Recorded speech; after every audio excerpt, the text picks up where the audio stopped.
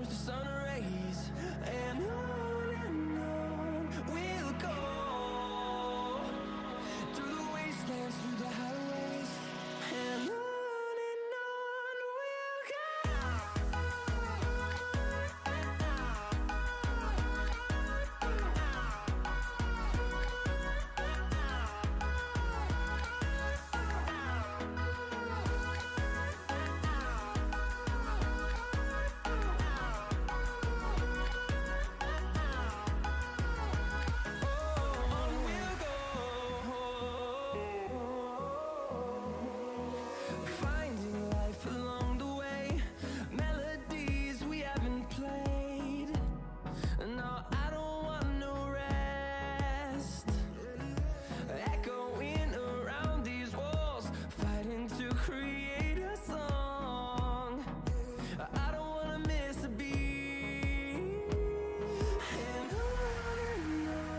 we'll go.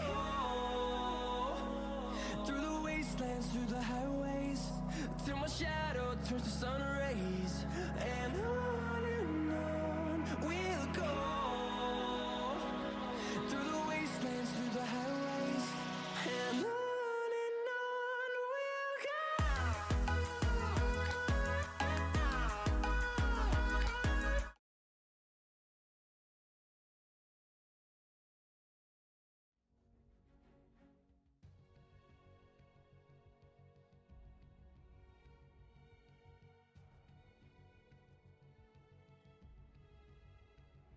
10 seconds 哎，队友 remaining. 呢？队友嘞？哎，队友呢？队友呢？队友呢？ 5 seconds remaining.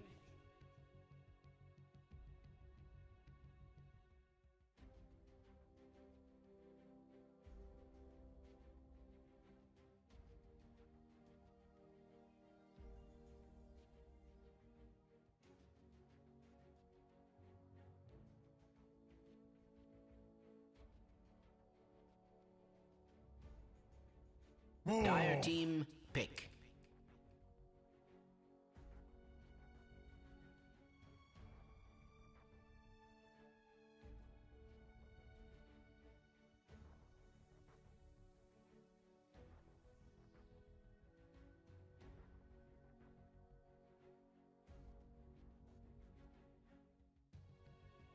Ten seconds remaining. 5 seconds remaining.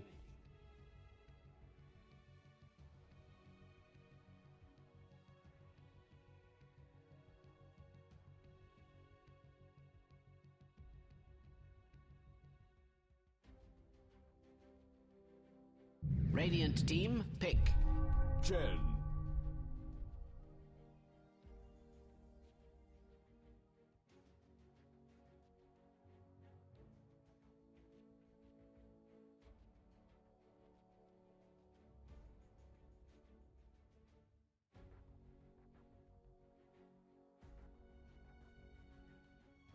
10 seconds remaining. 啊，Dire team, pick. Radiant team, pick.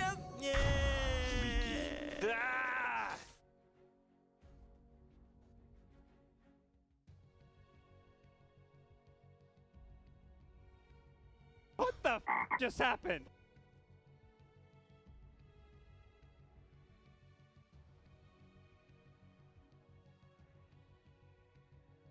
Ten seconds remaining. 5 seconds remaining.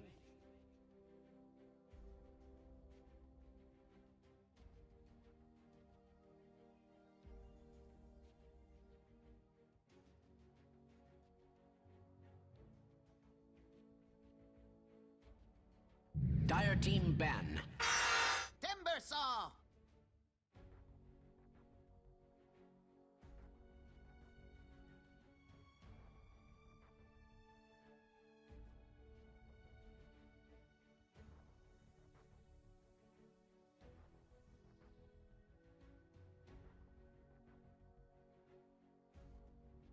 Ten seconds remaining.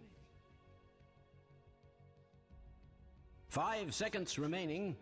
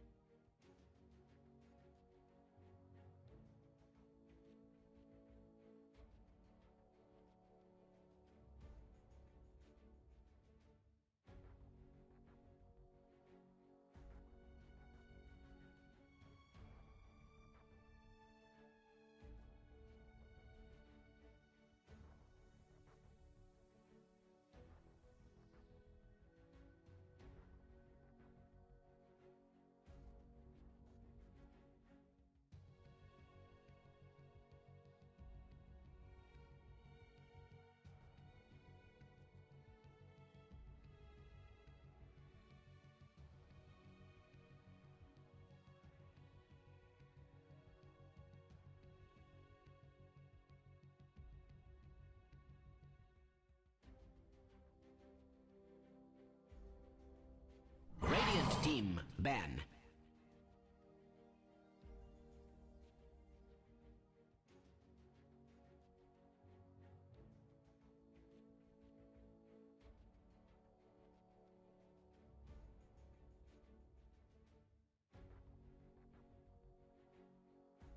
Radiant team pick.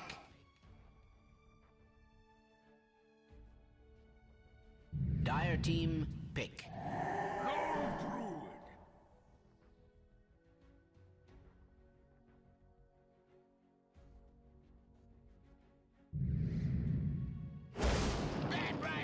Go ahead.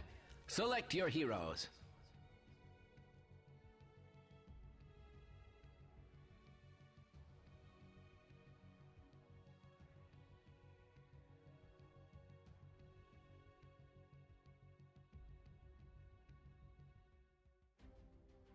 What the just happened?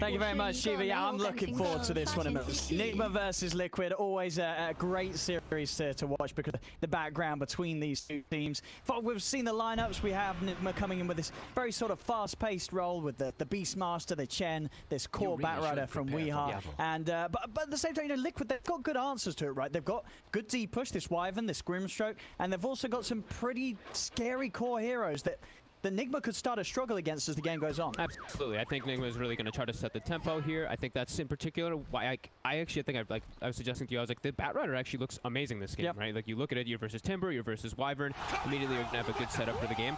It just makes their draft a little bit single target oriented when I look at the majority of it. I don't know if they mind too much because the point of their draft is just to group up and go, right? So if they can actually just group up, and if they're strong enough with an advantage coming into that point, then they won't have to worry about all that mass, you know, team fight and everything that they normally would have to.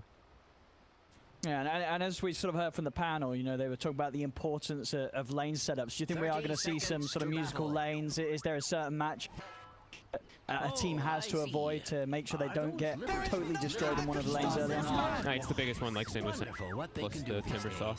And right now, it does look like that Batrider Weeha is going to in position to be versus Boxy at the moment.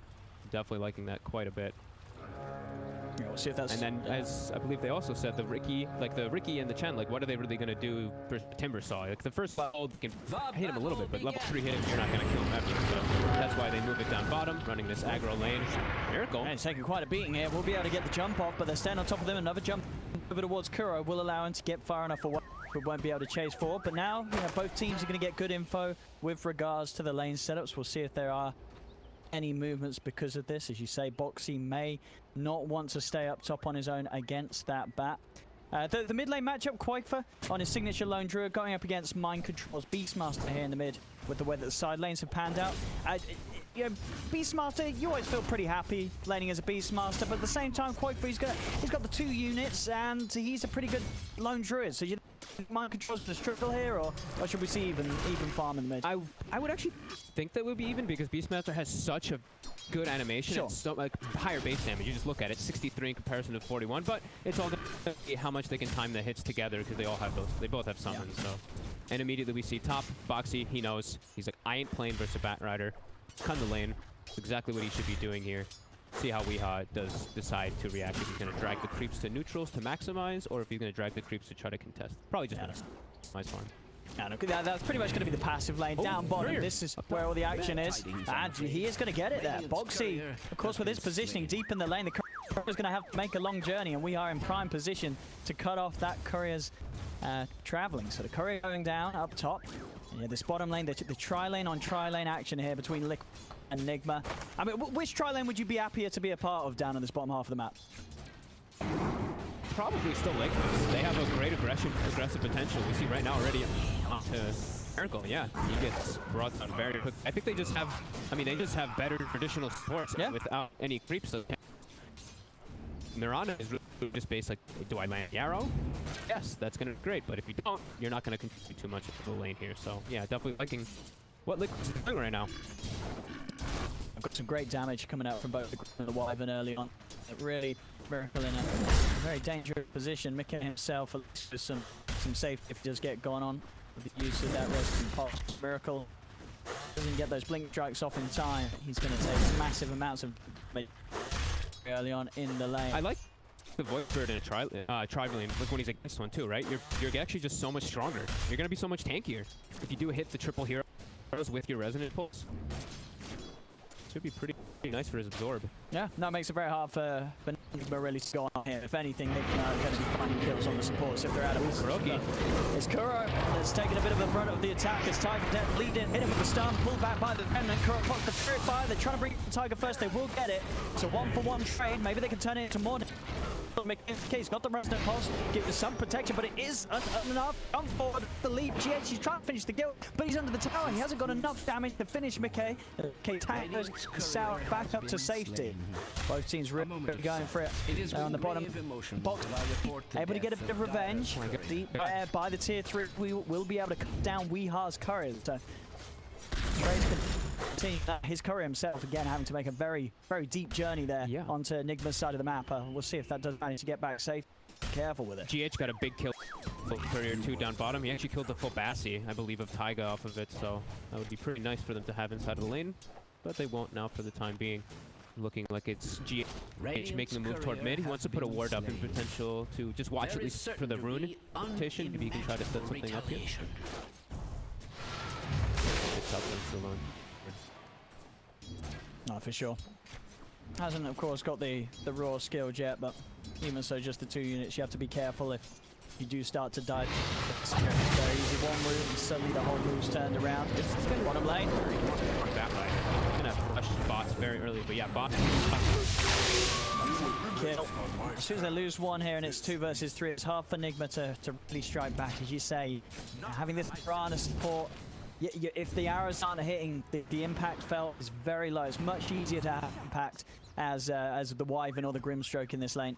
It's much trickier for GH to find things early on. It's going to start making that move, as you said, around the map. I think this is just very hard to do. Farming movements, right? I think he's just trying to arrow some creeps here, because like a lone druid when you don't have roar is just not going to happen. Maybe soon though. We do see it's almost on the Beastmaster here. GH starting to position himself a little better. He does actually also get that arrow there, and he's looking for a courier. Just trying to make his way up to the top half of the map. Already. As you said, both offlaners having a good time. Weehaw just a slight better. In fact, gonna come over towards Boxy. He's low on the mana though, so not too much that Weehaw can do. Boxy will be able to make sure that that bounce rune is picked up. GH is here, and he has a mango for Weehaw too. There's a few stacks on the Timbersaur as well. Then they go with a Firefly. Quick timber chain away. GH has got to find the angle. He needs to hit this arrow if they want to have a chance of killing Boxy. Jump forward. There's the arrow, and with slow from the napalm, it's enough to set up for an easy connection as Nigma are able to take down Boxy from the top lane. Love that move from him. That's like totally unexpected too, because the route he took, he snuck all the way across mid lane, gets what, gets the bounty rune and then mangoes his Batrider. Yeah, Foxy did not see that one coming. And now Weehaw has boots to travel at 5 minutes with a Beastmaster on his team. The global potential and a Chen, it's going to be pretty high. Yeah, and this is the key to the timings that Nigma wants to play to with their line. Yeah. Absolutely. And we mentioned he does have those good maps in particular, right? And he's already versus the Timber the whole time, and later on versus the Wyvern. And with early bots, getting on top of these targets is going to be quite easy for himself. You would imagine that this would obviously have been something that Liquid, it's not going to catch them by surprise, right? They knew that top lane was going to be the Timber. They were leaving against the Bat. They know that the Bat's going to get free farm. So yeah, Liquid as a team obviously feel that the resources are better spent securing the other lanes, and that's certainly happening. You know, Quake's farm has been entirely free in the mid lane. He couldn't have had a better start in the 1v1. He's just free farming as this lone druid. And down bottom, we've seen sort of the trial in a slightly ring Liquid. Overall, it's not bad for Miracle. Miracle's still getting good farm. He's going to try and jump in, and with the pullback from the Remnant, he's in a bit of trouble. Tiger hits him with a stun to hold back the TP's coming in from Weehaw.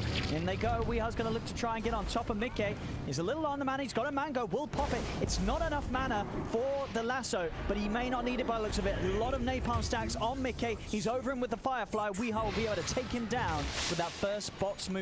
And I love how they did it too, right? They blitz the creep wave and TPs into it, so they can't actually do it to kill it off. That's a very nice move there, and I like how they're using Weehaw. I love when I see teams do that. Just like, hey, one of our lanes not doing so hot, our other guy's dominating. Just have him go fix and clean things up really quickly.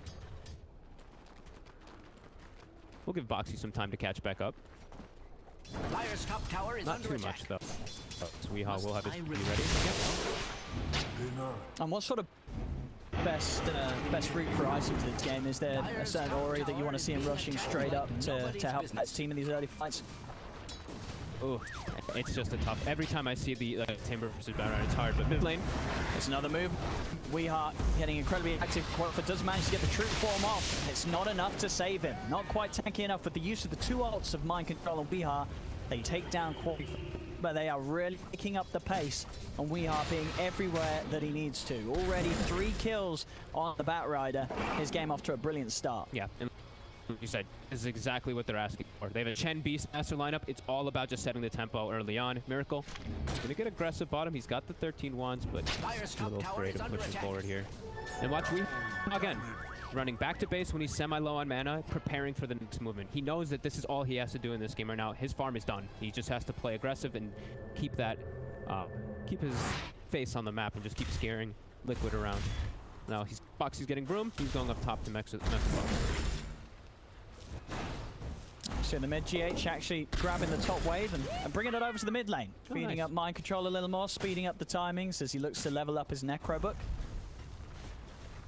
It's going to be quick timing on those. Top net worth on the Beastmaster. For GH again up top, 2 of them. They did it before, they can certainly do it again. Boxy has to be careful. Trying his best to move away from this. Weehaw. The napalm upon him, slowing him down. Goes for the TP. Will the arrow reach in time? Boxy just able to pull himself far enough away from GH's movement to ensure that he could get out before that arrow connects. Looking at this aggressive wording game right now, I believe it's just been GH placing all of them, but it's phenomenal how much vision he's able to get. Even denies the obs ward that Daniel was trying to take. Back towards the Quid. They do look to go on to Mind Control, but Mind Control, he just turns with the roll. Quakefa just dies to the army. The balls and the Necro book take him down.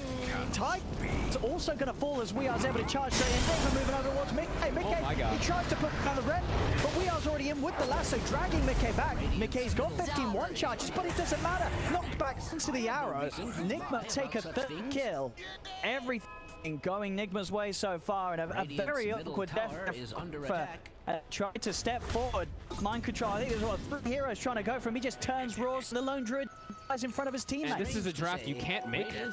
You can't make many of those mistakes. Like you're going to start all your ones very early on, and this is a draft that can also just take Roche. And now Miracle's got all the space in the world. We said he had a little bit of a tough start. Now when there's so much chaos on the map, he has 3 games to just farm away while his Batrider and his Beastmaster just take the pace for a bit. Liquid have to try to fix this at the moment here. Very early lead here. 10 minutes in, already a 5k advantage for Nigma.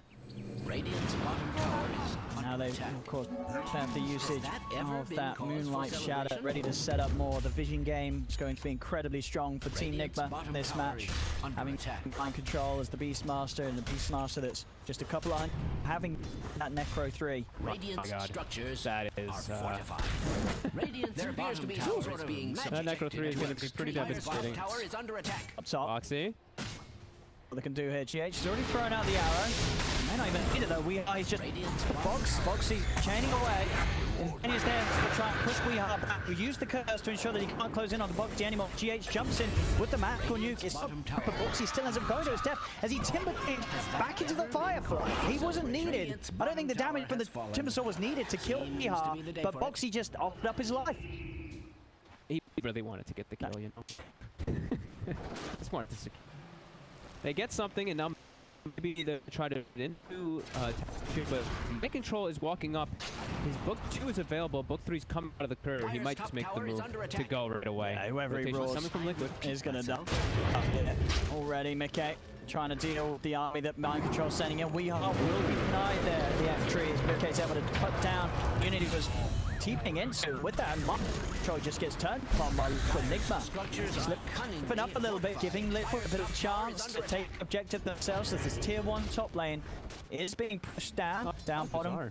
Kuro and trying sort of the solo line, picking up his bomb himself as he tries to finish up.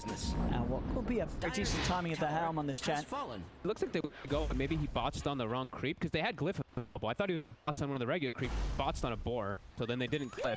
I think everything just got messed up from there. So, misstep by Enigma, Liquid capitalizes, gets himself a pretty big tower. They're still getting stalked. Yeah, trying to find a way to get in, but Quakefoot, nice with the mine, micro just Is under attack. holding the bear in between Weehar and the rest of his teammates. But it's still a lot of stacks for this Void Spirit. Not an easy catch though, with the 2 charges, the Astral Step is always able to jump away towards the mid then. But Boxy's alone with the fact that they saw Liquid up top. They'll go instantly onto him with the Roy to chain away. Kuro's stuns.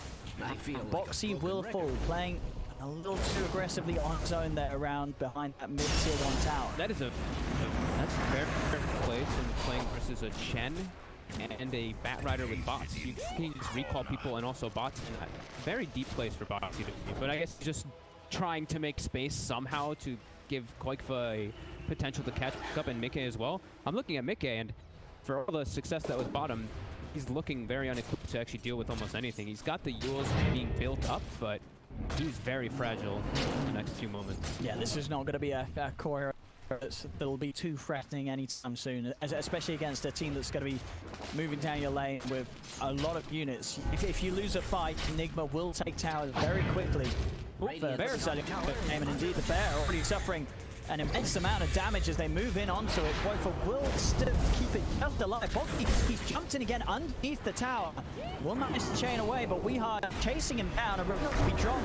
Boxy, he's been silenced by the cloud. Miracle jumps forward to block him off as well. There's no escape for Boxy. Another death around the mid. The curse is used. Can Liquid turn around on this? It doesn't look like it. I mean, well, I say that they're trying. Mickey's leading forward. They just don't have the damage. Enigma do not care about me at this point in time. They move their attention back over towards Quakefoot's bear. They will finally be able to take it. So 300 gold going the way of Enigma. The rest of Liquid, they've just got to retreat. Quakefoot will go with the resummon onto the bear. Enigma a little hesitant about diving any closer towards this tier 2. They will start to poke the bear, and the blade break back. This is a fresh summon. He's got to be careful, Quakefoot. The embrace comes out. They're doing their best to keep that bear alive, but it's not going to work. That is the bear gone. No resummon for 100 seconds on Quakefoot. Miracle does go down for it though. Enigma still trying to poke. Kuro from the back. I'm going to get the rapid Tiger. He's turning, but can't too push to this point. They're not Boxy back in. Boxy, 5 stacks of net palm upon him. Liquid, another team fight that they lose drastically. And an interesting build too. I just saw that. So I saw how fast Kuroki actually killed the Wyvern. If you look, she has 3 points in penitence. So that bear, he throws penitence on it, and everything is just destroying it so quickly. They're continuing to set an arrow. GH. A lovely little arrow there. Just down the line of the cliff, catching Mickey off guard. The mind control allowing that one to be set up. There is nothing that can stop As they really are continuing to play fast. Nigma, 7K lead 15 minutes in. It's going to be a tough game, and as I say, losing the best, qualifies a whole, over a minute of gameplay where he's just playing as a lone druid with brown boots. That's all he's got. Still another 34 will heavily slow down his farm that's already taken a hit. You can see on net worth the top 3 cores, all that of Nigma so far this game. Yeah, and it's like I keep saying, the Miracle's had a bit of a quiet one, but just talking about his hero versus what Liquid does have versus Volt Spirit, it's a dream. Cloud is always going to be fantastic versus Timber as well, versus these supports. Just information that you get from the Riki alone versus this team is extremely valuable. And we'll see him start to build his way back up. But the rest of the team is just kind of carrying him already. Very aggressive. Its top tower is under attack. Got the Gladstone, so an additional aura added into the armory of Nigma. And they're watching this movement already by Boxy. They have 2 wards already positioned around this tower. He's quite far alone. There's a lasso in 1 second. Making his way over, but they'll just turn on Insane. Delete the threat of the curse. It'll only take a second. Mind control with a quick roar, and Insania is gone. They have to back out of this area of the map. It will be another tower for Nigma. As objectives continue to fall, and we get close to the point where they could look to take growth for themselves. They're getting all the items required.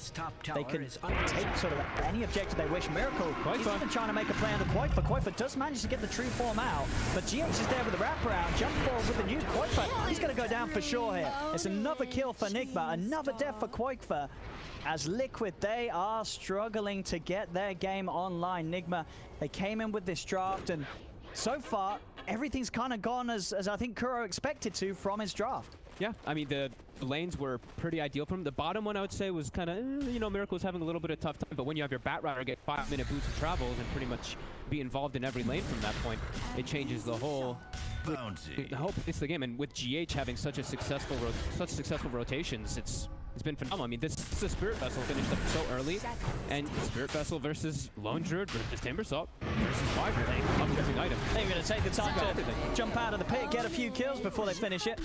Insania was trying to get out, take a bit of coverage back in his favor, something that's incredibly hard to do so, of course, against the way that Nigma's heroes are able to abuse the vision with the Beast Master, with the Necro books.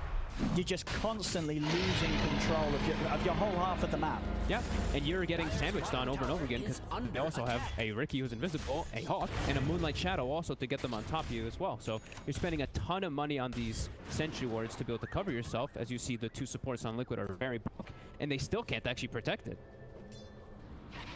I mean, are we seeing any sort of item from Liquid's heroes that could change the upcoming engagements? What are we seeing? Koifa on top of the Master Manus. He's got a Javelin, that's about it. Miracle is just cleaning up supports with Fusel Blade. It's going to happen. They do manage to get a bit of lockdown onto GH, but GH, he's got the full gang around as Mind Control turns the Flame Break onto the 2 of them into the arrow.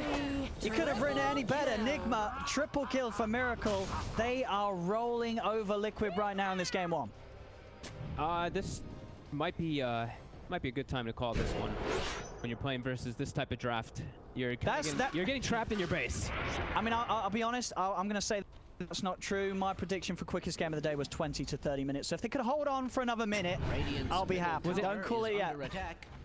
Oh no, you're right. It was 18 to 30. You're right. They can call it. They can call it. I've already got my prediction right.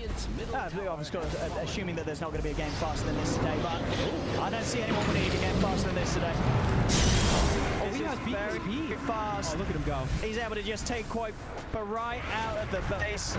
True form or not, it doesn't matter. Koifa taking a heavy old beat down. Miracle jumps in, straight onto Insania. They'll turn over towards Boxy. The best crushing him here. He has to retreat with the Timber Jet.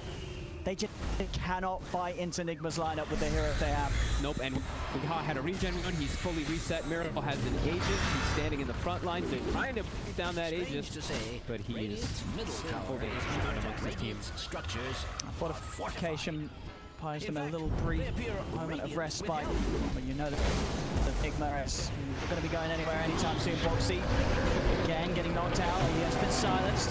Cloud down. The arrow comes in. Won't find the connection. Weehard does get heavily stunned. They pop the heal. Hand of God won't save it. Liquid are able to take down one of the strong cores of Weehard's gone. See what they can control. do with it though. Going back in. It's not going to be a lot.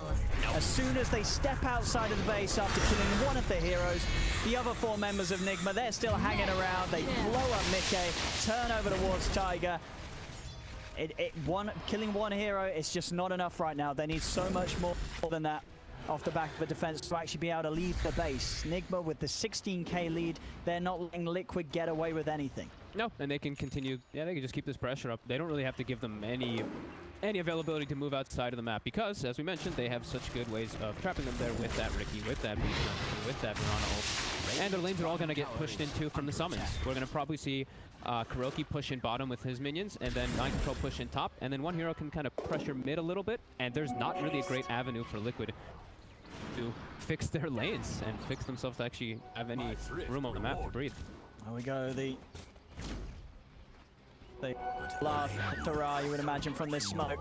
Everybody making a move out of the base together from Liquid. Mirage already prepared though. Miracle already with a wraparound in place. They do lead in onto We Are, trying to fully commit to bring down the bat. With the root, they will be able to do so. Yeah, We Are get more, turn over towards Miracle. Miracle is underneath the tower, does still have the Aegis. A buyback comes in from Insania. They're popping the once. See if they can set for a second time. It's deep, right at tier 2, instant root. They'll be able to bring him down again. Okay. Liquid. Maybe turn the tables just a little bit. They do need more from this. They are trying to chase for it. The rest of Nigma are on retreat. Mickey, he finds the remnants out. He's for the fullback Mind Control. Mind Control turns with the roar onto the bear to make sure that he doesn't get rooted. But Mickey, he's Mind Control. The bear closes it. It's a 3rd kill for Liquid as Nigma slip up and the X-Well killed the book. Oh. That was a nice bait play by Liquid, though. Just setting up for Boxy down bottom. I didn't see, but I think we actually had a second to use his BKB. But anyway, back to the game quickly as Mickey. Still got the Dissimilate and a couple of astral steps, but perfect timing from Kuro. He's in with the sensor. There's no chance for the Dissimilate animation. Huge. Time to line up for the air. I won't quite make it, and Boxy does have that Invis rune. No, on the front line, Boxy will be able to sneak away. So breaking a little bit of this monstrous lead that Nigma has had so far. It's knocked sort of down the 17k to the 16k there. They're going to need a fair few more of those maneuvers if they do want to regain control. But definitely a glimpse from Liquid that shows that maybe it is possible for them to slow down this game and turn it around, and especially so at a point where they are still yet to lose a tier 3 tower. And this, of course, it gets to the point of the game where it's the next challenge, right? Sure, we've seen Nigma be able to take control of the map, but can they successfully push high ground without losing to the defense of Liquid? And so far, we've seen Liquid's defense hold pretty strong. Absolutely. I think the next biggest step, at least for Nigma to really kind of close it, is get that Blink Dagger on the back rider, because he has a little bit of a tough way getting in right now. He just has to Firefly and BKB and still run in. So with that Blink, I think piercing high ground is going to start to change quite quickly. We are 10 seconds to the lasso. Okay, a bit of a poke at this. They go in with the bear. Swell on, but Nihar's able to keep the distance with his favorable movement speed. Boxy still out holding the creeps off the tier 2 tower. And another smoke from Liquid. They'll start to step out once more. We are getting a little bit low. Feeling confident with the backup of his team, and the fact he does still have the BKB ready to pop if he feels threatened. Liquid are stepping out. A few heroes under the cover of smoke. Another remnant out. DD on Miracle. They spoke immediately on that one, him and Kuro. They're trying to get a wraparound. See if they can grab GH. Trying to maintain control, taking these sentries out. We are reaching with the flame rate. Won't quite be able to grab any. Over they go to Tiger. Tiger, he's got the Ghost Scepter, will also be cold embraced. Can actually escape this. He cannot. Another jump in from Miracle and a quick slice with the double damage. Bring down the Grim, the top lane pushing it as well as mid. Miracle's in. Boxy. He's nearly going to get it. In fact, he does. That in combination with GH's Spirit Vessel meant that there was no help for Boxy. Could change his destiny. Top tower has fallen. Miracle already out, ready to clean out that bottom wave, making sure that all three lanes are pushing in against the base of Liquid, making it harder for them to defend as they have to make a decision of which lane to hold on to. He looked like he was hunting. Yeah, he was hunting bear there, and yeah, he can push bottom freely, as we mentioned before. They have the Chen, so he can just. It's still called Rapture. Yeah, he can rapture him over to his team quite easily. So quickly push out the lane, and then they can keep Liquid trapped inside of the base for the time being, and still continue to grow that lead. As you mentioned earlier, do they have any items coming out? Not really. As Weehaw, he has the blink, he gets the grab. A quick combo that we've seen them execute a few times this game. Lasso into arrow. Yeah. Very, very solid way of taking down these heroes that usually get quite slippery, but Mickey still struggling this game. Just hasn't come. I mean, none of Liquid's cores have with those last few mildly successful holds. They're still just falling further and further behind as Nigma are able to harvest the whole map. I mean, look it's at a the 21,000 lead. They had all 5 top net worth for a second there on the side of Nigma. Kuroki, if you clicked on him in the last moments, yeah, you're gonna be really excited about that one. He's a full hack. Oh my goodness. Oh my goodness, he does indeed. 5,600 gold in the back. If he He'll step over. And he's about 50 gold away, or 25 gold away, and bam, there it is. Oh, when you're okay, when your position 5 just straight up buys a hex at 26 minutes, you know the game's going pretty well. Yeah, and you're playing with you know, one of your main cores is a very reliable hero on his mobility, and you have a hex to play against now. It's complicated. As Miracle, he's in. I mean, he really has fear this game. He is diving forward. Maybe he needed to do so. They do turn on him. Miracle, he's trying to get out of this. He's falling low. He's still alive somehow. He does manage to jump over to the neutrals. He's actually going to get away with diving in as aggressively as he is because of how far ahead his team is. He even jumps back in. He is not scared whatsoever as the whole Nigma team move into the base of Liquid, knocking back Mickey. Mickey trying to escape with the Stimulate. They're going to call it. They're going to call it. GG is there 27 minutes in. 76 to 10, 20 network lead for Nigma at the end of that one. And as we said, from the draft onwards, it was a very clear game plan that Nigma had. And Liquid, they obviously felt they had an answer, a way to slow them down with their lineup, but we just didn't.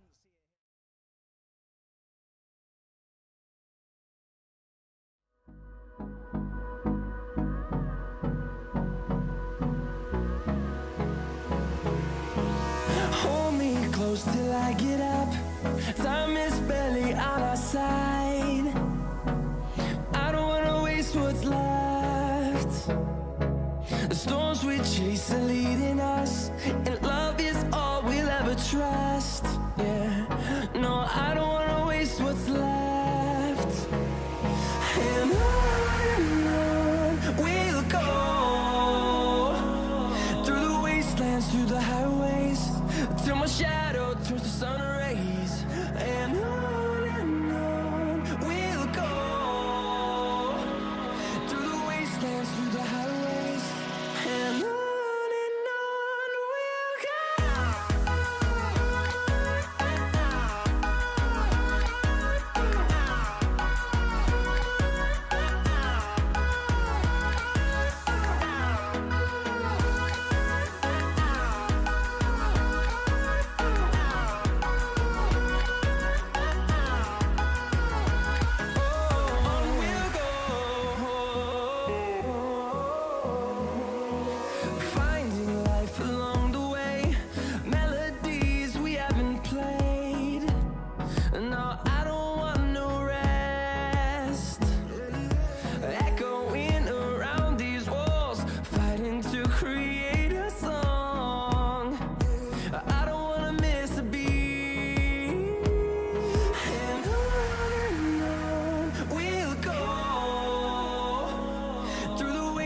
through the highways, till my shadow turns to sun rays. And on we'll go, through the wastelands, through the highways. And on we'll go.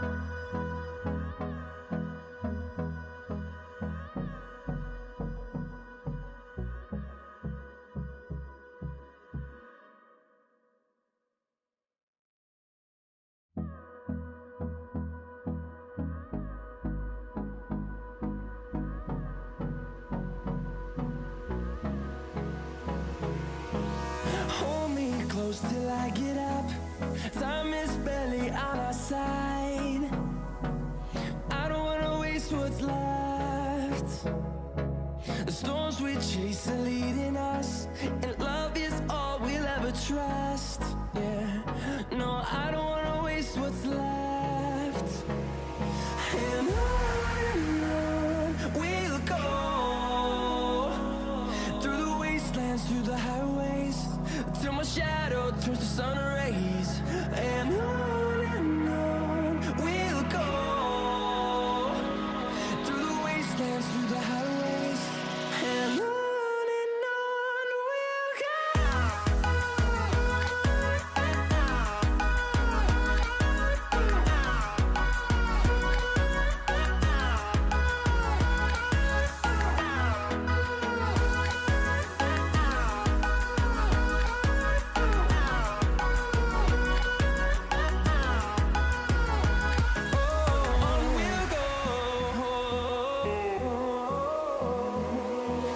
Finding life along the way, melodies we haven't played. No, I don't want no rest. Echoing around these walls, fighting to create a song. I don't wanna miss a beat. And on we'll go, through the wastelands, through the highways, till my shadow turns to sun rays. And on we'll go, through the wastelands, through the highways, and on we'll go.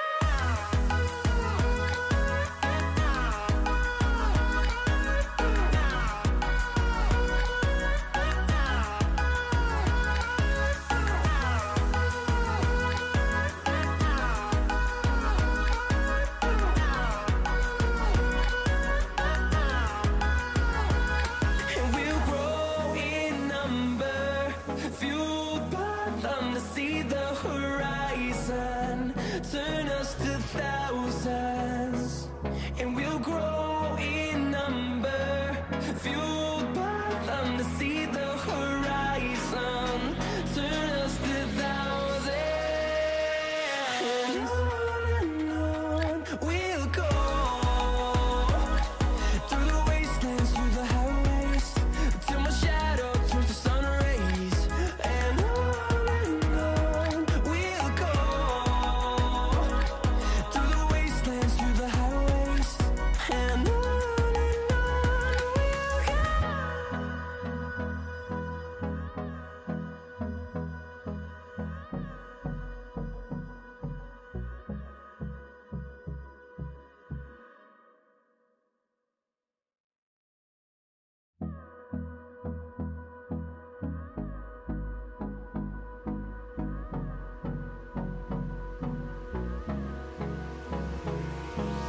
Hold me close till I get up.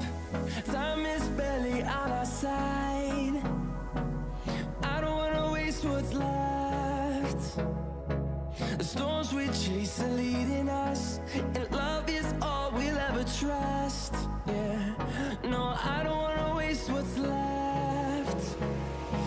And on we'll go, through the wastelands, through the highways, till my shadow turns to sun rays. And on we'll go, through the wastelands, through the highways, and on we'll go.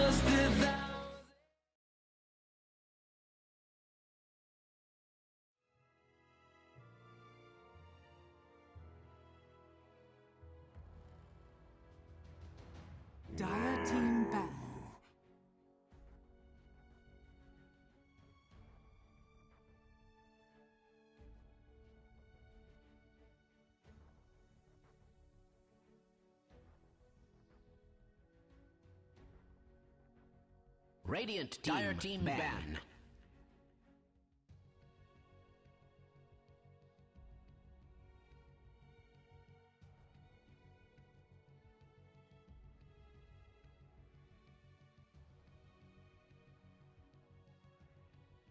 Radiant team ban.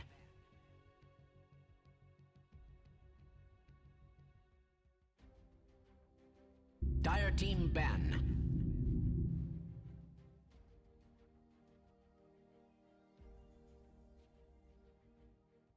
Radiant team ban.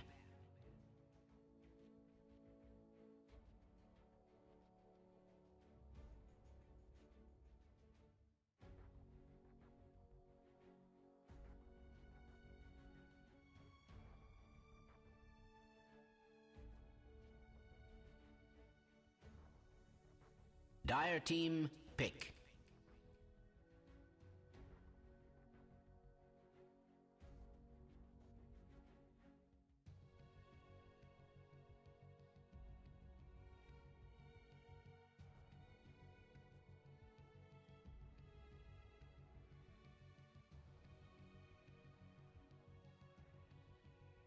Ten seconds remaining.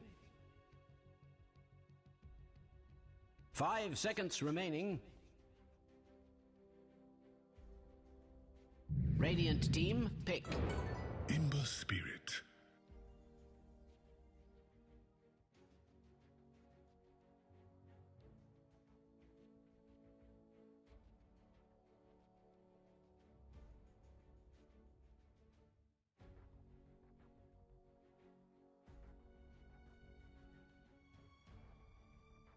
Ten seconds remaining. 5 seconds remaining. Radiant team, pick. Queen of Pain.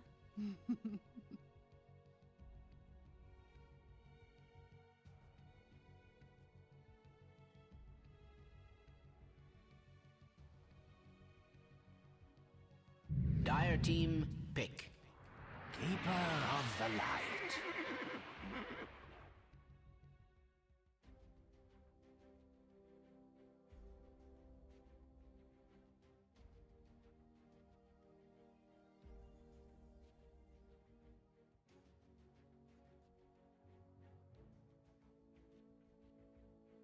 Ten seconds remaining.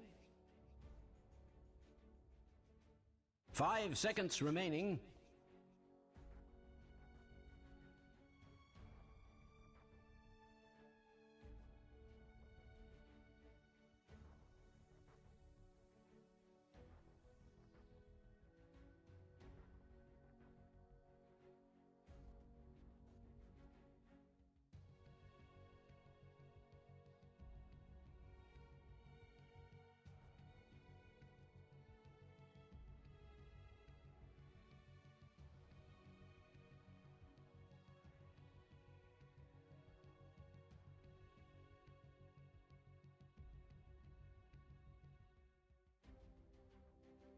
Dire team ban. Mirana.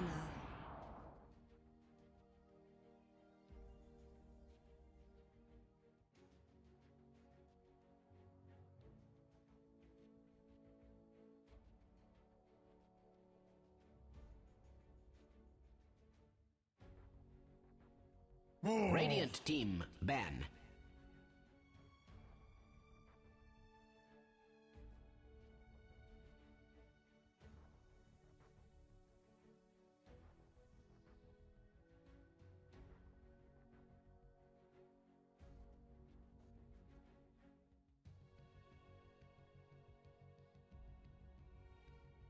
Ten seconds remaining.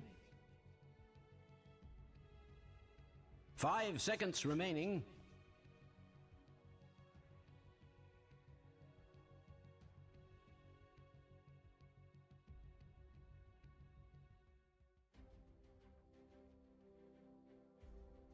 Radiant team, pick.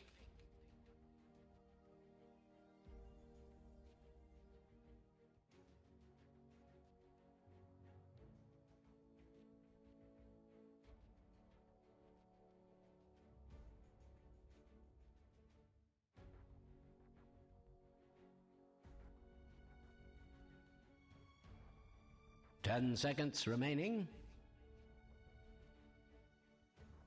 5 seconds remaining.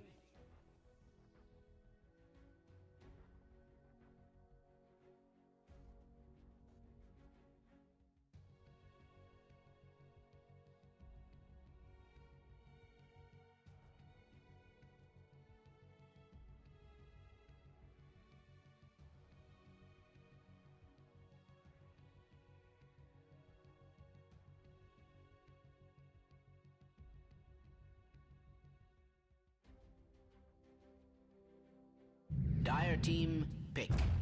Earth Spirit.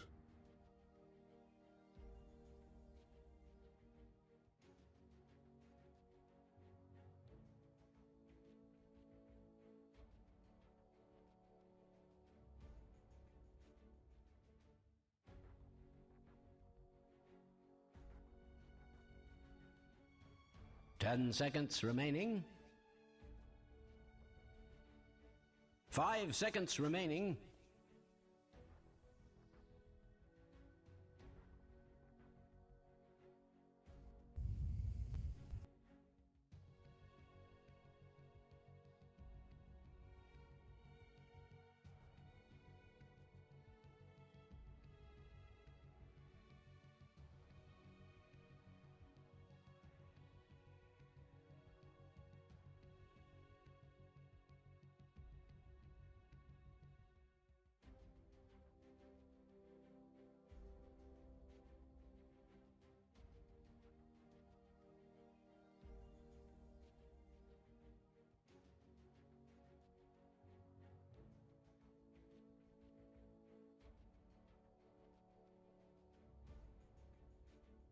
Radiant team, pick. Witch Doctor.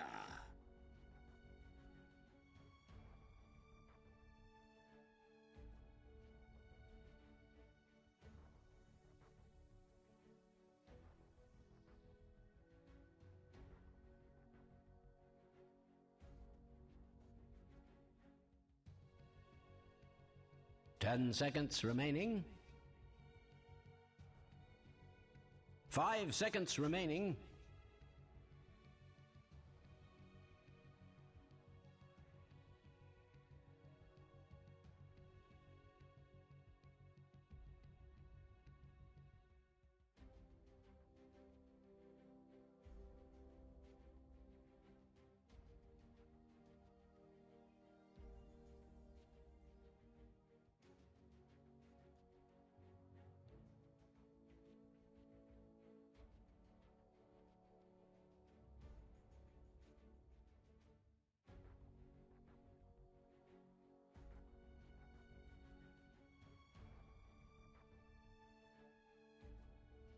Dire team, pick.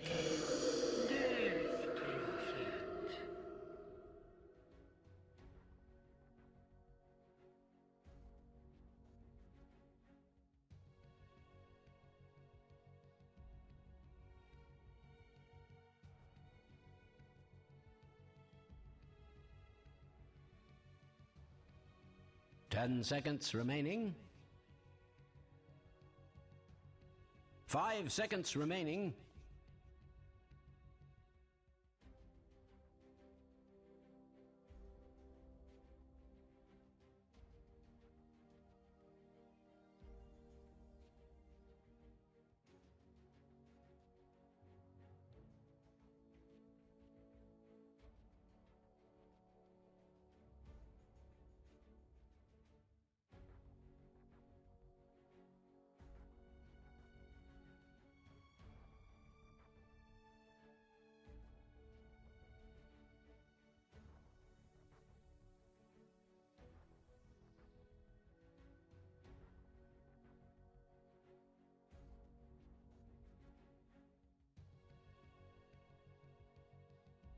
Radiant team, ban.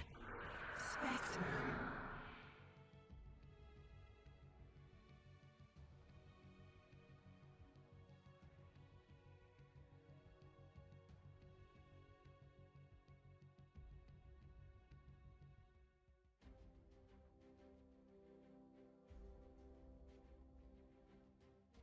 10 seconds remaining.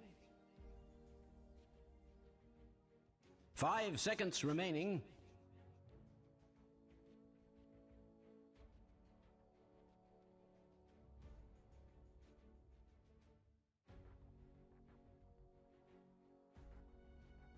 Dire team ban.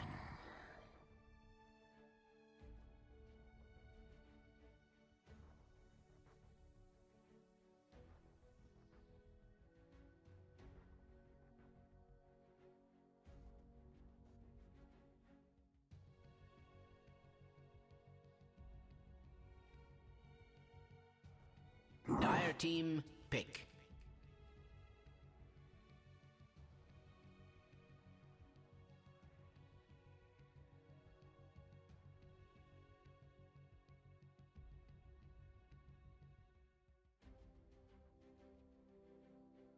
Radiant team pick.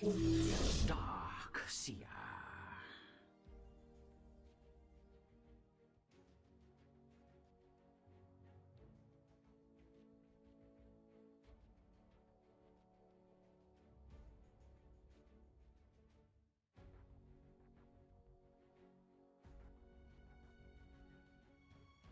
Ten seconds remaining. 5 seconds remaining.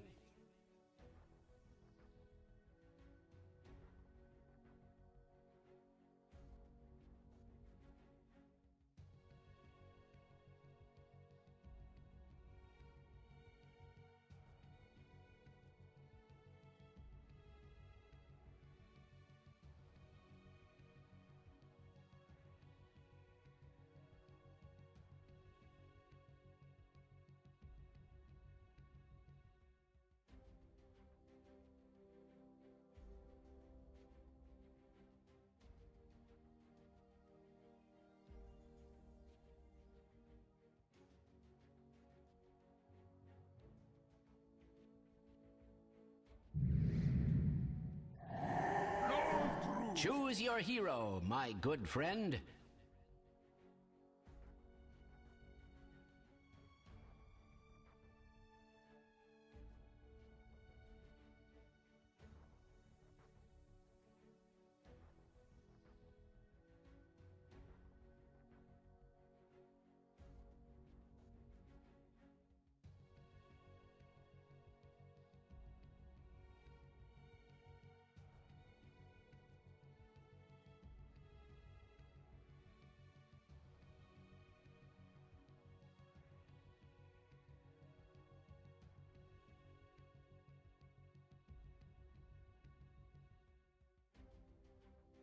Ten seconds remaining.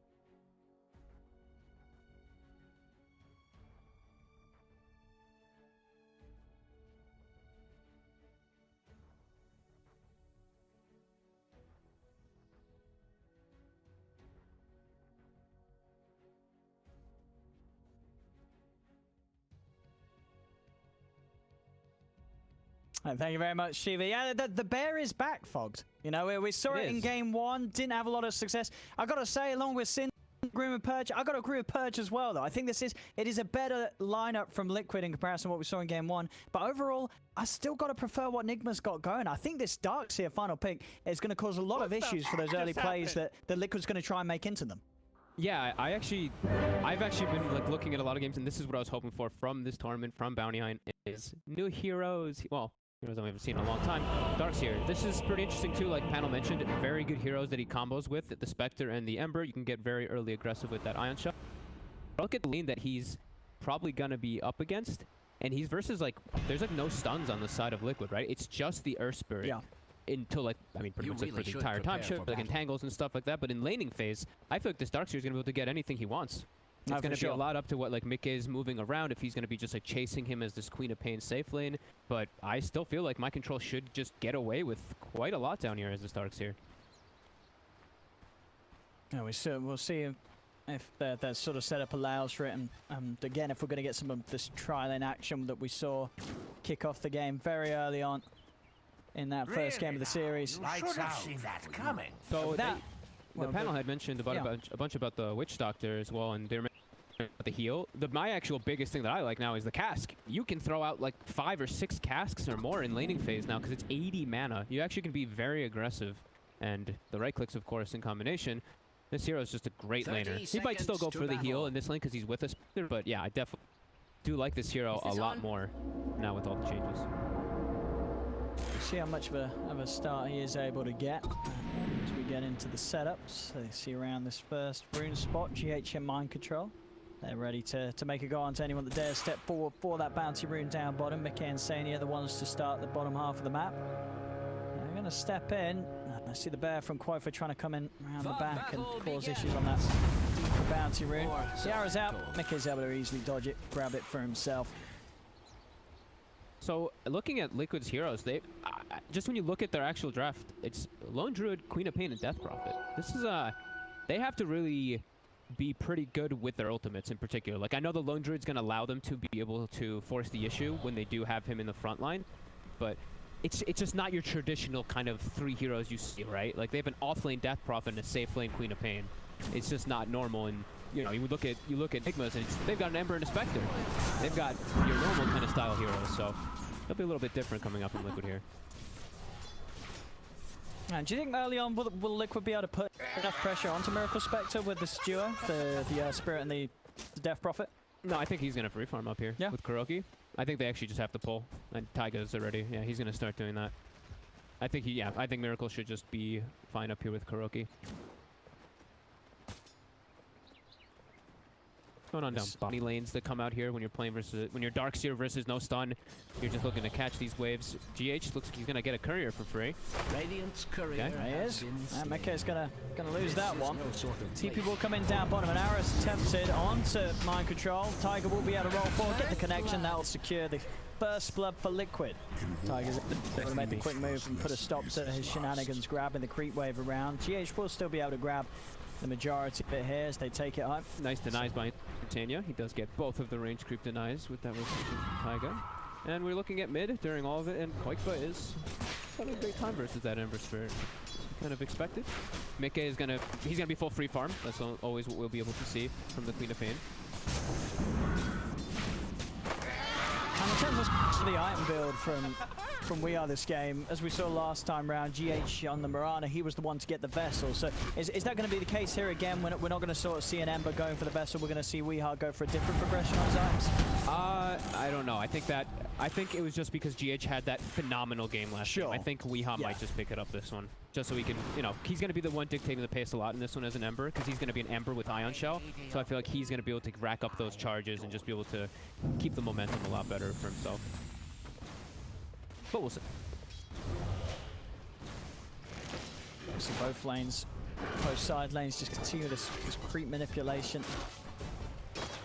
Yeah, and Spectre's actually not getting the most last hits at the moment up top. He's doing okay, but he is actually getting pressured a bit more than I thought he would. And Courage just trying to keep one another away from their respective cores, make sure the space is there for both Boxy and Miracle to have the start that they need up top. Bottom lane, mind control. He's going to start playing the lane again rather than looking to try and make for those deep pulls that he was going for on the first few waves. Now that he's got the second level, he's got the ability to drop a point in Surge if he does get pressured. And as you say, as long as he's able to get the Surge out, which is going to be highly likely to against the heroes that Liquid have, he should be a very hard kill to get in the early game. Yeah, he is. I guess the unfortunate thing about him actually playing the lane is that he's not versus a melee hero. You're playing versus a Queen of Pain, so Mika is like, all right, whatever. The lane's gonna be constantly pushed into me, and he can push it out very easily.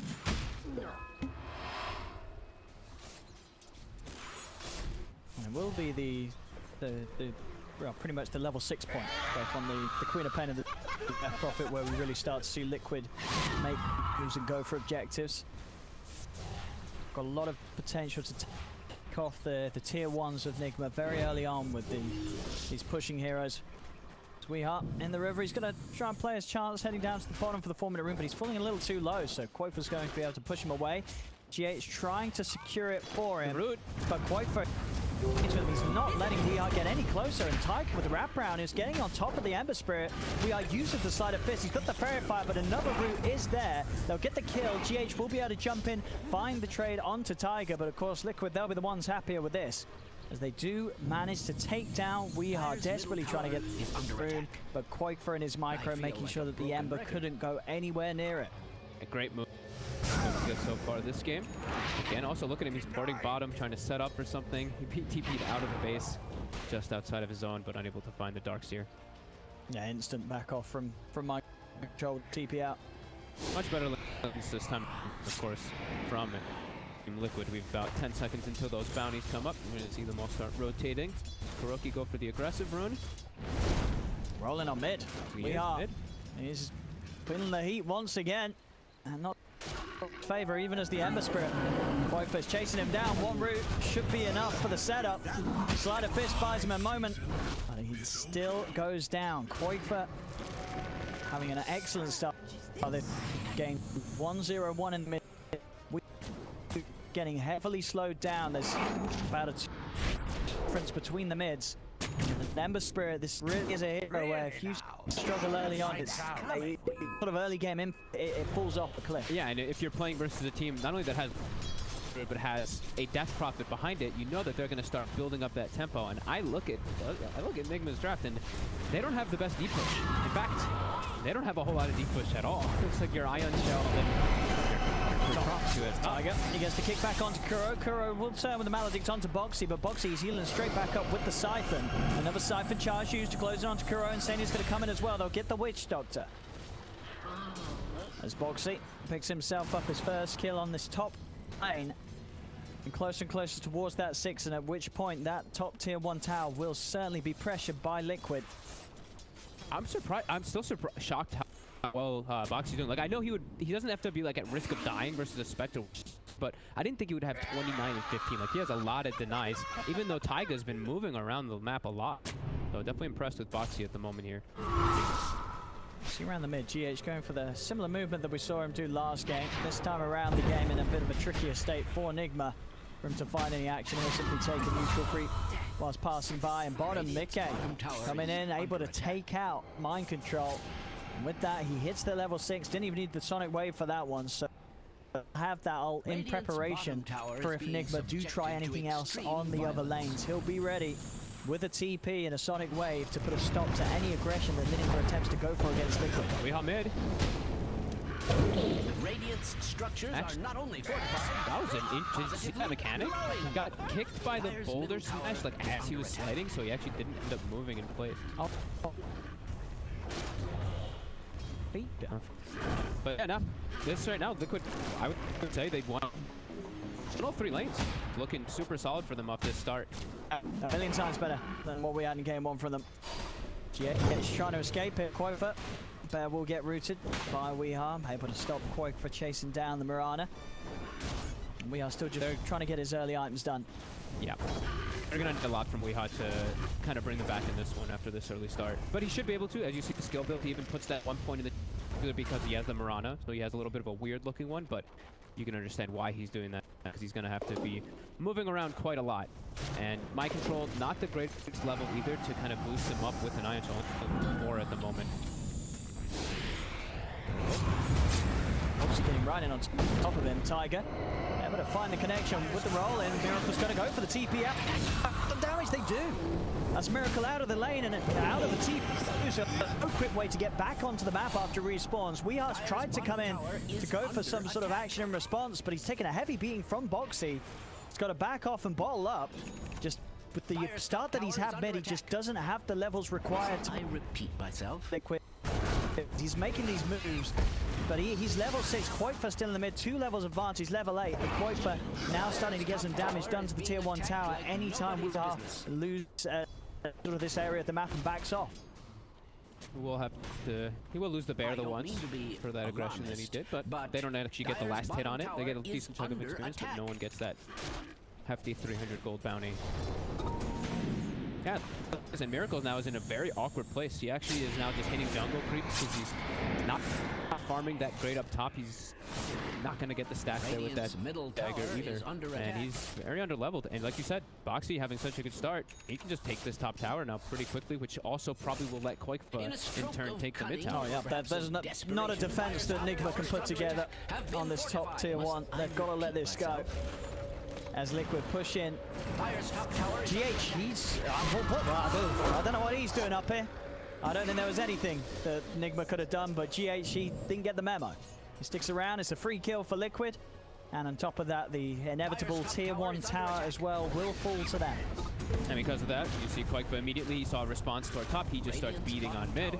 This is going to give them a lot of access points into the jungle. And I mean, they're already watching Miracle. Look at Insania getting the blast off. Mickey trying to get in position. Structures are fortified. Can't actually get on top of him there yet. Dire's middle tower is under attack. And this early map pressure taking these 2 tier 1 towers at the 10-minute mark from Liquid this time round. Tiger does get caught in the trees. Arrow lead into the Maledict. They'll lose the Earth Spirit. But the second tier 1 tower goes down in Liquid's favor. This time around, it's Liquid hitting the timings that they went for. And this is definitely feeling like more of the pace that it's clear that Liquid does want to play when they do go for the lone druid lineups. Absolutely. Their whole draft is really just based around mid-game and early and mid-game aggression. You look at Nigma, sure, they can match that a little bit if they had some better successful lanes, but their draft is really about the late game. You know, they drafted a Spectre lineup for a reason. That's Miracle. Look at that Spectre, Mickey. Not throw the Sonic Wave.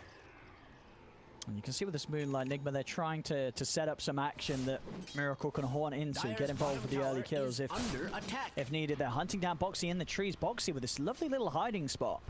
Somewhere that they're not aware of his positioning at all. Boxy is going to be totally passed by. Insania won't be though.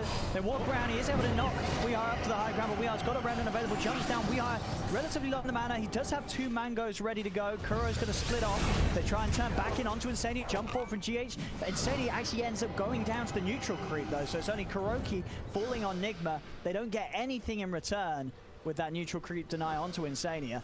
Still Nigma just struggling to catch a break.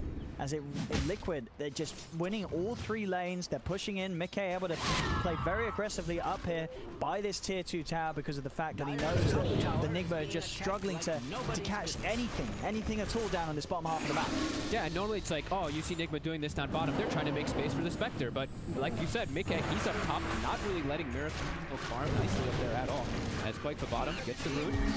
Silence as well. That's going to cause a huge issue for Weeha as he has to back off straight off. He pops the side of fist. The light gets popped down, bringing back in Kuro to the root. Kuro will fall. They step over towards mind control. He's got another surge as he attempts to juke away. Insania looking for the knockback. Boxy moving in. They'll buff up the cooldown on his spells. Another silence in play as mind control trapped in the trees. Rooted as well. It's another kill for Liquid. The arrow will be easily dodged by Liquid as Nigma. Got to be careful with We Are and GH just backing away. This top half of the map. Mickey, he's not even needed for these fights so far. Liquid able to play easily without their Queen of Pain. Very much the insurance policy here for Liquid. And very on 2. Mickey, level 10. And still with the Sonic Wave ready to use whenever it's required. They're at a 5k lead. Nigma sort of getting a taste of their own medicine from game 1. Yeah, and their map is going to shrink very quickly. As you mentioned, there's a lot of different ways for them to push in. Tower is under attack. Man, the biggest thing really is like, yeah, it's like 5k gold there, but I'm just looking at the levels. Weeha, level 7. Mind Control now hit level 7, so they've got their, you know, that level, that max ion shell. They're trying to make use of it. Some big dives there. We Are going in under tier 1. Roll forward for Tiger. They drop down. Entry We Are's got the chains. He jumps over to the side, but the silence is there from Tiger into the pit from Quake for spare. We Are, he's going to end up going down. They pop the Sonic Wave, knocking back the 3 of them, but Quake for does fall. Nigma able to get a trade. Moonlight Shadows popped as Nigma repositioned. Kuro just drops down the death ward looking for Tiger. Tiger's able to roll away and he will manage to make it. GH still stepping in, see if he can get the charges onto Tiger. Will be able to do so, but Tiger, he's still got the 1 charges. He's going to be okay. Boxy steps in with the Siphon onto GH. GH does still have 2 leaps available. Miracle goes in under the tower to kill off Insania. A surge up on Mind Control as he backs off from Mickey, but with a jump forward and a scream, Nigma, they're all falling low. A time with the paralyzing cask of the paralyzing taunt to Mickey doesn't matter as Mickey steps forward, takes down Kuro, another blink in. Mickey's ready for another. Weeha jumps forward, gets the chains off onto Mickey. Can they kill this Quap? The blink's back up. Mickey's able to get away. They chase it, but the maledict damage, it was enough. The last tick is able to bring down so Nigma will find something in response. Going towards Boxy, Boxy will manage to stay alive here, and that looks Bit of a back and forth trade. This time round, Nigma at least able to find something in return as Mickey does, you know, you could feel it there. He was getting in the zone. He felt the momentum. It just carried him a little too far and a little too deep as Nigma were able to turn and ensure they got the Quap's life in trade. Arrow? Down bottom.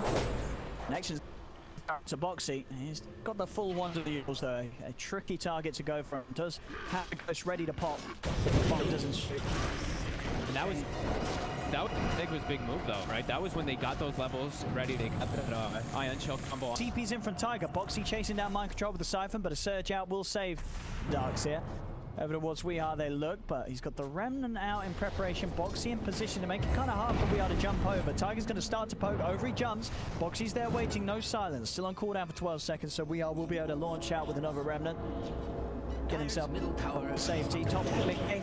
He's been getting so much solo XP this game. He's already nearly level 13. You see Big Ives coming out. Yes, that's a quick timing. 16 minutes. An Ember versus an Orchid.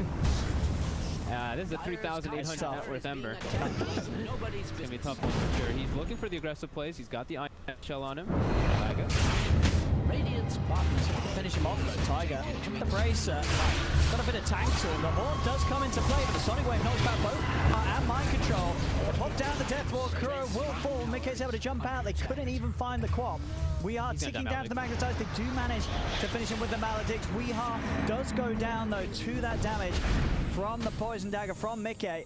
Miracle still having a bit of a poke with them. He's got to respect the bear though. Quakefoot with a very quick Desolator timing. If he gets his hands on anybody, they will start to get shredded. No first hit route, fortunately for GH, as he can pounce away.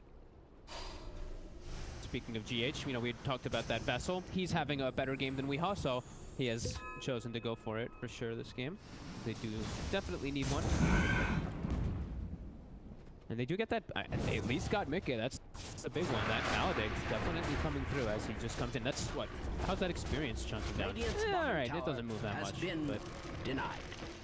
This is quite a day. they're showing some fighting force. They're trying not to allow Liquid to just like set up and play their own game. I feel like Nick is just trying to cause chaos, because if they just let Liquid play their game, they're just going to set up and take every tower. So making these aggressive moves is quite good.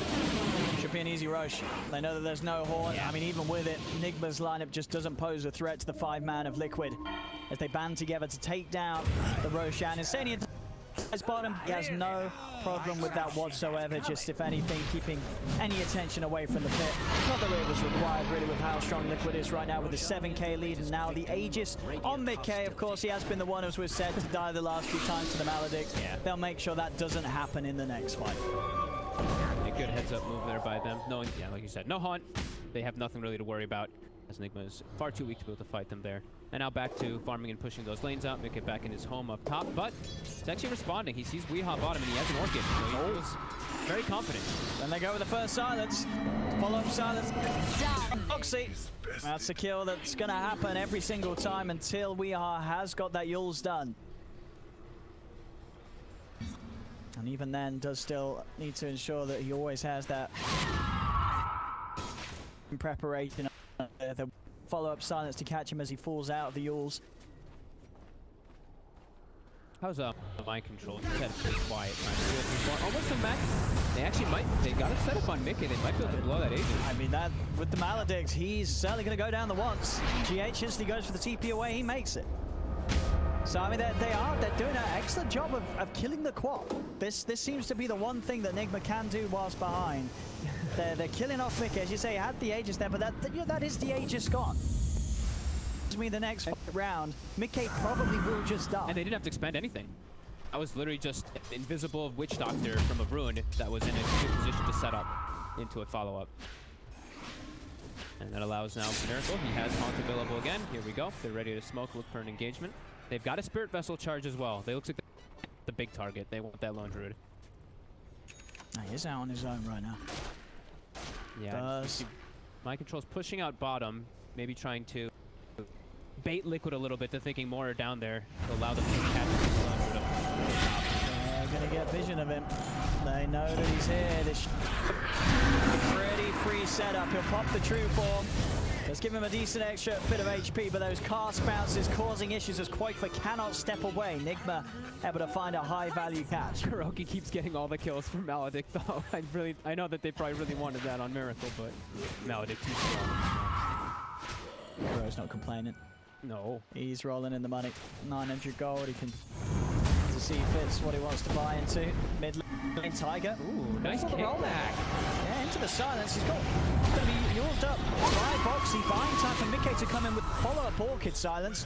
And it's a kill well done. Kuro, you go for the cast. Hey, he's kind of doing it. He's going to take down Tiger with him. Double kill. But Kuro not to go down without a fight. The ones you Will manage to get the support trade in that regard. They are looking for Radiant's GH. top tower is GH under out with the attack. TP.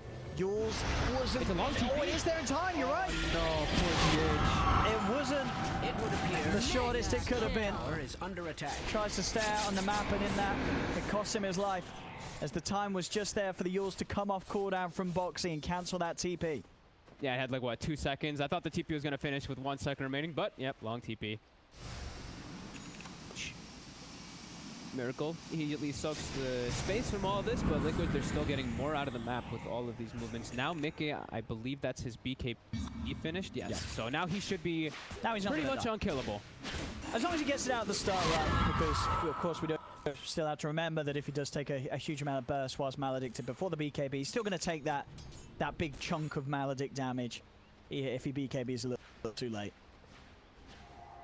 Should be able to play around it. They both should be Bottom BKB pretty soon. Boxy as well, getting very close to it. Has that ever They're been trying cause for to catch something here, the bear. Ghosts are out as Boxy wants to finish off that tier 2. We'll see what Nick will want to do in response. Both hits Microsoft him. and Miracle just jungling right now. Tower is being subjected to GH nails extreme Boxy with the arrow. violence. Boxy's down very low. God, he almost died. The Talon's just nailing him the whole time. Okay, he's in under the tower. Straight on to GH. Bear's coming in as well. In a stroke It's of tier 2. It's gone, and Tiger, he wants to kill it. Dire's top tower is under attack. Been fortified. GH will be able to stay hidden in the trees. Another arrow flies out. We are having a poke at them from the back, but he's got to be wary. That bear gets on top of him, one route. Will kill him, Mickey. Then on to Kuro. Orchid silence is there. Kuro's trying to escape. The chains do hold back the bear. The voodoo restoration is healing him up. As Kuro, can he get back to the high ground in time? He's first got the bear on top. Goes down. Tiger playing around with both with both GH and Weeha in the trees. The silence is there into the kick. They get the kill onto GH. Weeha, he's jumped across. He's lowering them out though. The bear's in. The fear into the root, into the silence, into the sonic wave. They've got the combo required to kill off the Ember. Weeha dead once again. And with 3 down, Liquid, they've got good space to push up to the high ground. Yeah, even though they didn't. Oh, the Hunt actually comes forward. He gets Tiger. All right. Sneaky little play. And they're surging me. He's going to try. He's surged up. Very Going for Mickey. Mickey, ooh, 1 hit away from dying. The Yules is there. Into the silence. Miracle couldn't quite get Mickey. From a distance, quite for the fear into the room, but he has the control. Or does he for Miracle? He does, but Siphon will finish him. Boxy gets the kill. Nigma, they're still trying to fight on Kuro. He's got the Death Ward if he wants to lay it down, and he will. Looking for Insania. The silence is thrown out from Boxy, though. Puts a quick stop to the Death Ward. Slide down to the low ground with the 4-staff. Insania still alive. Knocked back as well. Pushing mind control over the wall. Insania still big right now. GH trying to finish him. He will get him with the right clicks. Takes him down. Boxy commits with the BKB over towards Kuro with that silence, but it's not enough damage. In fact, Boxy, he's got to be a little bit careful himself. The 3 heroes, they're turning onto him. He goes for the TP out with the man. The BKB, but the timing for GH. He sees the window where the BKB ends before the TP is successful. The arrow connects, and they do manage to kill off Boxy. And Weeha needed that one. He was getting close to that bottom net worth for his team. He actually is able to pick that one up. He's still very far from any type of item, but they do, they still. Liquid still overall leading charge with the gold lead and that experience stage 2. And they get right back to what they were doing before, pushing on those side lanes. But right away too, Enigma, they're not holding up. They also Moonlight Shadow right away. They're looking for something. Tiger's going to try and roll in. GH able to target the arrow off the fear.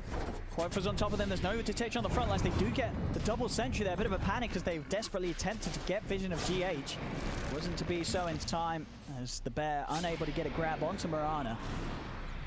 Pushing him once more. Miracle item. The Manta Star just a few hundred gold away.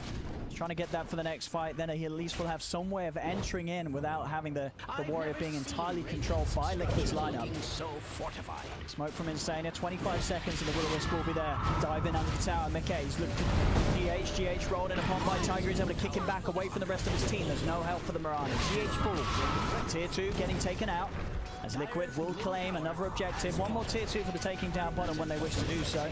Miracle able to find the space to finish that Manta. So now definitely a bit of a trickier target to get. Still not necessarily the biggest of threats though. Mid lane. Into the roll forward. Weehaw just instantly getting controlled outside the base. Was not able to back off in time. Kuro stands his ground with the Death Ward. There'll be a buyback from Weehaw.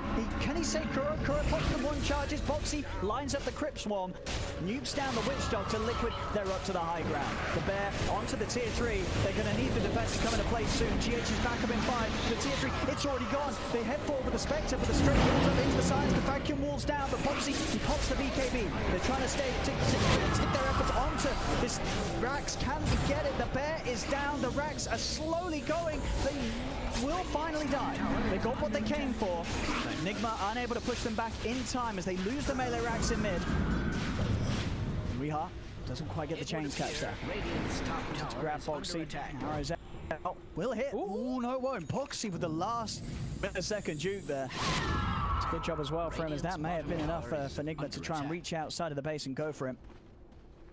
But they've lost their melee Rax. Liquid, their timing's continued. They're taking these towers. They're breaking the high ground. Enigma is still struggling to slow them down. It's a 15k lead for Liquid and a growing one in that as well. Man, Weehaw's just bottom to net worth too. He's not really able to do too much inside of these fights. But yeah, Liquid have been pretty much doing exactly what they need to do with their draft, just keeping that pressure up and just playing very aggressively. They know that the team fight is just stronger for them. The only way that they actually have a chance of losing this is if they just get caught split up too many times. And yeah, they're just kind of sticking together. Look at how they're hiding. Mickey playing very careful, and then the rest of them all staying as a unit, giving Enigma any. No, all 3 cores of Liquid, I mean, well, the entire team just having an exceptional game here. Radiant's middle tower is under attack. And I'm so happy to see Dark here too. Yeah, it's not working out so far. I mean, not to say that Mind Control himself has not had impact. It's just that he hasn't really had the heroes to play with, right? Both this Spectre and Ember that potentially could have been these mid-game quick carries that were charging in, using the power of the Iron Shell and the Surge to get the early kills. Those timings were never hit because of the brutal start that Liquid were able to bring to both of them, and in particular, Weehaw, as you mentioned, just heavily struggling, miles behind on the farm, and just not having a game at all so far, really, on the Ember. Yeah, I think that's the biggest one for me, right? He was level 4 versus the level 6 of the Roser, which is what Liquid had prioritized. And yes, it's really been showing that he can't. He's trying to catch back up, but he really needed to have a stronger early game to be able to have what they wanted for him to do. As yeah, Liquid knocking on the front door again. Let's see how heavy they want to go in. It worked on the mid lane, so there's no reason to believe that it's not going to happen again. Yeah, especially with the Bear with minus 12 armor, with the Desolator plus the Destruction. Oh, that's lovely. Very nice. Very, very lovely. Finally, Weehaw is able to finish his first night in this game, and it will be the Death Side. Are fortified. And in they go. They're pushing back Miracle. Arrow does connect onto Buck. The Bear does go down the once. Instant summon. The Will-O-Wisp will be taken out. Boxy committing with the Exorcism as they want to stand their ground and push up for this one. The fortification comes out, but not in time to save the tier 3. They try and step forward onto Boxy. He has got the BKB available. Roll forward from Tiger. He's going to go straight to the arrow. Kuro gets knocked back by the Sonic Wave. They kill off the Witch Doctor. No buyback on Kuro either. Mickey getting a few hits onto the Rax as well with the remainder of this BKB. Will back off as it ends. And look what they are actually. They're taking the moment to retreat. Roshan is up if they wish to back off and go for that one. But they kill a Witch Doctor. They do have the numbers advantage. They do have the Ghost, but they want to back off it. I mean, well, what's the reason for this, Fogd? I'm seeing a team that's 19k ahead and ready to take another set of melee Rags. What are they scared of? They killed a Witch Doctor, and then what were they worried about? It's just, I think this is just being careful. You lost one Bear. You only have one Bear left. Your Exorcism's running out. You use Sonic Wave. You use Will-O-Wisp. You use pretty much every of your big ultimates in your big arsenal. I feel like you're backing up. It's about to be 30 minutes as well. You get your bounty runes and everything. Just get yourself situated. I think pressing the issue there can just be a slight risk that they don't want to take. I mean, Liquid in the past did have a tendency to throw the old game when it came to the high ground push.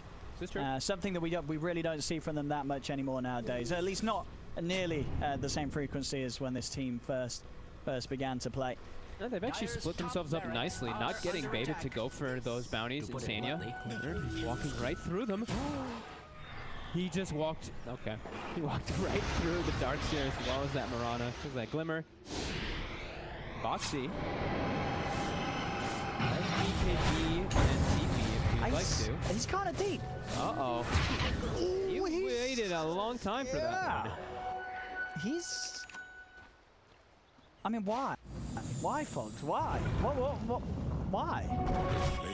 You just lost your Death Prophet. He's dead for a whole minute. I mean, I guess you know, Exorcism's still on cooldown for 30 seconds. He's like, dude, well, when I don't have Exorcism, my team doesn't need me. My team doesn't care. They only care when I have Ghosts. So he just goes and dies on his own up top. I guess he thought he was a lot tankier because he has Solar Crest with Dragon. Oh, now, yeah, Spectre. Insania. Oh. You give Nigma sort of that one little bit of an opening, and they will turn it into 1 kill into 2 kills. Roche is up. They're going to try. I mean, if Liquid lose the Roche off the back of this, that's a massive, that's a big issue. Absolutely, they have to buy back for this one. They are all set up in the area, at least, but there is wards now. You see, Nigma, they've gotten their vision down to at least watch. Yes, no buyback available on Boxy. He's got to wait the 10 seconds. Floyfer is going to be able to bring the bear in, but Nigma's going to get this.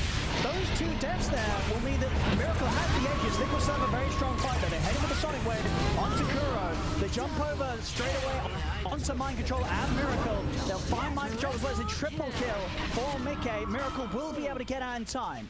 So Liquid are able to bring the fire, as you would expect for a team that's 18k ahead. Mickey cleaning up the fight with that triple kill.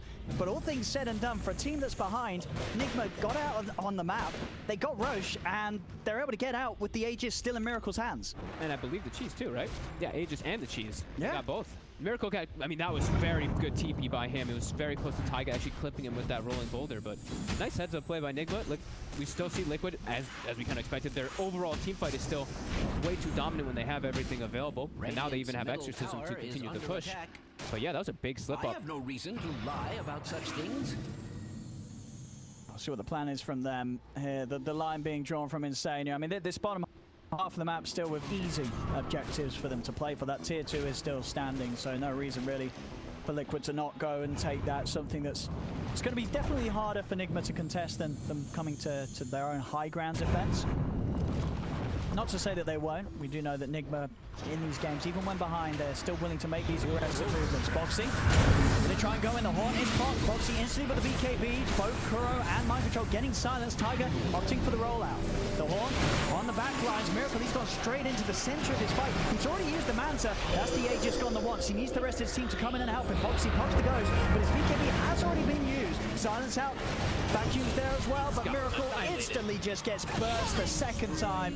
2 back-to-back deaths there from the Spectre. The Aegis and his real life taken away. He will now buy back in an attempt to turn this fight around, but Liquid this time, they're keeping a solid hold of it. It's a double kill for Quaker. Mind Control tries for the TP out. They have the damage to ensure that he will not get away. This fight should secure the finishing blow here for Liquid. 3 dead on Nigma. Buyback comes out from Weeheart.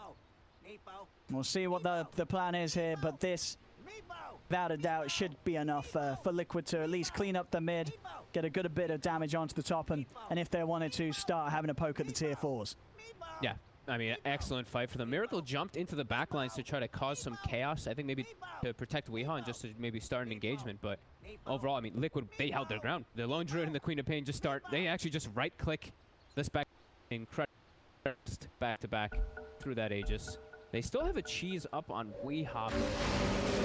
Taking the heads-up fights, I mean, we're just seeing how strong Liquid really is when they do have their whole arsenal together. Yeah. I mean, their heroes are just stacked. They're so Basher, MKB, Quaker.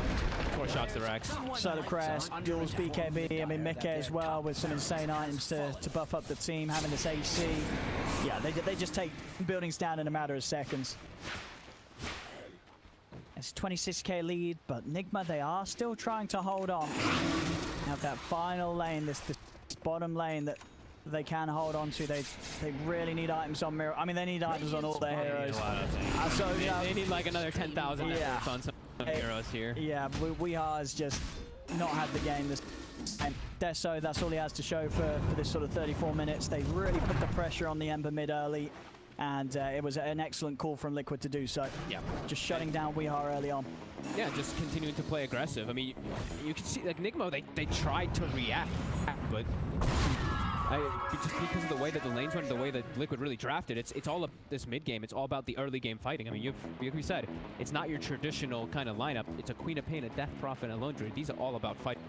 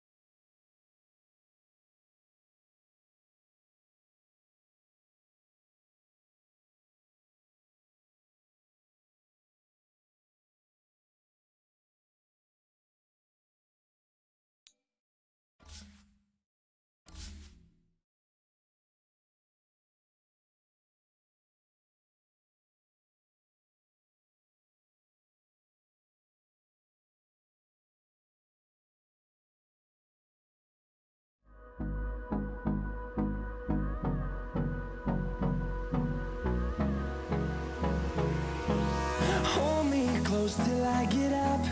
Time is barely on our side. I don't wanna waste what's left.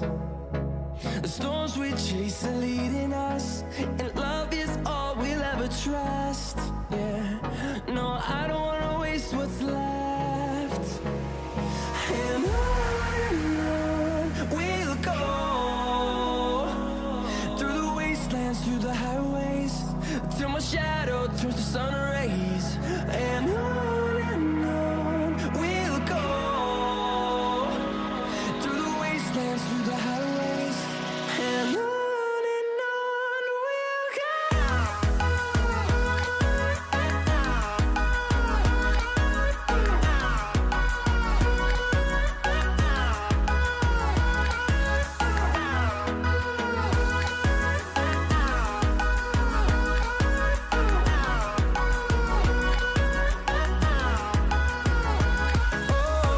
we'll go. Finding life along the way, melodies we haven't played. No, I don't want no rest. Echoing around these walls, fighting to create a song. I don't wanna miss a beat. And on we'll go, through the wastelands, through the highways, till my shadow turns to sun rays. And on we'll go, through the wastelands, through the highways, and on we'll go.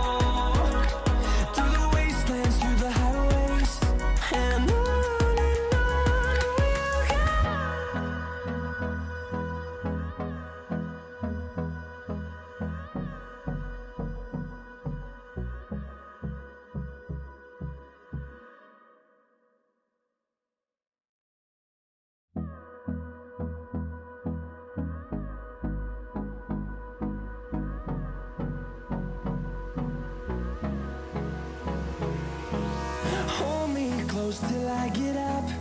Time is barely on our side. I don't wanna waste what's left. The storms we chase are leading us, and love is all we'll ever trust. Yeah, no, I don't wanna waste what's left. And on we'll go, through the wastelands, through the highways, till my shadow turns to sun rays. And on we'll go, through the wastelands, through the highways, and on we'll go.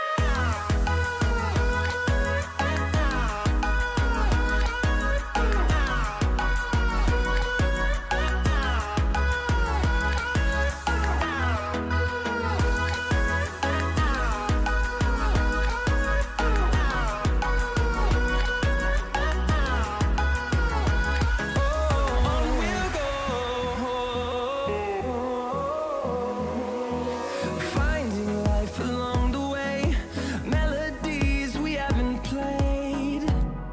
No, I don't want no rest. Echoing around these walls, fighting to create a song. I don't wanna miss a beat. And on we'll go, through the wastelands, through the highways, till my shadow turns to sun rays. And on we'll go, through the wastelands, through the highways, and on we'll go.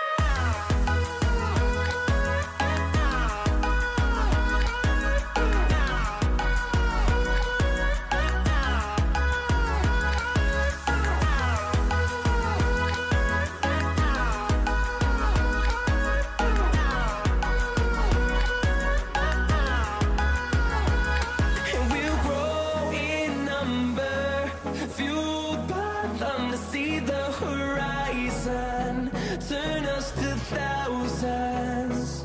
And we'll grow in number, fueled by them to see the horizon, turn us to thousands. And on we'll go, through the wastelands, through the highways, till my shadow turns to sun rays. And on we'll go, through the wastelands, through the highways, and on we'll go.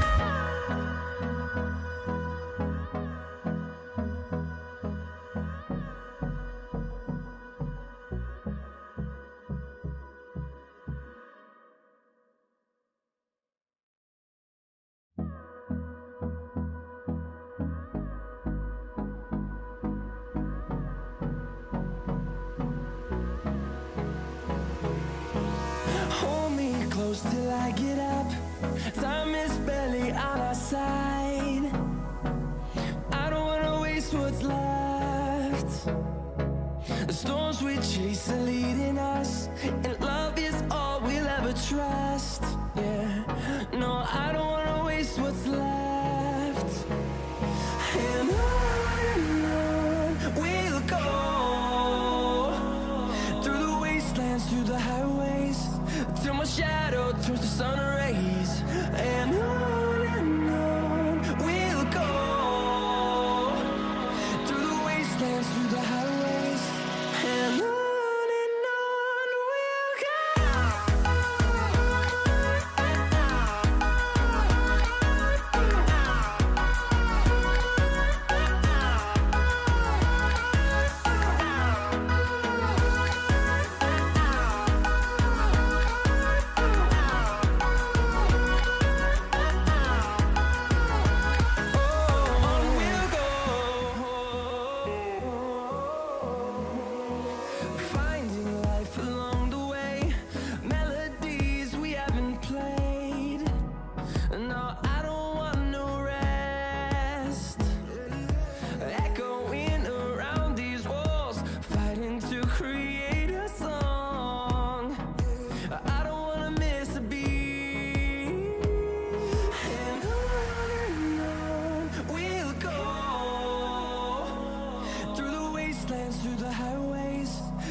my shadow turns to sun rays, and on we'll go through the wastelands, through the highways, and on we'll go.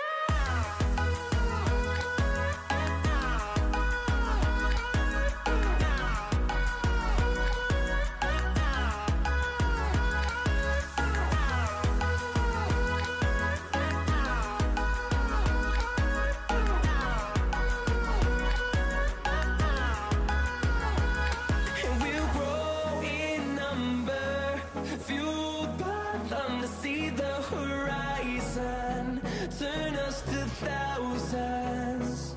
And we'll grow in number, fueled by them to see the horizon, turn us to thousands. And on we'll go through the wastelands, through the highways, till my shadow turns to sun rays, and on we'll go through the wastelands, through the highways, and on we'll go.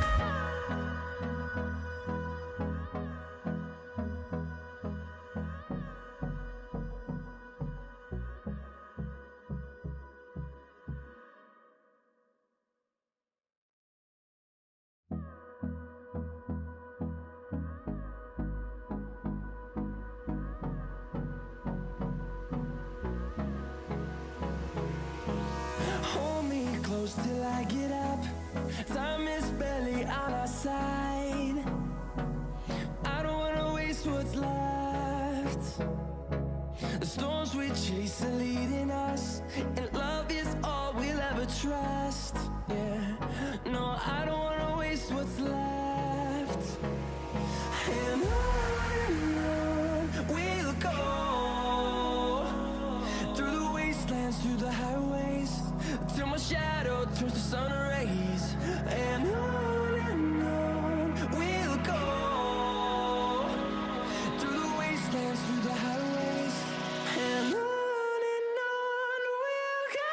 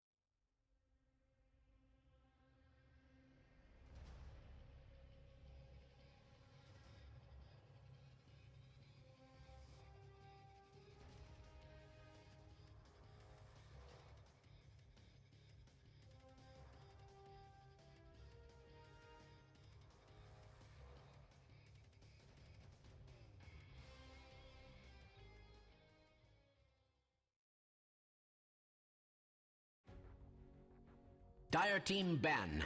Radiant team ban.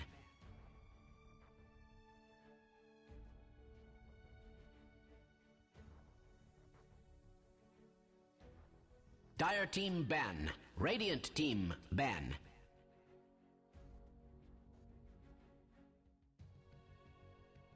Dire team ban.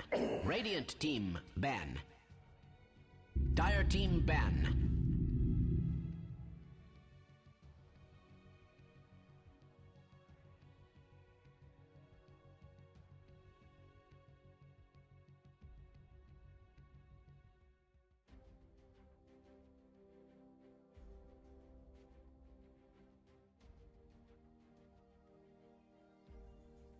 Ten seconds remaining. 5 seconds remaining.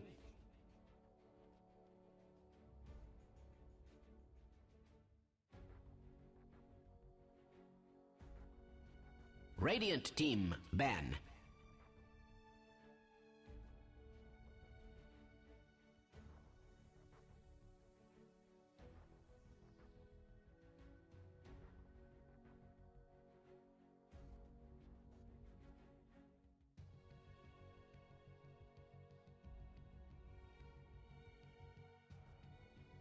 Ten seconds remaining. 5 seconds remaining. Dire team pick.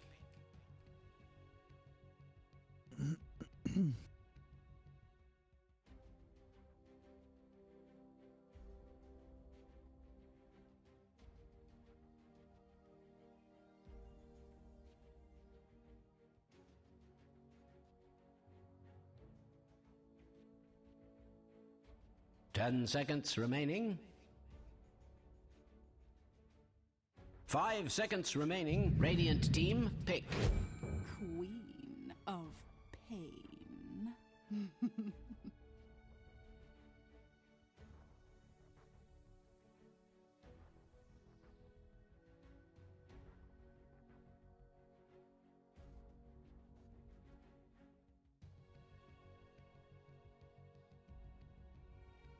10 seconds remaining.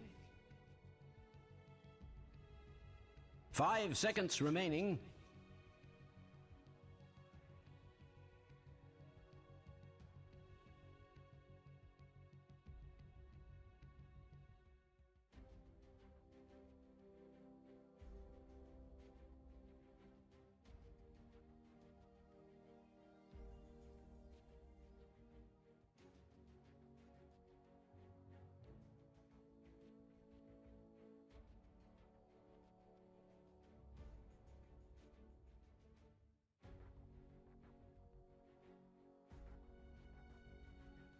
Radiant team, pick.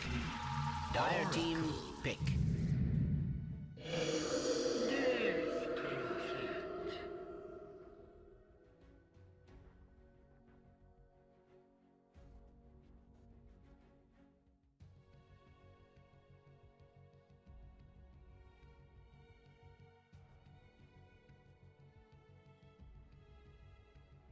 Ten seconds remaining.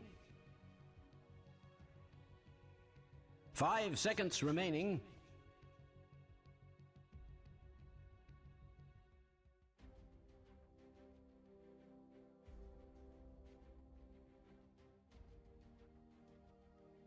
Dire team ban. Vengeful spirit.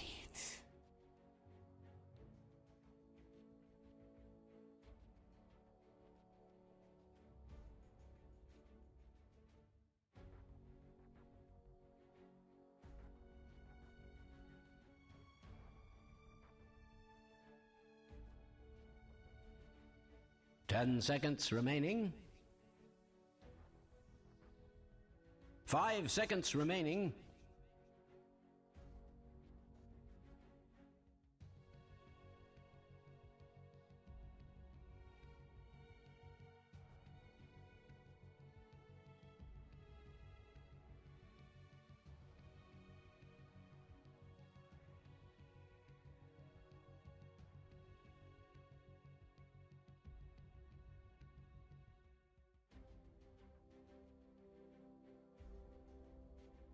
Radiant team ban.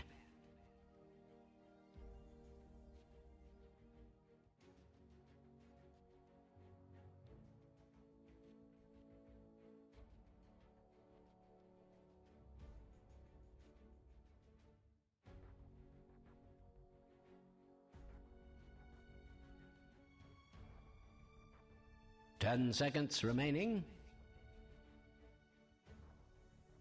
5 seconds remaining.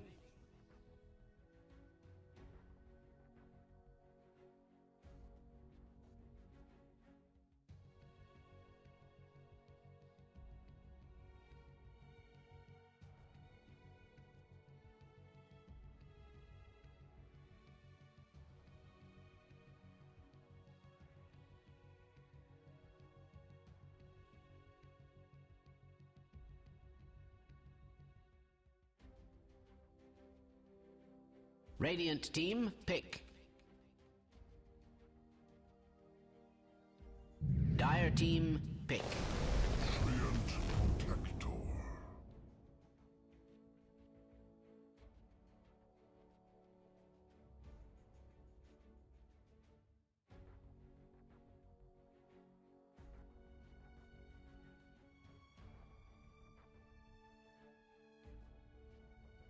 Radiant team, pick. Clockwork!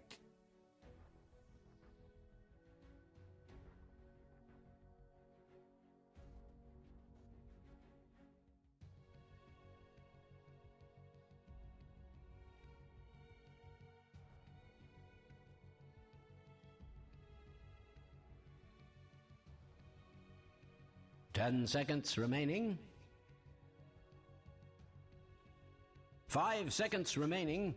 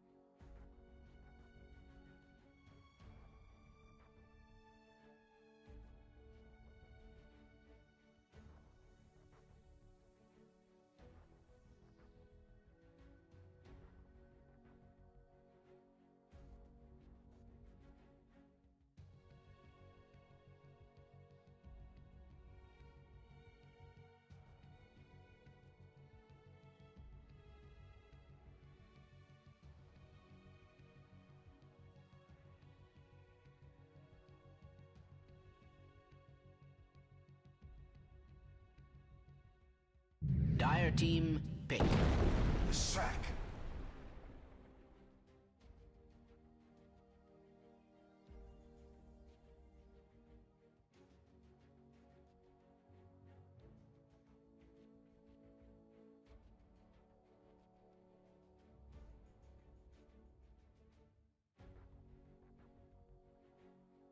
Ten seconds remaining.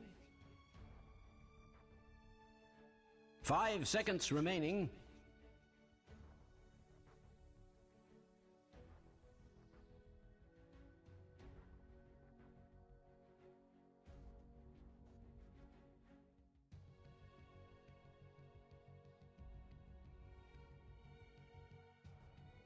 Radiant team ban.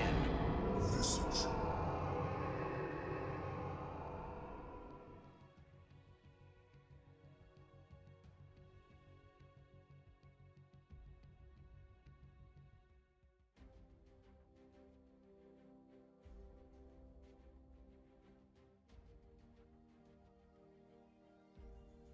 10 seconds remaining. 5 seconds remaining.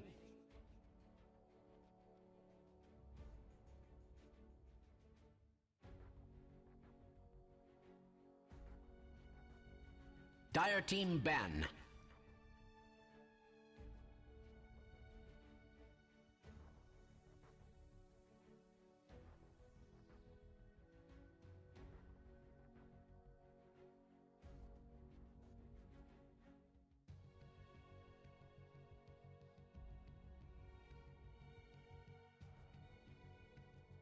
10 seconds remaining. 5 seconds remaining.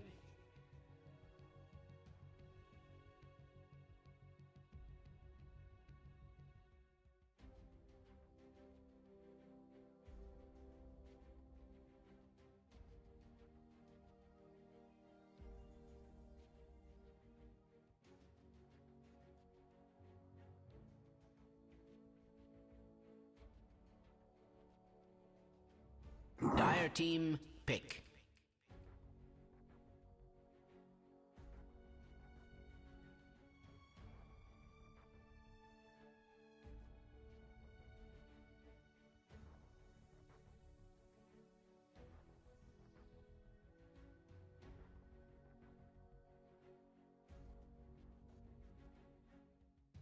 Ten seconds remaining.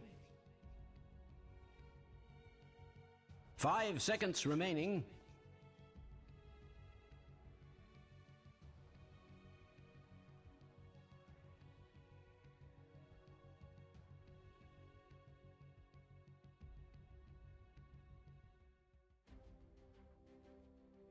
Radiant team, pick. Morphling.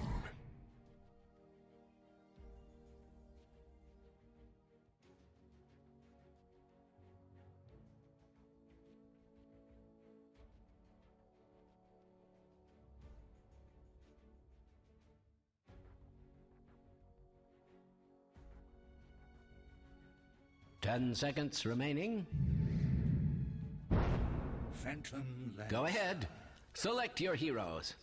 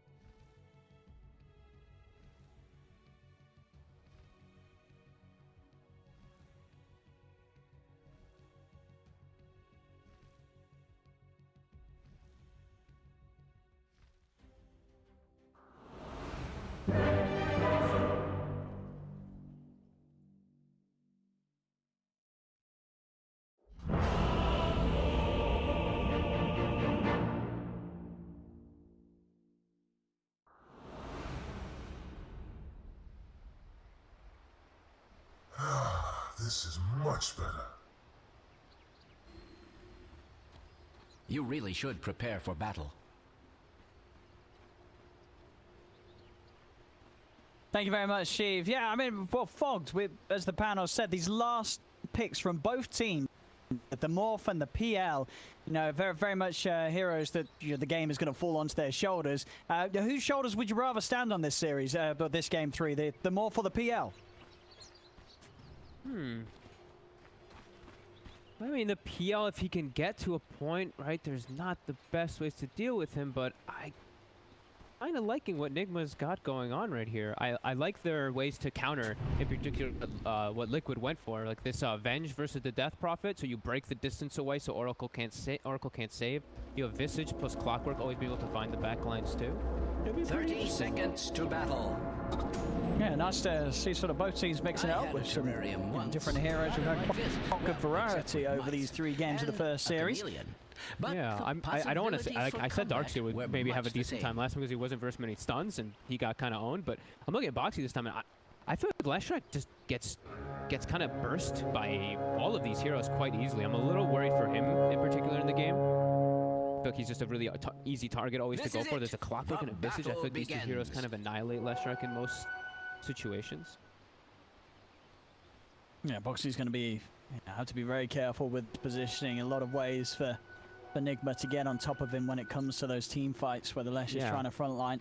Exactly. That's kind of why I'm like saying this about Boxy, because you know the panel had talked about how they like actually for like both sides they kind of wanted more front lining, and both are not the greatest with that. Because sure, like Death Prophet can, but you don't want to in this game because you can get swapped out of position and all that. So Boxy, I feel like he might actually have to act as that front liner. Die a lot. So we'll see how it plays out as we see the rotations coming out. Lesh versus Squawk top, and it is going to be dual lane versus tri-lane bottom. Taiga trying to get aggressive early. Leading on to Miracle, they've got the root as well. They'll be able to do a good amount of damage here. Miracle, he's just straight up dead. The three of them collapse upon him. First blood to Mickey. Great move by Taiga. Super sneaky as well. Boots, and then he just runs into the tree lines there. He can easily set up there. I like that. I can see there at the top of your screen the odds a whole lot closer here in this game 3 as expected. We've seen both games go very much one-sided. And you know, looking at the drafts, it's really hard to get a read of which way this game 3 is going to swing, and if it's going to swing as heavily as the previous games did, as we've had some rather one-sided affairs so far. Yeah, I personally have not gotten to see too much Visage. The only games I actually saw Visage was with Grimstroke in China region, where they were doing Grimstroke Visage and they were throwing it on the familiars a lot, but besides that, I have not seen this here much myself. Yeah, I've seen it in different capacities, because it's still very much a hero, the Visage, at least when in a tri-lane, in it like a tri. The soul assumption early on, that damage nuke is insane. Yeah, because it's got you know, being able to throw out, 4-second cord. Obviously, this is in a different capacity, having it in the mid lane. It's got its own strengths in terms of timings with getting the familiars online, but it definitely can work when it comes down to getting involved in that action early on. Bottom lane, Taiga is going to be run down by GH. The battery assault does come to an end, and Insania will hold him back. Lucky Fortune's end. Getting some good space for Mickey to pick up the farm down here. Miracle, though, not necessarily falling behind. A couple of now. This top lane set up 8 for 1, 2. But Control's got a whole wave coming in, so with that in mind, again, very, very much an even trade between these two heroes up top. I feel like it's an easier lane for my Control to win. Yeah. Easier lane for Boxy. If Boxy gets lucky, maybe he can do some stuff with it. But yeah. GH's got to be a little careful. He keeps coming forward. And this is, you know, Insania, his Oracle, it's one of the best in the game. He knows exactly when you're low enough to just be nuked down by obviously the combo of the Purifying Flames and the Fortune Ends. You've got to be very careful when you run at this tri-lane, because as soon as there's the opportunity, Liquid will turn and they will burst you down between these heroes. Oh, definitely. I mean, Liquid's tri-lane is absolutely strong. Like, they can get kills on the side of Enigma if they find people isolated with GH. Liquid can just choose to go on a target even if they're standing in the middle of the lane. They can just throw their abilities because they have different ways to tank the battery assault with the illusions that can come up with the PL. And yeah, now they just have a clear level advantage. They're just going to keep going and punching. We see it here. Kuro, in they go. He's trying to run, but Taiga Mickey on top of them. And now they'll turn their attention over towards GH and Miracle, who do manage to finish off Taiga in response with that waveform. So able to get the trade this time.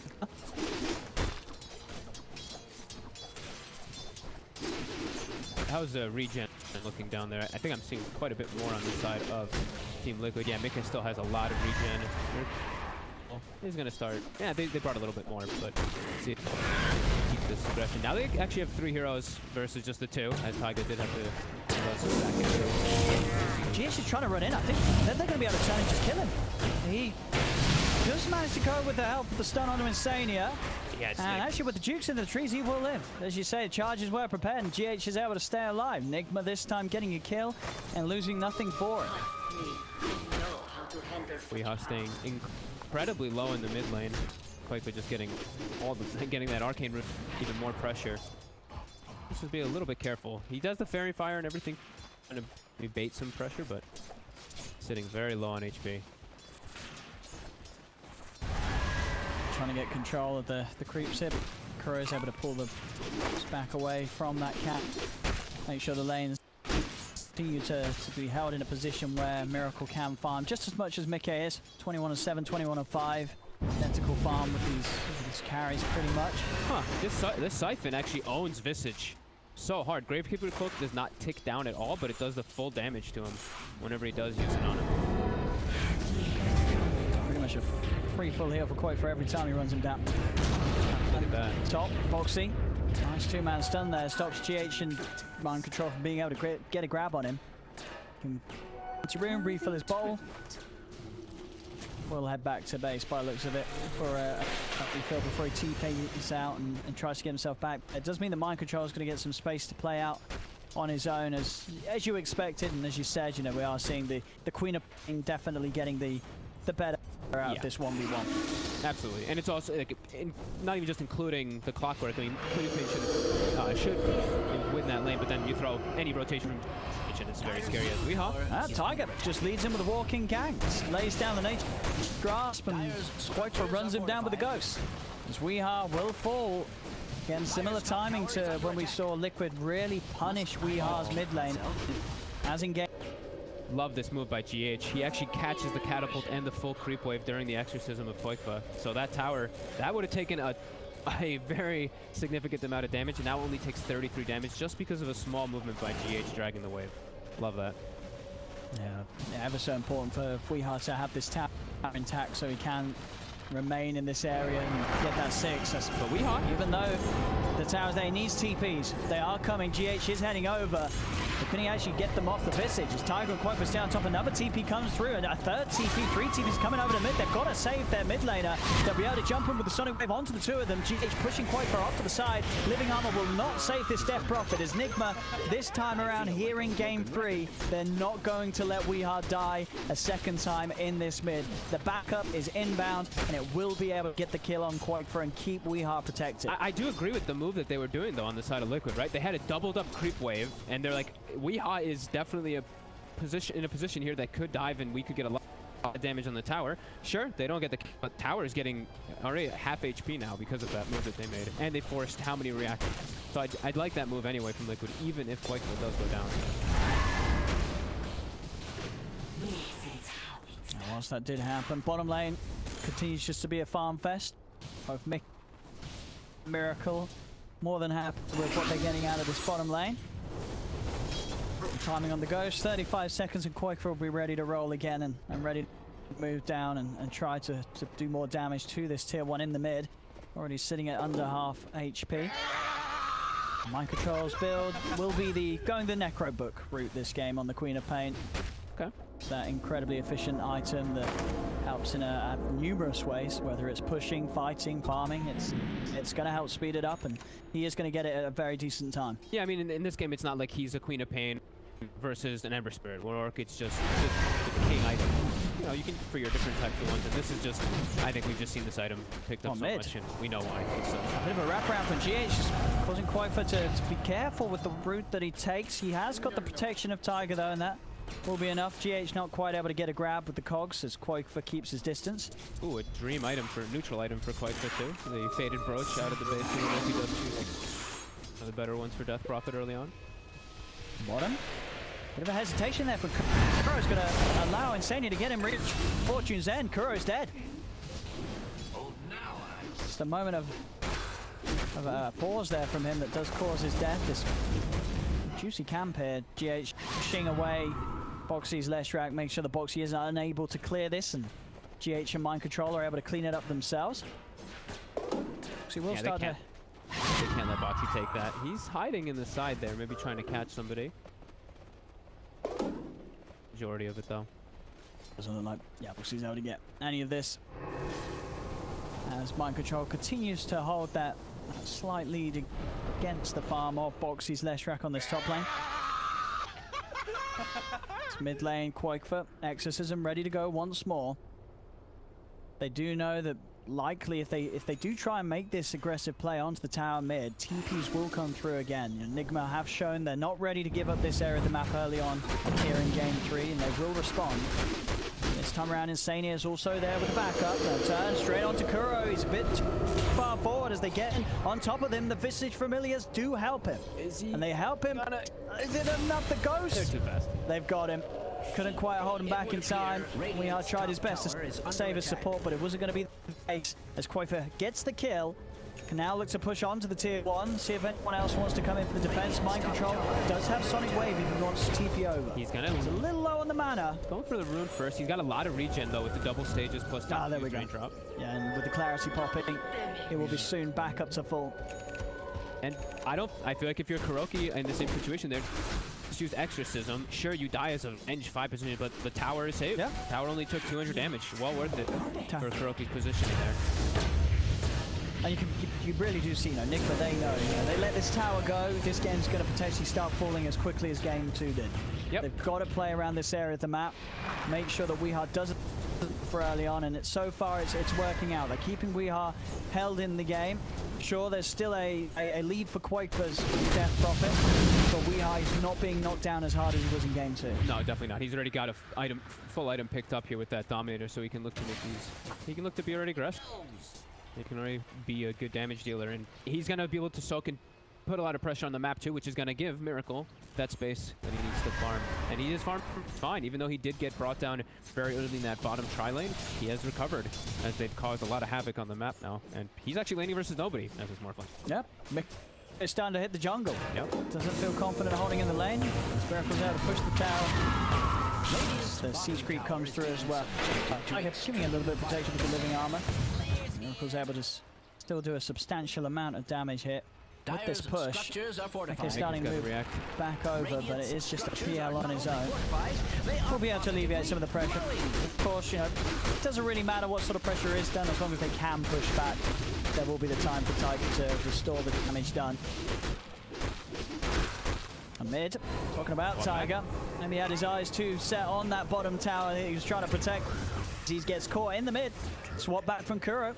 Sets him in position for him and Weehar to take him down. Quofa's trying to chase down GH. Just got the stick charges. There it is. With that range drop as well.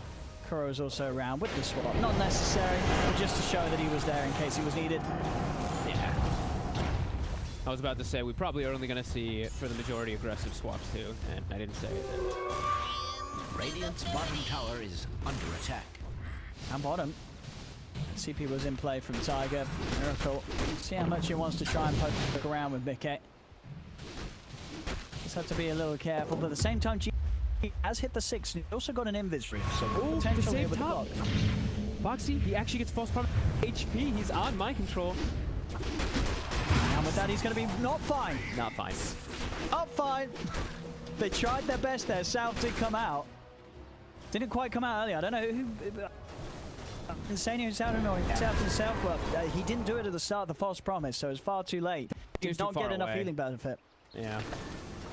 And Enigma now, quickly, they turn their eyes toward mid with the Visage Familiars, with the bench there.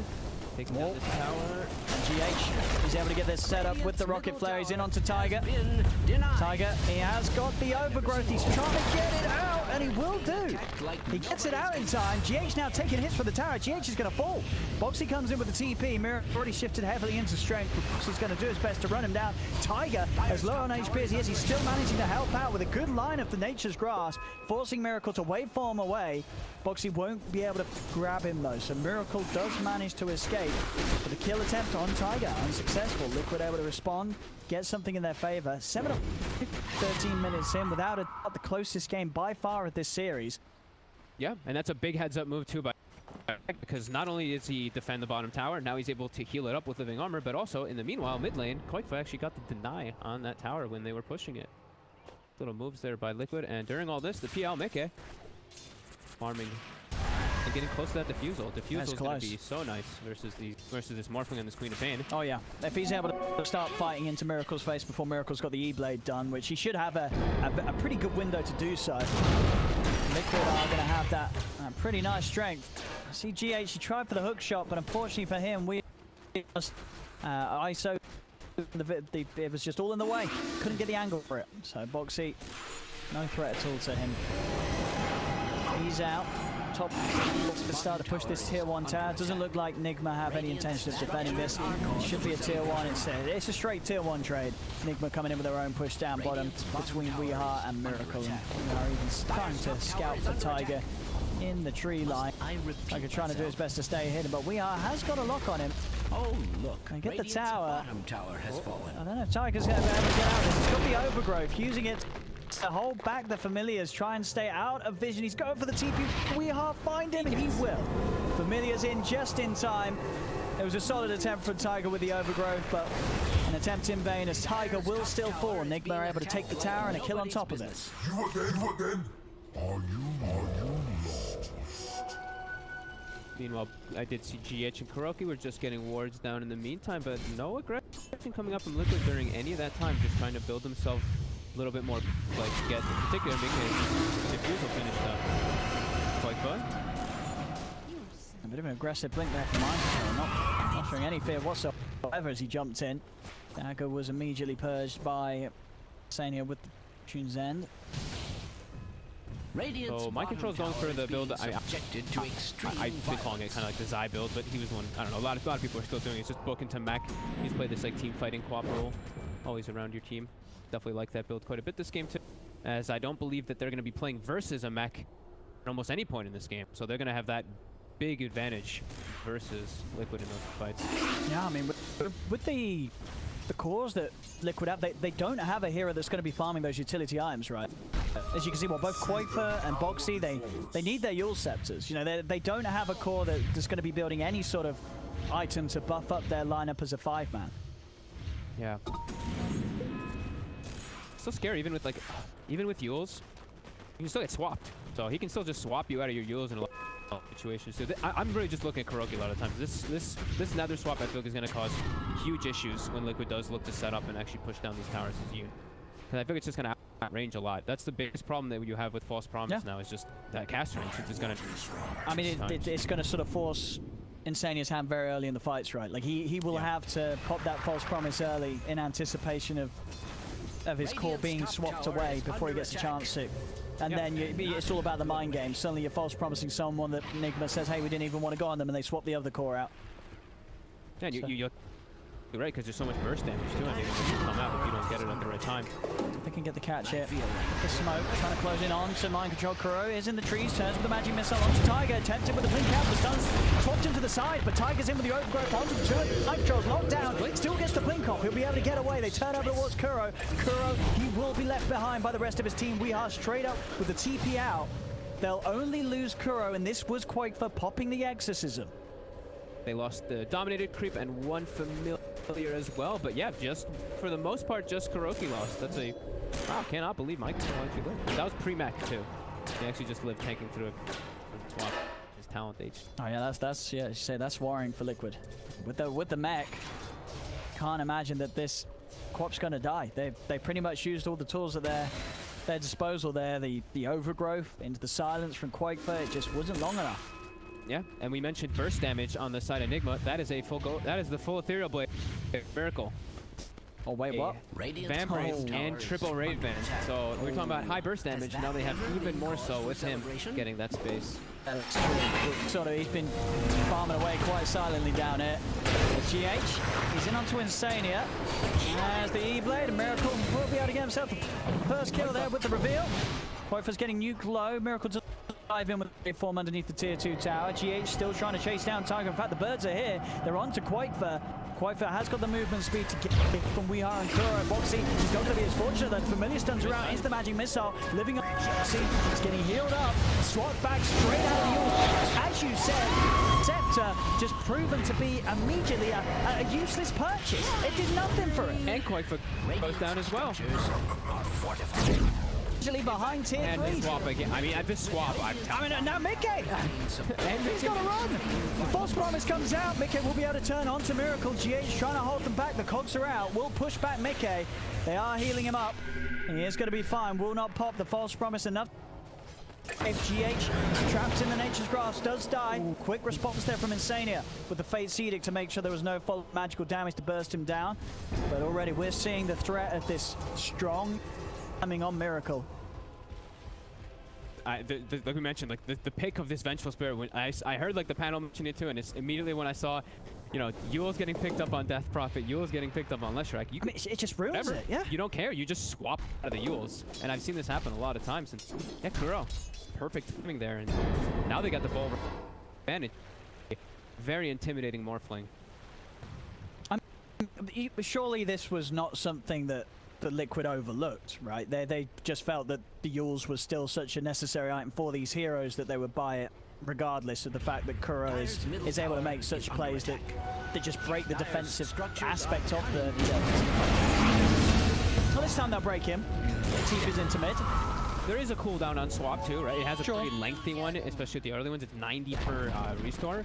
So, you know, it's not like the Yules is completely countered, but it is something they're going to have to be worried about and play around. The game now starting to shift into Nigma's advantage. 3k lead. A lead that will continue to grow, especially mind control on this Quap. Anytime he gets space with the Necro Book, he's going to farm very, very quickly on the Queen of Pain, and you're seeing that with the item progression. Guardian Greaves just a couple of 100 gold away. Yeah, they're gonna have Greaves and Crimson Guard. It's gonna be pretty tough for Liquid to fight into when they have both completed. This PL is going to be heavily counted. And I do believe that we will see Nigma try to. They're gonna start gathering up, I think, as those two items do get delivered. Both of them are coming out. We see actually there's like 9 couriers flying out on the map right now. Can't keep track. There's the Crimson Guard, level 14 on Visage. And not in a good way. I've got to do something about this Morph. Miracle, 4 kills, only 1 death early on in the game. What the key is there is very little you can do to stop this map. Yeah, I feel like I think Panel mentioned it too. Is like Manta is so good this game. You're playing always versus Treant Protector, but also you're playing versus Fortune's End from the Oracle as well as the Silence. You have so many different ways to play around it with Manta. Yeah, it was sort of cycling at the beacon. Yeah, you're right.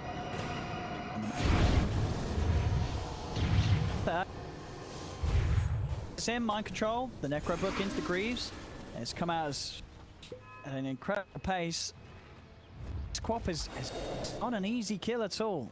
Very tanky. I mean, it's definitely going to be tough for Liquid here. Like Crimson Guard plus that Graves, like we were mentioning. They're getting the setup here on Weedhawk. He's trying to go in with the Ghost. He's just burst. And that's the Exorcism. Oh, he's just summoned up his own Ghost. He dies straight. She's in under the tower. Set up there onto Insania. Goodbye. As Miracle blasts him in the face with the E-Blade. I mean, that doesn't look great for Liquid. If they cannot present the one hero that they want to put on the front lines, have backed up by the false promise, and Quapfit just dies, he just disappears. Yeah, you can't. Like it's far, and like we mentioned, I feel like over and over again, but like it's you're putting this Oracle just at a super far distance from this Death Prophet. Death Prophet has to act as your frontliner in this game for Liquid, and then there's so many different ways to mess with the Oracle on top of that. Let's say if he does somehow get closer to get it off, there's going to be Visage Familiars, there's going to be a Clockwork flying in it too. So there's a lot of different solutions Liquid does have, and now with Exorcism just literally completely burning 0 damage, they have this easy rotation through it. I mean, how do you stop your heroes dying like that? Maybe they need to just they need to list Mickey just has to be the one to force the issue, and he has to be the one that just starts chaos in the front lines to allow Quakefoot to get a better position. They just have to have someone else tank the brunt of the force and let Quakefoot play his hero in a safer position. But it's still so hard, so much burst damage coming out. Yeah, I mean, as I was saying at the start, you know, Visage, the soul assumption, and it's a huge amount of damage early on. It's still a huge amount of damage now, and obviously buffed up by the E-Blade debuff on an enemy. Yeah, they really do just pop. Yeah. And their tank ability is so high too. PL, he hates playing against Crimson Guard. Now he's playing against that and as well. And you just don't have any sort of protection. I mean, you sort of look against Nigma's heroes. It would be kind of nice if you had a hero that could get a pipe. It would be kind of nice if you had a hero that could get a Crimson, but they don't. They just don't have that that utility hero that's able to get these items for the team. They've all had to build for themselves. You know, both this Death Prophet and the Lesh having to go for the Yules, and Mickey, obviously, you know, he's not going to change his build. He has to go for this Diffusion Manta. He's a PL. But they don't have any hero to kind of save each other. They're all these heroes that can be strong on their own regards, but if you're seeing them just getting blown up like that by Nigma's lineup, you could start feeling a little worried for Liquid's you know, potential power in the 5v5 engagements. What is it around? Yeah, I mean, it looks like they're trying to find the solution as well, as we see. I mean, it's a Vanguard on Taiga on the Treant Protector, and he's going for the Crimson Guard. He has to, he wants to be able to have some type of protection to be then a front line for the PL TP, but someone has to. But it's going to be slow, right? Because you're making your support farm it up.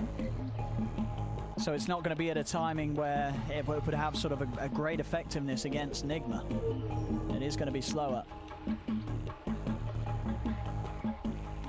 Yeah, once we get back after this, you will imagine that this Roche, there's no contest. This will be a free Aegis for Nigma. I mean, the question is, you know, how much does Nigma even need to keep on the pressure? Is this a lineup that does to start cleaning up the map, poking at the high ground, or if you're the Morphis gamer, you're sort of saying, lads, I've had a great start. We can sort of take this game as it comes. There's no real pressure to shut it down that soon.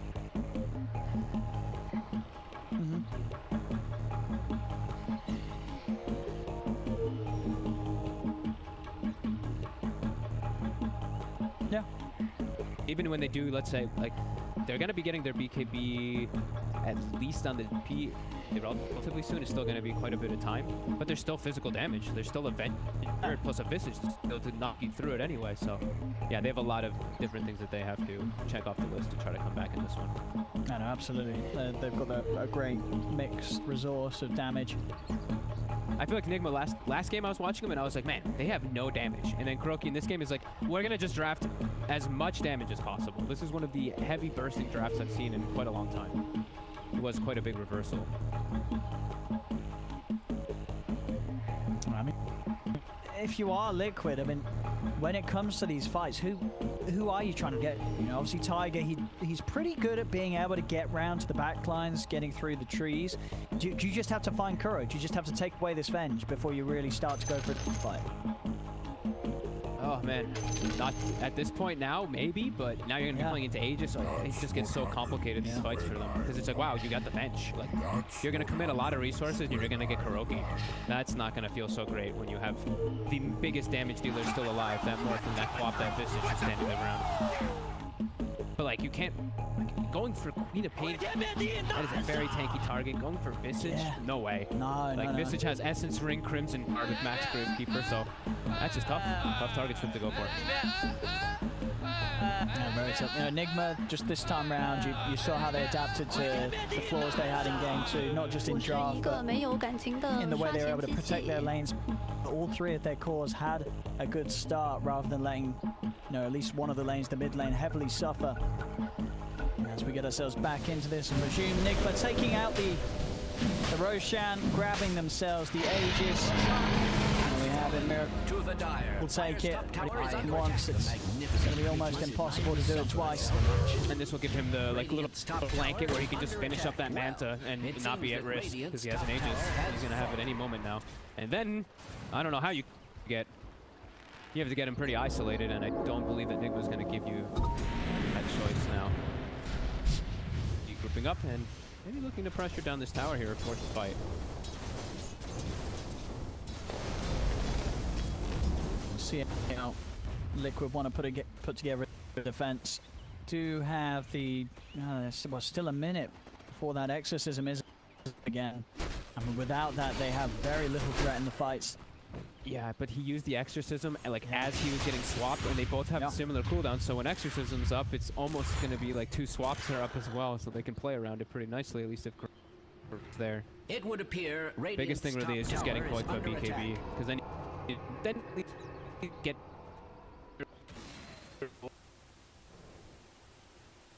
Radiant's top he can't find any farm. He's actually just hit no creeps in the last minute. He's walks around here. And there we go. TP down. Try and plan to Mickey. They cut the H with a hook shot straight into the backside of Kuro. That won't do it. Tower has fallen. As Miracle, he's turned into the PL in an attempt to keep chasing. It's a bit of a hard Sorry, I just... Miracle's going to turn Boxy instead. E-Blade combo comes into play. Insania will be quick with your actions to try and keep him safe. But Miracle, he's just forcing Insania to false promise himself. Mickey will be able to turn and take the Venge out. GH is also falling to the PL. Mickey doing a great job of getting on the backliners. Jump over from Mike Jolly. Always come out with the Crimson Butt. Over to Weehaw they go, but a big Sonic Wave on the three of them knocks them back. Mickey still alive, but they will find him amongst the illusions. They kill off the PL. Quite used down by the E-Blade. Boxy cannot TP out time as Miracle's in with the adaptive strike. Cancels the TP. It's a triple kill for Miracle as 4 go down on Liquid. Mickey there with his best attempts to try and claw the fight back in favor of it. It's the 2 kills onto the supports, but the cores, they just clean up so easily right now. He went for the target, but he actually did exactly what we were kind of talking about. He's like, all right, I gotta get the Venge. All right, I'll get the Clockwork too. All right, they popped Crimson Guard, now what? Right, like he just had to hold his ground versus those 3 big cores and can't really do much of anything versus them. And they just get annihilated pretty quickly as this Morphling is at critical mass. Yeah, 8-1 and 2 Miracle this match. E-Blade, Manta, and into the Butterfly. Just, I mean, it just amps up both aspects, doesn't it? It improves your magical nuke with the E-Blade, and of course the right-click potential does mean that even with that BKB, if it does come out for Koi, because he's still really struggling to get it done, he's still going to die so quickly if Enigma are able to put him in positions where Insania cannot get to him.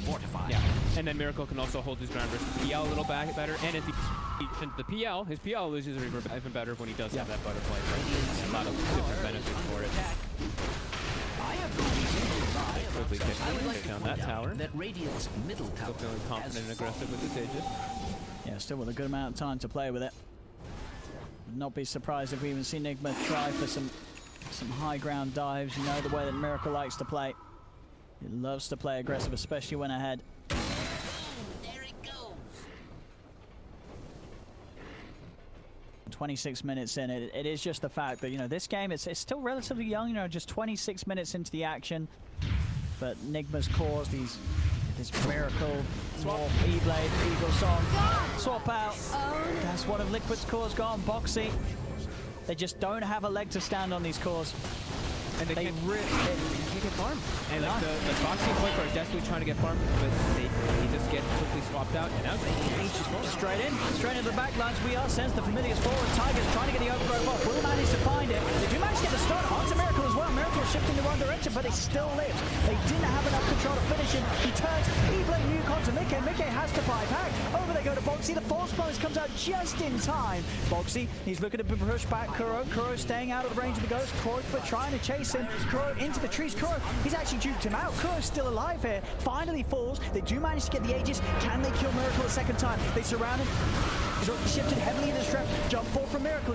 From Mike. Trying to push back the back lines. Give Miracle the space he needs to get out. Mickey's staying on top of Miracle as best as he can. Miracle still at a bit of mana. Goes for the self E-Blade. He's going to play defense. It goes for the TP out. Weehaw as well. TP's out. Nothing to cancel him. As Weehaw was able to knock down a Familiar onto Koifa, stopping Koifa from getting in range with the Yule Scepter. And Mind Control gets the blink into the trees when he dove in to protect Miracle, and he survives too. All 3 cores get out of Enigma. And that was the PL buyback Mickey in an attempt to swing that one around. They just didn't have the damage or control to deal with a morph. Shifted entirely into strength. Far too tanky with the amount of stats that Miracle has to move around for them to be able to kill. Top GH found himself a bit of solo action. He goes with a hook shot onto Insania. Kuro from the high ground follows in with a magic missile. Insania cannot escape this one. Kuro, did he want the kill? It looked like he swapped Mike. I think he wanted the kill. It was like, get out of it, I'm going in. This was mine. Wasn't to be the case, though. Mind Control was still able to grab it, despite Kuro's best attempts at a KS. Yeah. That last fight, what? Taiga got a 3-man root, and then they got a 3-man stun, too. And that still wasn't enough to actually net them any of the kills on the cores. Yeah, they're going to really need things to line up perfectly for themselves somehow, as a 14,000 gold lead, and now they're acquiring even more things to protect themselves. Mind Control, Lotus Orb, even has a greater Fairy Fire, even tankier on the Screen of Pain now. You can't burst him. You look at these last few fights. He's been playing casually with a Mystic Staff in his backpack. Yeah, he's going for that Shiva's Guard. It's pretty much there. Just 400 gold and it'll be done. All the items in the world to address. All the heroes that... Oh, of course. Yeah, Miracle tried his best there to shift into the Lesh and catch him with the stun, but Boxy was out in time. A little too close for comfort though. Timings for Miracle. His next time is done. Butterfly is going to be picked up. Eagle Song's purchased. The courier's on its way out. Pre 30 minutes. Manta E-Blade Butterfly on this Morphling. Oof. And then, like you said, the Shivas on Weehaw going to be finished up. So Crimson Guard, Shivas, those are probably the two. I'd say those are the two items that PL hates playing. And they're going to have both of them up now on this Visage. And this incredibly farmed Morphling. Carry them. But now also the Orb of Destruction. So even more physical damage. On top of the area, what do you already have? And it's a tough game from Nikkei. You know, he is the only one with a decent amount of farm on Liquid's half. He's going for the heart as he needs to have that extra HP to make sure he doesn't get burst if he gets caught. But then obviously it falls into the problem of just not having the damage to take down these heroes. They've addressed him. They knew that it's just the PL issue. This game is really all going to be the PL since the Death Prophet and Lesh just can't really get any farm, and they know that they're going to be able to burst them. So yeah, just itemize versus the PL, and that's exactly what they've done. Now they get their, well, it looks like they're going to do a big push down bottom. All their auras ready, their telescope and everything as well. Radiant's bottom tower is attacked. Duet the favor of the repair kit to try and slow things down, but as you can see with the right clicks Nigma's got to offer, this tower still taking a heavy beating through the kit. Telescope plus Venge with the Morphling. Morph actually can just hit the tower from the low ground. He doesn't have to put himself in a risky position. Oh, GH is in. He's able to get the hook shot and the swap setup from into Kuro's play to get Kuiper out of position. Nice to put the BKB. Miracle goes in trying to nuke down Insania. It wasn't quite enough damage, so Insania will live. BKB out for Kuiper. They turn over towards GH. He's caught in the trees. They kill off the clock. By from Insania as he finally forced the rocket play of GH. They step in over towards Miracle. He started to shift into strength. Silence will end. He's able to jump out. Kuro goes for the swap on the Boxy. Sonic Wave there, but Insania was the time with the false promise, keeping Boxy alive for now at least. Turns with the stun onto Kuro. They'll take down the bench. Over they go towards Weehaw as well. Boxy, he'll back up to full. Weehaw falling low. Can they finish him off? The whole team of Liquid chasing him down, but Weehaw, he's able to get the speed back up with the Great Shield. Finally comes to an end. Big K closes the gap. The Spirit, Fusel Blade slow. They'll kill off Weehaw as well. Liquid will manage to hold and push back Nigma. Huge fight for them. And it was what, just Insania buying back, just the positioning, and I mean repair kit as well, of course. Tower pretty much up to full HP, then being able to hold their ground there. And that getting some of these items that are going to help make a bit of a difference. Boxy with the full Greaves, so now Liquid themselves having a sort of burst save measure. Give that extra bit of time that is required to allow Insania to move in, and certainly if Boxy is getting swapped in deep, he may just be able to live long enough for that save to occur.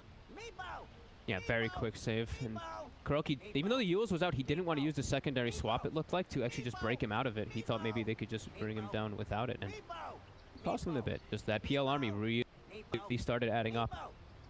Even though, I mean, the Sonic Wave caught like absolutely everybody, but like you said, that clutch save Insania, and then they had the numbers advantage plus the army to chase out. Very nice hold. Yeah. Against Nigma, who is up 12k right now.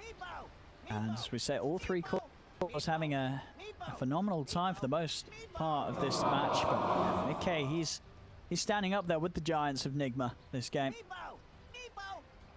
15.5k net worth. He's ready to start going into the item after the heart. And once he's able to find that item, then this PL will manage to overrun Nigma if Nigma do sort of lose a hero or two at the start of a fight. Nikkei can definitely still have a solid chance of carrying this. Yeah, if he can get himself to farmed up for his other cores to catch up, then they actually have multiple cores instead of just relying on this PL. Yeah, he got the heart, going for that Scotty. A lot of based on these positionings and how much Insania can do, because now Insania, he did have to use the buyback. If they catch Insania, he's going to be dead for quite a long time, and then catching those frontline targets will be very easy for Enigma. On the hunt again around this time. Roshan is up. Miracle with a DD will be able to make quick work of it. They're scouting it out with the illusions though, Nikkei. Illusions will end and Miracle's in. Take this road very, very fast, yeah. E-Blade, Butterfly, and a DD. Don't even need a shifted solo. into the Agi. Just dies without any minus on with the size of that bench. GH, he's not going to find an opportunity. He's in on a quad for the Pulse Promise, does come out early as required. Swap there onto GH to keep them safe. Dance are flying out sideways, pushing them back. The overgrowth is there as Mickey is in on the backlines, trying to find We Are, but he's losing the rest of his team. Both Quoifer and Insania, they're out of it. Dagger in the box, he's slowed down, shot down by Miracle with that adaptive strike. It's a triple kill for them all. Mickey will find GH, they have lost two, but Miracle, he's just cleaning up this morph. It's an ultra kill for him. The 3 heroes dead on Liquid are without buyback, so there should be an opportunity for Nigma to close up onto the high ground. They still have the Aegis, they still have the cheese, and it's only going to be up to Mickey and Tiger to try and push them back here for the next 30 seconds at least. That was like beautiful by GH actually. It looked a little weird for a second, but then when he gets swapped out, you can see the positioning that it all happens. It looks like it's like if they're on the low ground, it looks a little scary, but Miracle just waveforms all the way past to the back lines. The False Promise Order is already used to protect somebody, and then Quakefoot just gets annihilated by the right clicks by the Morphling in less than 2 seconds, and then you can see what they actually did. They would have just said, oh, PL is the problem, but PL alone can't actually do anything, so if we kill the rest of his 4 teammates, then we just can actually deal with that hero. It again. Fun time. Time for the team to respawn. Okay, stun.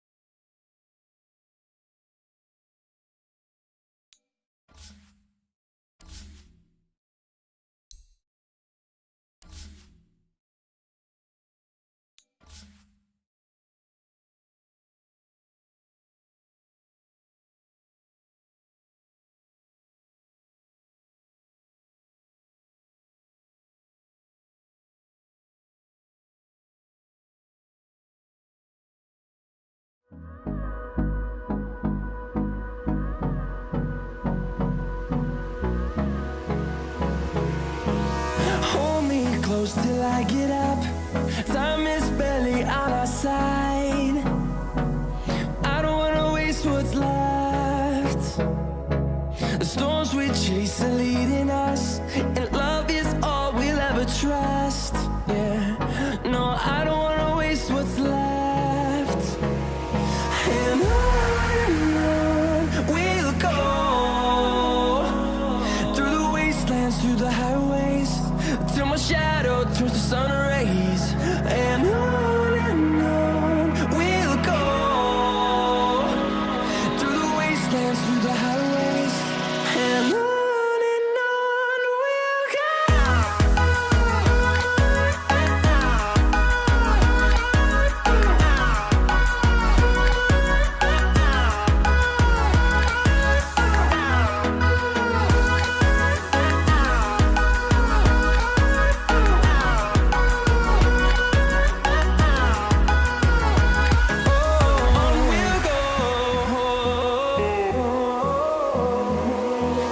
Finding life along the way, melodies we haven't played.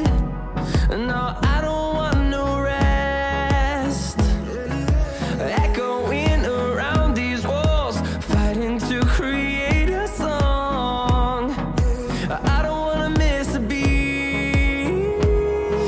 And on we'll go, through the wastelands, through the highways, till my shadow turns to sun rays. And on we'll go.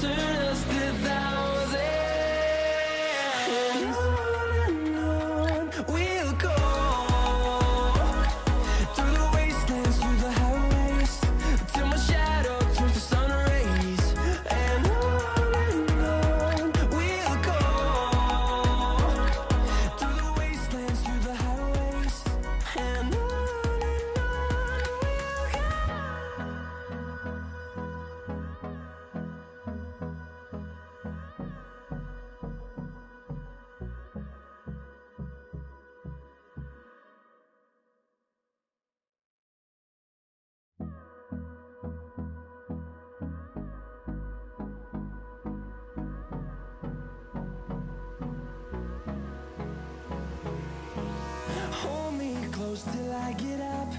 Time is barely on our side. I don't wanna waste what's left. The storms we chase are leading us, and love is all we'll ever trust.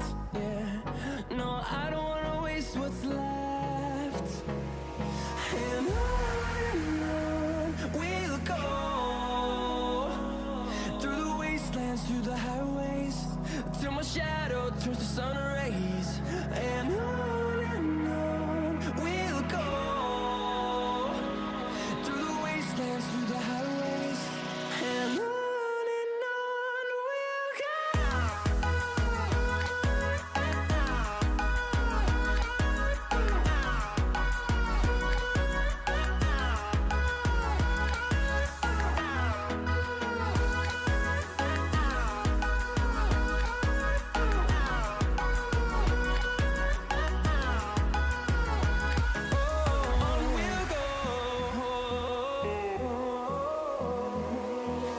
Finding life along the way, melodies we haven't played. No, I don't want no rest.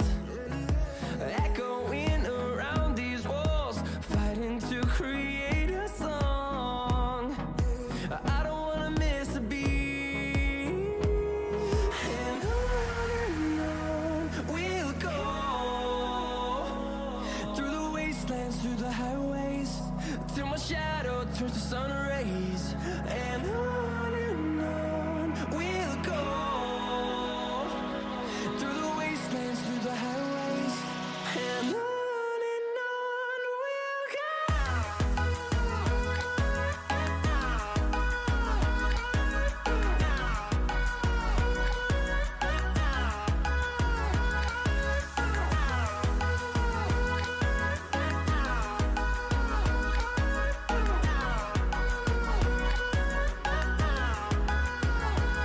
And we'll grow in number, fueled by them to see the horizon, turn us to thousands. And we'll grow in number, fueled by them to see the horizon, turn us to thousands. And on we'll go, through the wastelands, through the highways, till my shadow turns to sun rays. And on we'll go, through the wastelands, through the highways, and on we'll go.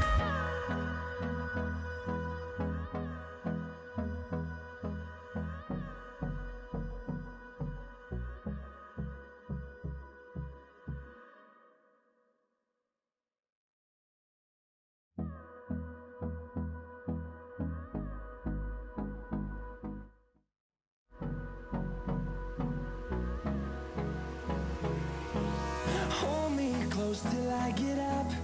Time is barely on our side. I don't wanna waste what's left.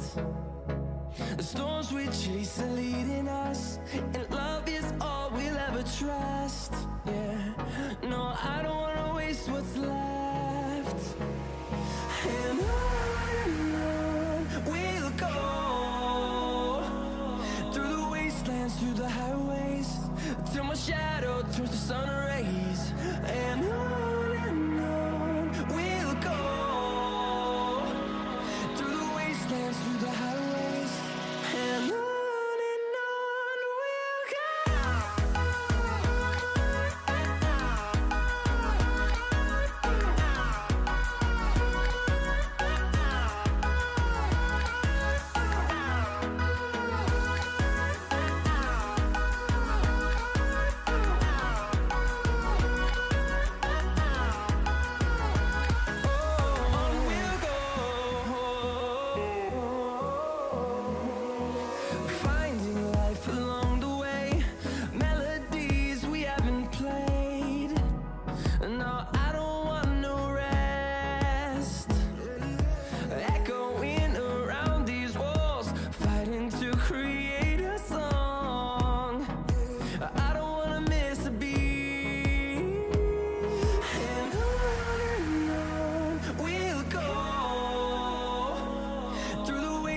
through the highways till my shadow. Hold me close till I get up. Time is barely on our side. I don't wanna waste what's left.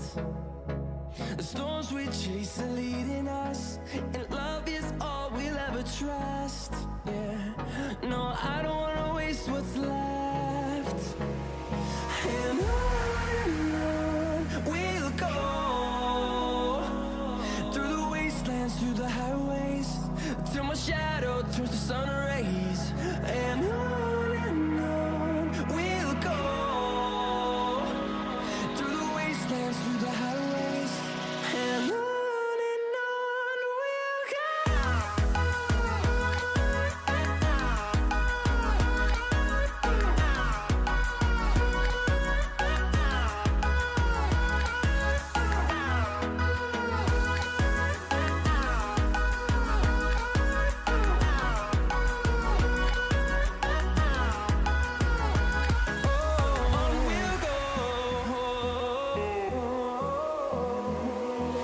Finding life along the way, melodies we haven't played. No, I don't want no rest. Echoing around these walls, fighting to create a song. I don't wanna miss a beat. And on we'll go, through the wastelands, through the highways, till my shadow turns to sun rays. And on we'll go, through the wastelands, through the highways, and on we'll go.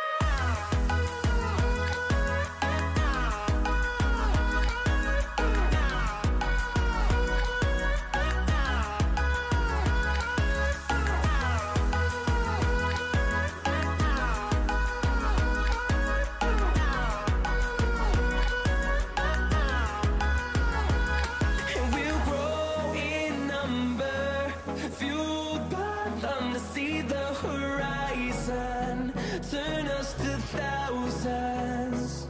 And we'll grow in number, fueled by them to see the horizon, turn us to thousands. And on we'll go, through the wastelands, through the highways, till my shadow turns to sun rays. And on we'll go, through the wastelands, through the highways, and on we'll go.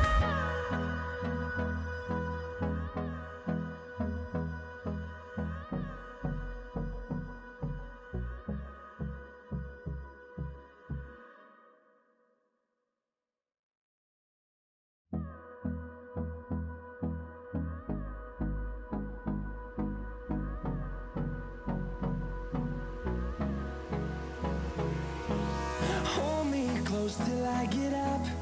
Time is barely on our side. I don't wanna waste what's left. The storms we chase are leading us, and love is all we'll ever trust. Yeah, no, I don't wanna waste what's left. And on we'll go, through the wastelands, through the highways, till my shadow turns to sun rays. And on we'll go, through the wastelands, through the highways, and on we'll go.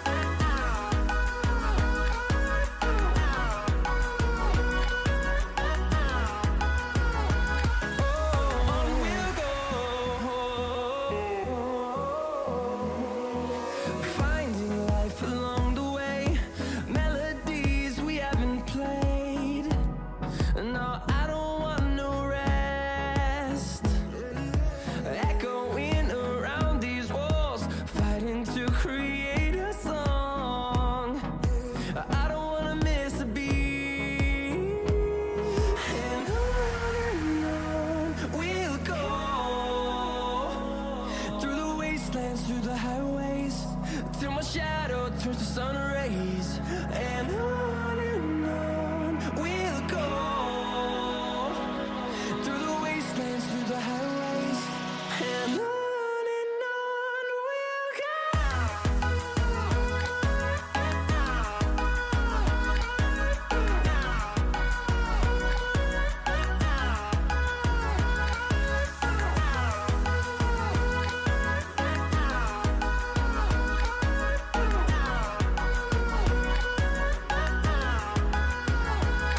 And we'll grow in number, fueled by them to see the horizon, turn us to thousands.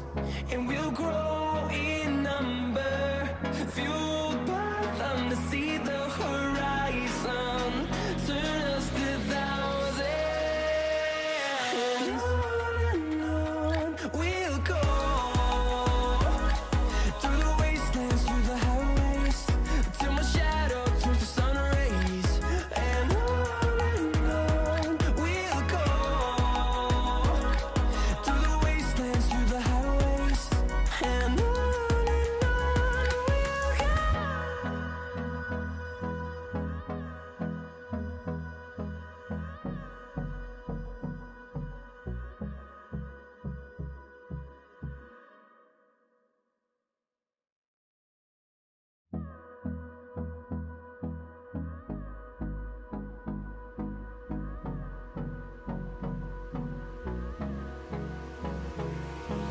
Hold me close till I get up. Time is barely on our side. I don't wanna waste what's left. The storms we chase are leading us, and love is all we'll ever trust. Yeah, no, I don't wanna waste what's left. And on we'll go, through the wastelands, through the highways, till my shadow turns to sun rays. And on we'll go, through the wastelands, through the highways, and on we'll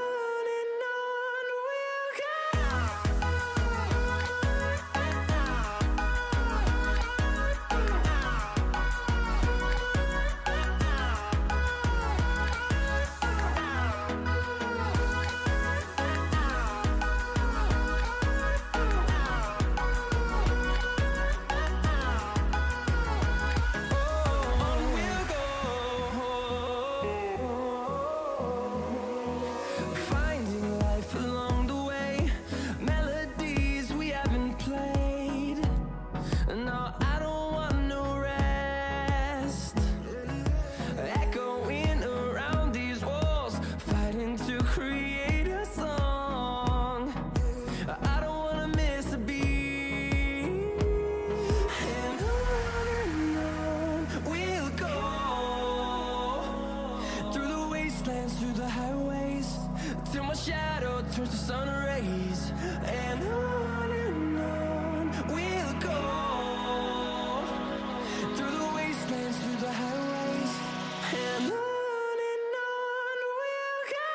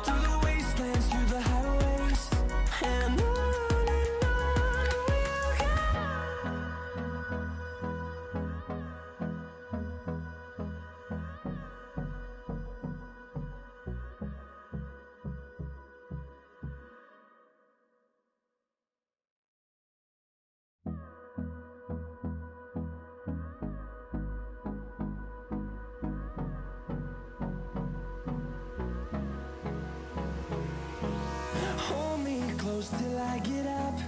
Time is barely on our side. I don't wanna waste what's left. The storms we chase are leading us, and love is all we'll ever trust. Yeah, no, I don't wanna waste what's left. And on we'll go, through the wastelands, through the highways, till my shadow turns to sun rays. And on we'll go, through the wastelands, through the highways, and on we'll go.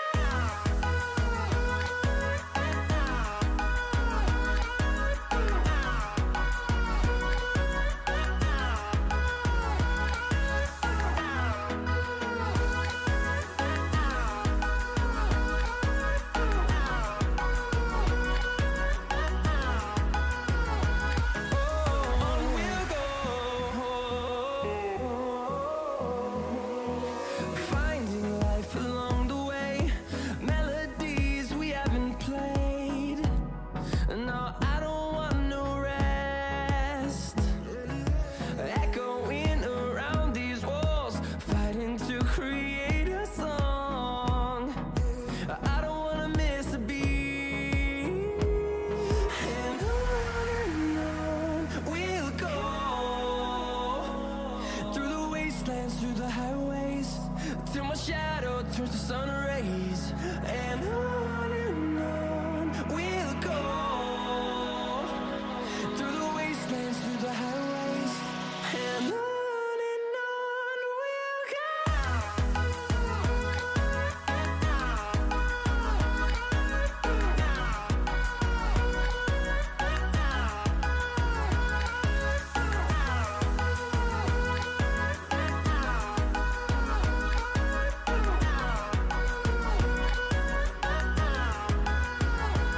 And we'll grow in number, fueled by them to see the horizon, turn us to thousands. And we'll grow in number, fueled by them to see the horizon, turn us to thousands. And on we'll go, through the wastelands, through the highways, till my shadow turns to sun rays. And on we'll go, through the wastelands, through the highways, and on we'll go.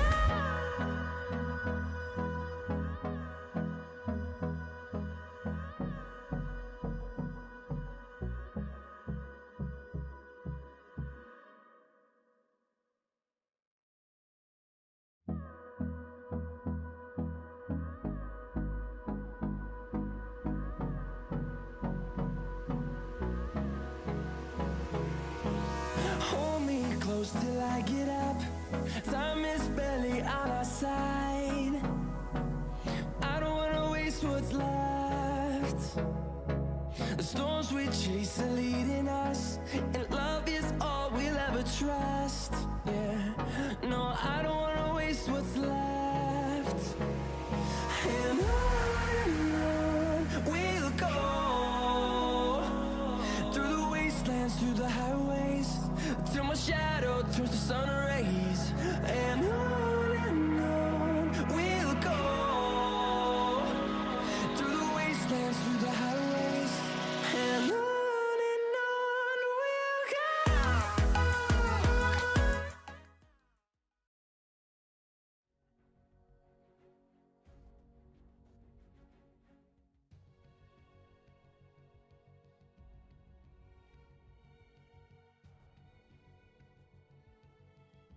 Radiant team ban.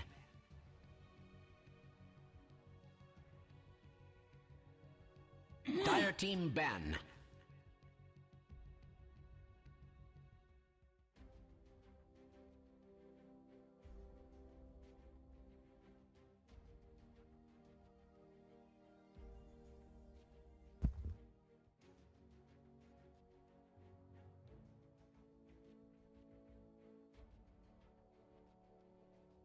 10 seconds remaining. 5 seconds remaining.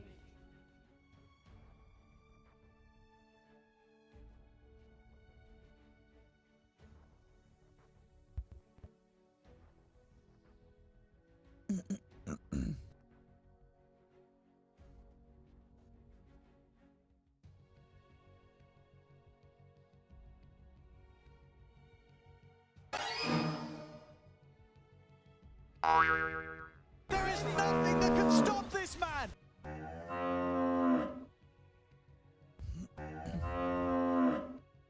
Radiant team ban. Dire team ban. А ну-ка иди сюда! А 逆行， вот 逆行， всё. 你上，你上， Всё? 逆行，逆行，你上，你上。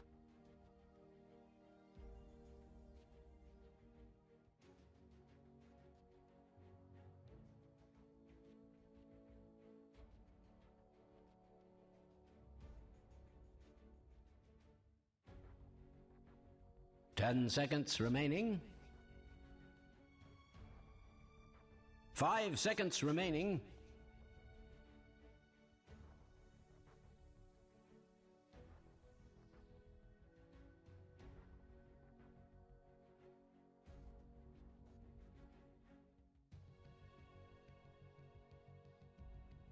Radiant team ban. Dire team ban.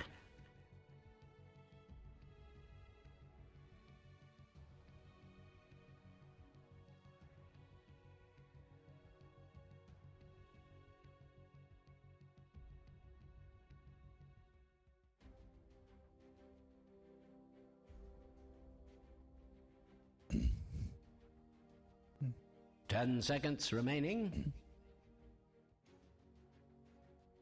5 seconds remaining.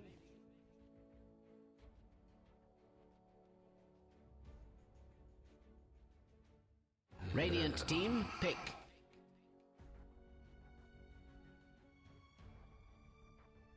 Dire team, pick.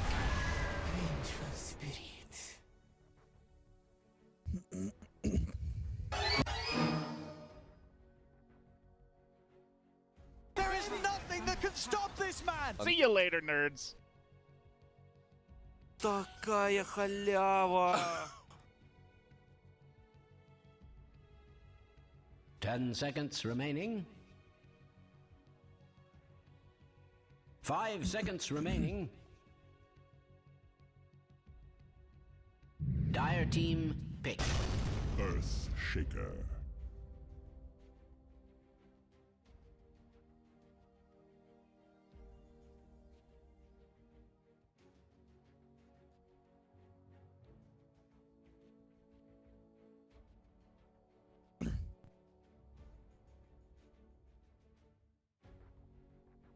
Ten seconds remaining. 5 seconds remaining. Radiant team, pick. Ember Spirit. Radiant team, Dire team ban.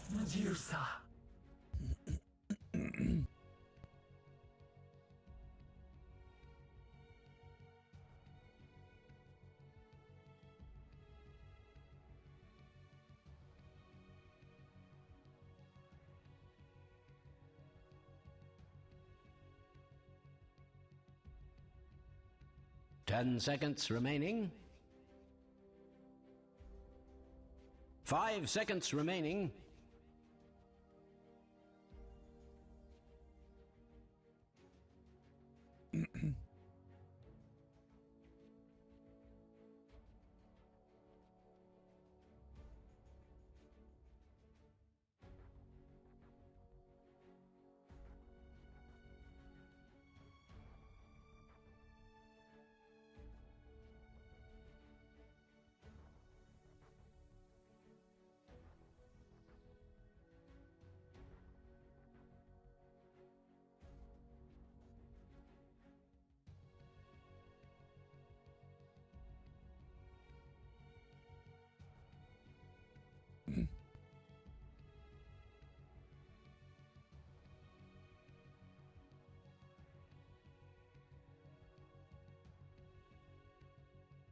Dire team, pick.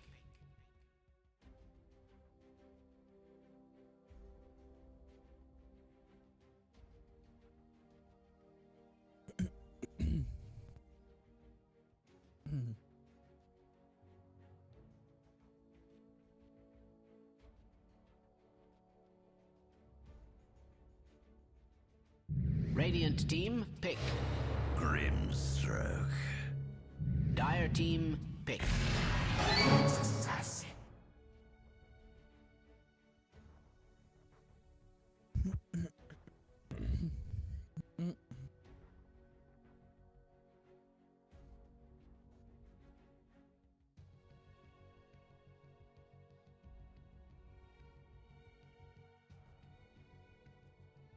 10 seconds remaining. 5 seconds remaining. Radiant team, pick. Beastmaster.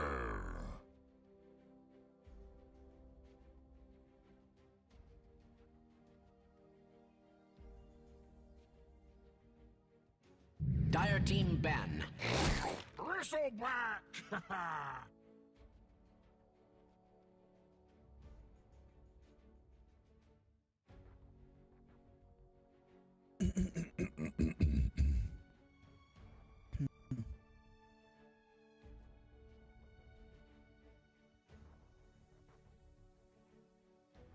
10 seconds remaining.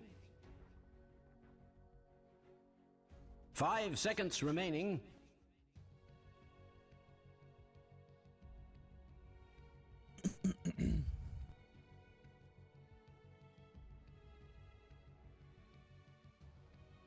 Radiant team, ban.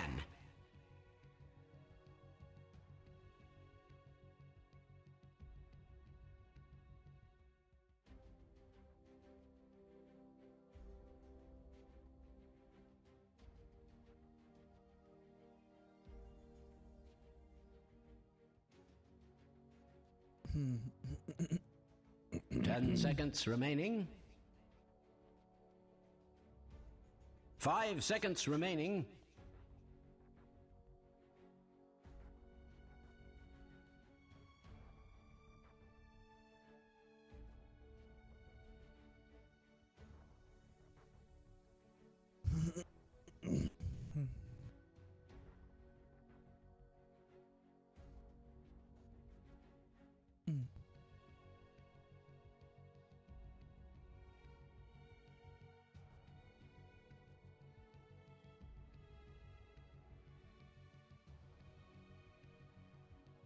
Radiant team, pick.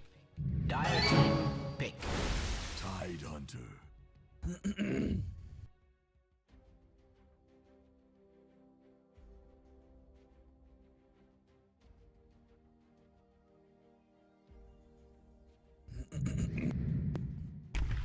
Slog. Choose your hero, my good friend.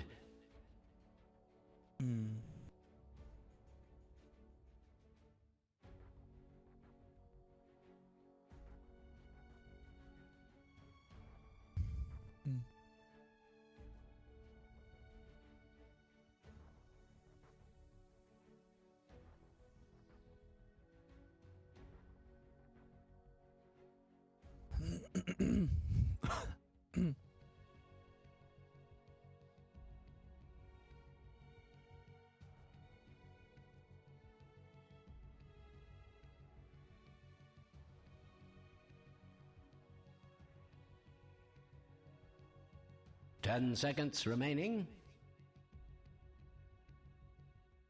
5 seconds remaining. There is nothing that can stop this man!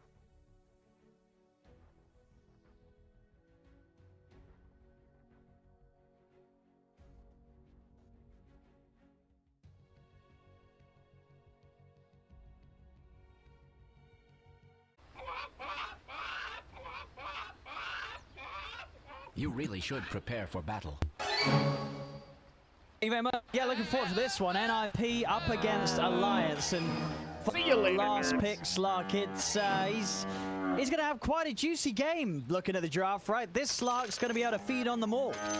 Yeah, you know, we always talk about the Slark when he's like the double dipping. Medusa's the big one you double dip against, but these two of the like tankiest heroes in the game that you can just beat off of and build up those stacks. And it's Nico, baby, on the Slark too. Like it's a match made in heaven for him, for sure. And they, oh, excuse me, I just died.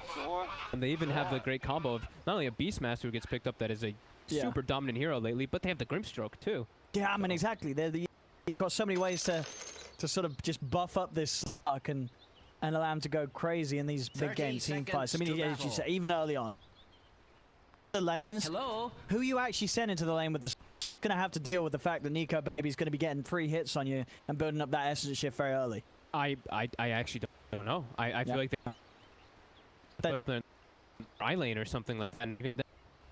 And it's kind of weird. And also, their 2 supports actually both started with boots this game. What? I don't think I've ever seen that. Boots. 4 and 5, both getting brown boots from the off. I mean, I like it. They're getting both the runes, but they're going to be limited on regen. What that's going to cause. So maybe they're just going to be playing these musical lanes and just running around between the two, trying to set up things. Yeah, I mean, it's something that you never see. Both supports, well, I say you never see. Well, I mean, obviously in your pubs, you probably see this all the time. But both supports starting with the brown boots straight from minute 1. Minute 0. Yeah, and immediately they are starting. Okay, so they are going to do that tri-lane, or like at least dual lane to start off, aggressive versus the Slark. But Slark's actually not up there. That's what they thought it was going to be, but Slark is bottom. And Slark is versus the Tide, and that is the dream. Yeah. They've got to move. Can you really keep the Tide down here? I don't think so. It does not look that lovely at all. Neither is Era. Like, even Nyx Assassin down here, they look like they could just be some pretty clear food. But I guess the main thing is just make sure that you Medusa free farms. And looking back at a couple of their drafts, they've actually picked this Avenge Medusa in the opener a lot. Okay. And have they had good success with it? Oh, that was interesting there. He had eyes on Handscape making the TP. Did have Impale skilled, but didn't actually opt to stun him to cancel the TP of the Joker. No.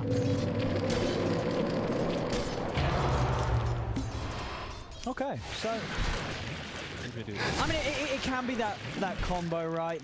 At the end of the day, you know, if you're able to just not lose the game too hard early on, Medusa's still going to be able to have a impact down the line. It's just, is he going to be able to match the impact of the start that could have a free start, but if it's to say that, he's dying. He's going to end up giving away first blood. Nico, baby, just run down by the 2 of them, Seneko and Sable. I mean, and the tips come out, you know, absolutely. You've got to tilt this Slark. It's such a good Slark game, but if you're able to get first blood on him, you've got to throw him off his game. Now FNG, he may go down as well. The stun will buy some time, but he's taking quite a beating. He's going to try and trade back with Seneko, but Seneko steps forward, gets the kill. That's going to be a second kill for NRP down there. Nico, baby, just pounds forward, didn't get the connection.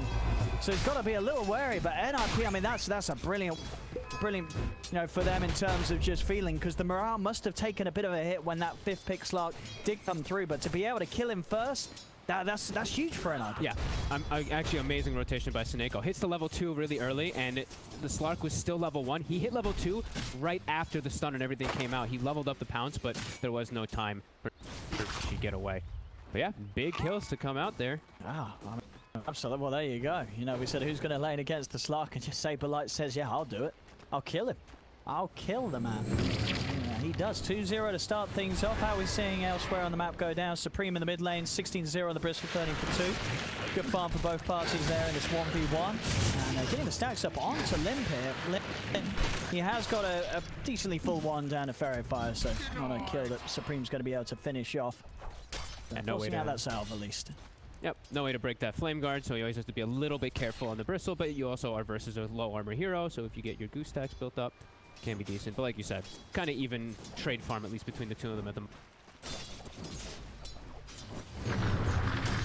Top lane. Lead it on to Era. Bottom lane, they do manage this time to get the Tide, the 2 of them. This, you know, this is sort of what you would expect of a Grimstroke Slark Blade. It should have potential to kill Saberlight's Tide, and of course the tip straight back in his direction. You've got to keep the tip game strong, knowing that NI they started bringing it themselves there with that initial group tipping onto Nico Baby to start this match off.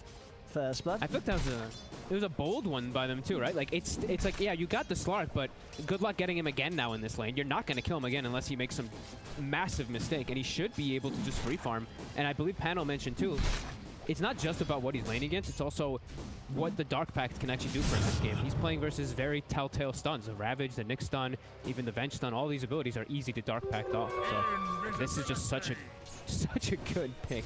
Oh yeah, and we saw that being reflected in the odds just shown there as well. Just slight favor towards Alliance, and if anything, because of the fact that they do have this Slark. You know, dying first or not, you know, it's just one death. As long as Nico Baby can get the momentum back his way, he's going to be more than happy with the start of this game as he looks to run down Saberlight. Saberlight trying to juke this out. Nico Baby's got to be able to close the gap, get the stun. It's going to be another death on Saberlight as they manage to take him down. And this bottom lane really starting to roll exactly as you'd expect it to do so. This Tide going to get consistently beaten down. So Nico is chased down as well. It's a double kill for Nico Baby. You know, he'll let you have the first blood, but then he'll come back and he'll get kill after kill after kill. And at this point, when you've died sort of 2 times back to back like that down here, it just never feels good coming back to this lane. Supreme? What's going to change? Oh, and Supreme now playing a little over aggressive here. He actually just gives FNG a kill with Limp. Limp now level 6, FNG level 4. Oof. Well, the Medusa is still farming really well up in the top lane. Same thing with the Bristleback, but it's still early to say. This last pick is really just so devastating. Nico Baby really pushing the limits there. Picking up some nice early items to make sure he can trade nicely with the Tide. Gets that bracer. Ooh, body blocks by Huntsman top on Era. If it's enough to do it, though. Won't quite be those early boots helping him get out, as well as that windlace on top of it. He's got the movement advantage. Limp him to be able to head over and grab the haste route. Make sure the Limp's not able to get the free refill on the bottle, as Limp will have to go for the TP back to base. Does have a remnant out in the river. Will manage to make it quickly back to this area of the map.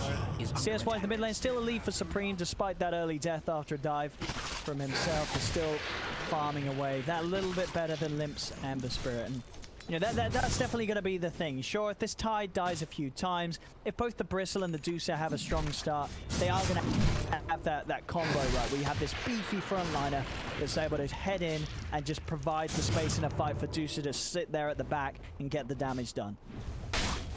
Yeah, maybe he's definitely going to be able to have that. It's just you're that beefy frontline versus a Slark, which is always going to have to be. You have to play around it. That's going to be the key thing that they have to do, is find the opportunities to really catch Nico Baby off guard, or maybe catch Nico Baby overplaying his hand. Yeah. For the Slark, what would you be more tempted to go towards this game? Like, do you want to get the Diffusal first, or do you want to even go for the Shadow Blade into Silver Edge against these heroes with the passives that would be nice to break? Ooh, that's a good. I think the Fuse is too good. You should just get the It's too good versus the Strength Chorus as well, and the Medusa, right? It's the same kind of thing. I would imagine he's gonna go for it. Maybe he gets like something in between, but I think it's too good this game. And here's he's the turn. turning. I mean, this is the thing. You dive a Slark. If you're not quite to kill him, he is going to turn upon you, going in onto Seneko, but it doesn't quite have the damage. For the first level of Shadow Dance, just not giving quite enough regen for him to feel confident enough to stay on top of him. So won't be able to get the kills. Both Saberlight and Seneko do keep themselves alive.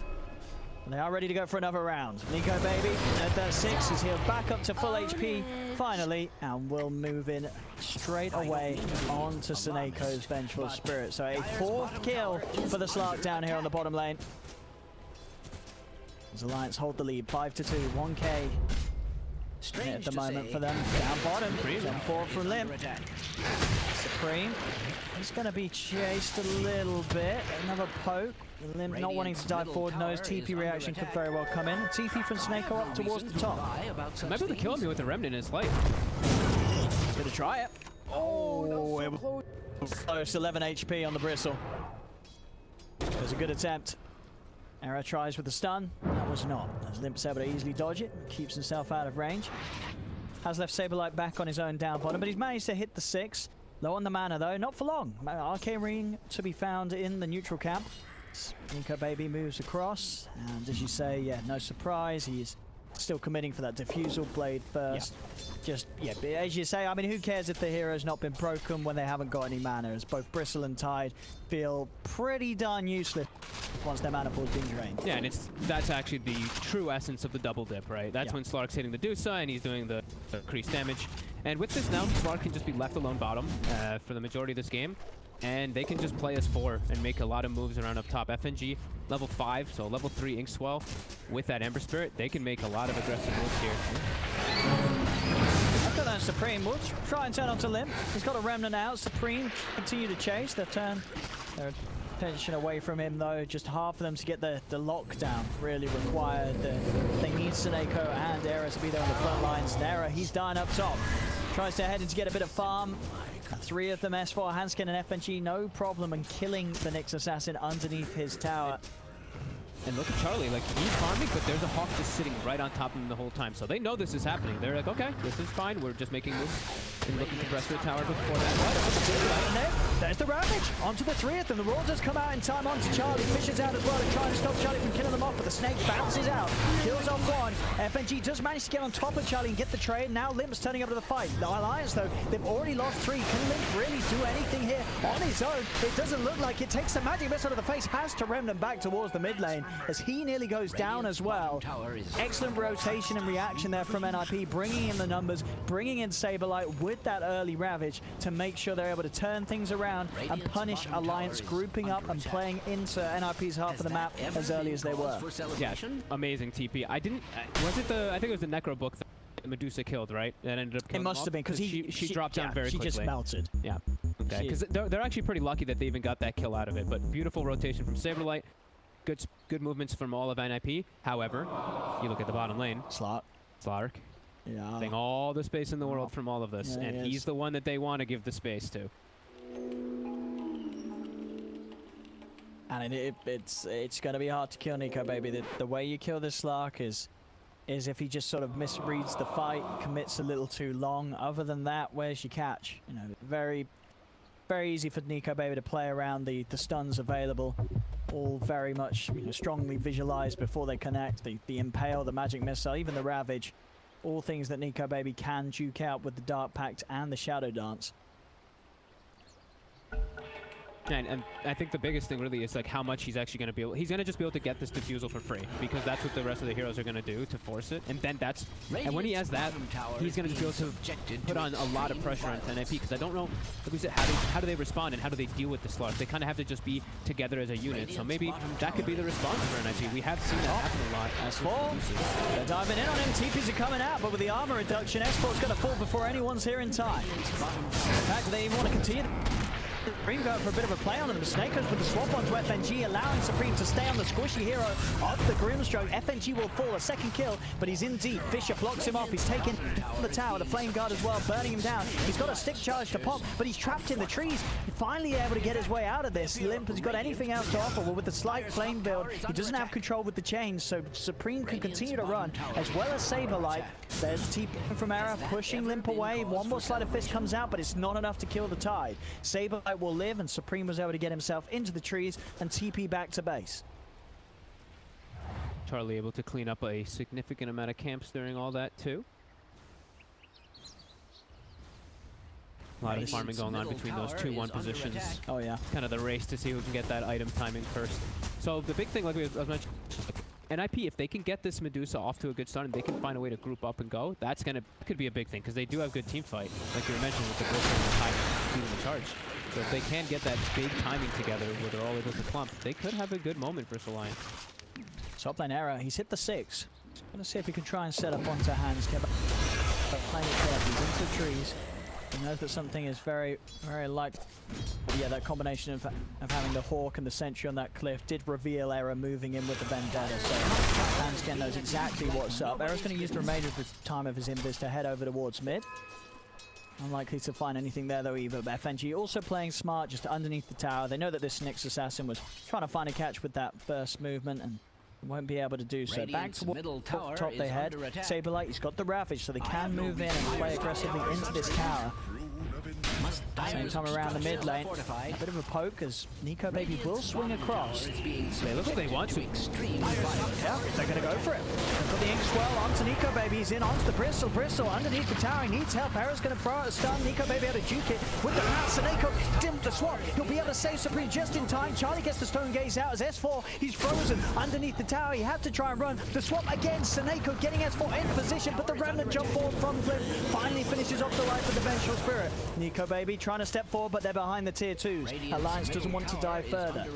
They get Seneko, despite Seneko's best efforts there to play defensively and aggressively. Does, of course, save the life of Supreme, so all is not, the worst situation for NIP there. They only lose the support. Yeah, interesting to see that Limp actually took no points in the searing change here, just maxing out, but even taking the talent on top 2. I feel like they could have had some decent potential to get some more chases, because he's one of their actual ways to lock targets down besides just the Earthshaker stun or an Ink Swell from the backlines, but he wanted to just have that sheer damage.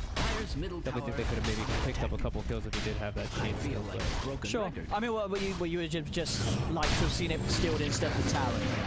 Yeah. I mean, obviously, the Flame Guard is strong because they don't have magical damage right to break through it. He's going to have it for the full duration if you run it NRP's lineup, which is pretty much entirely into physical. Yeah, he now has the point anyway. Mid lane, Ravage is off in time. Turns with the Gush and the Anchor Smash, but he will die again. Another death to the Necro Books. Kills it off, kills himself. Probably would have died anyway. Over they go towards area in the river. They'll get that one as well. Alliance pick up a couple of kills. The Nico Baby getting the stacks. Online. Nico Baby is ready to hunt. You may find someone here. I mean, Supreme. He's got a roar as well. They're absolutely going for this one. Nico Baby still has the Shadow Dance to pull back on if he needs it. And I don't think it will already. Just the power of the Slark being shown against these tanky heroes. Supreme is trying to run, and Snake with that swap back isn't enough to save him. It is not. Nico Baby still able to move him with the Shadow Dance, find the kill. Snako no swap still for 35 seconds, but the magic missile, it actually catches him outside of the Dark Pack. The timing wasn't there with the Q, and Nico Baby will fall for his aggressive dive behind those towers. What is going on with these tips? These guys, they don't like Nico Baby. Like he hasn't tipped them back or anything. This is just sheer bullying at this point. Like he's just playing the game. I mean, hey, who's bullying who? You know, he's diving tier 2s here with a very fast diffusal blade timing. Fair enough. Both sides going, and I mean, this is what you want to see between the teams here. Top lane, Limp trying to go for this. Ooh, Aaron nearly catching him with the spike carapace. Has to be careful playing as the Ember into this Nyx Assassin, a very strong hero against the Ember in terms of tripping him up. Ooh, he's actually almost got a Desolator finished up on Limp. That is really early. It's gonna be really nice because as far as I know, they're gonna have like pretty low armor on all of their heroes besides the Medusa. Applying that on every single one of them for the Slark to just beat onto. That sounds pretty nice. Also gonna give them more potential for Roche as well as pushing buildings, and once he gets that Desolator up too. Should be a decent time. It's 5k difference right now, but NIP still showing. You know, if you come in too aggressively behind the towers, and particularly when Saberlight has Ravage up, you've got to watch out. The turn will be there. 20 seconds and Ravage is good to go. And that is a timing if you're Alliance you've got to be wary of. You've got to be careful if you're diving in and Ravage is online. Snakeye. Radiance can get the grab onto FNG here. Has that Sloan with ever the gush. been cause for celebration? But no further catch. Vlad's nearly done on Saberlight. Nico Baby looking to try to get some FNG though. Walks up to the high ground here. Up for the Bristle. Nico Baby's, he jumps away as soon as he sees any sort of sign of backup being there. To have good coverage as well. There's sort of triple sentries down from Alliance inside the jungle of NIP, making sure that they do the best to open this area up for themselves, to make these aggressive movements with Nico Baby's Slark. It would appear What happened? tower is under attack. I got kicked out of the game a minute ago, so it looks like it's making the rounds. But I'm back in. Bottom lane, Supreme. He's out of mana. He's got enough HP to keep himself fine. Nico Baby turning over towards his next target that will be set up by Limp. Chains in onto Seneko. Snake will be an easy catch. Error, not quite in range for the stun. Dyer's middle tower is under Has to an be careful. Any extraordinary chains amount of catch from stress. Limp will set up time for Nico Baby to close in for a kill. Charlie's progression, what are we seeing? Manta, he's got the money. The Manta is done. So he'll have that safety against Nico Baby coming in with the pounce, and almost certainly will always have the chance to pop Stone Gaze in the fights. He's definitely at a point where he's strong, but the other heroes on his team are not so much. You see the Bristleback, sure, he's tanking stuff up, but he's actually mostly just giving Nico Baby more damage than anything. Tidehunter also struggling quite a bit here too. We're just seeing more growth on the side of the lines from their core heroes and even their supports. I didn't even notice, but Onskin sneakily just farmed a Blink Dagger up top during he's got the last few moments. So now they have a easier way to initiate, an actual like jump initiate rather than depending on like the lore or Gonna try for Arrow. Ooh, my goodness, Arrow didn't last long there. That Deso coming into play as they cut down the Nyx Assassin. Hanskin, he's blinked in to a bit of an awkward position, but it was a great place to get the line for the Fisher. Locking Saberlight out. Seneca will offer a bit's life to save Saberlight. The Echo Slam onto a Soul Medusa doesn't really do too much at all, but if anything buys time for the Dark. Now over they go towards Supreme. Supreme, Fisher blocked out. Nothing further to play for, but still is Alliance just sort of picking and poking and getting the kills, getting these support kills, continuing to allow Nico Baby to have this game where he's building up stack after stack. He's got 10 permanent agility already. Charlie.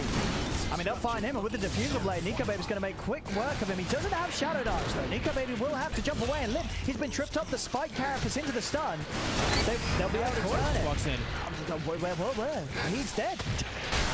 All right, Alliance showing that as much of a lead they have, they can still give up a fair few kills here. As both cores die, Nico Baby, he nearly died. FNG will be able to TP away in the trees, and well, with that, NIP, they can run down mid, they can finish off the tier 1 tower. This has given NIP a nice bit of a swing. Fortified. I was like, oh, they have their Aurora available, they have their Echo. I thought they were going to like group up to look for some.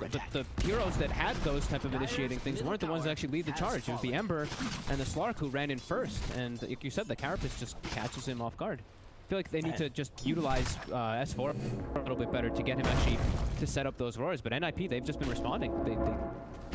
They're guarding the Medusa really well. Yeah, I mean, the reality of the situation is that Limp's got to be so careful. Before he has the BKB, Arrow's just going to ruin him in every fight. Top lane, Saberlight. He's not got a TP available. It's still on cooldown. Would have been maybe his only potential escape from Nico Baby at the start of this all.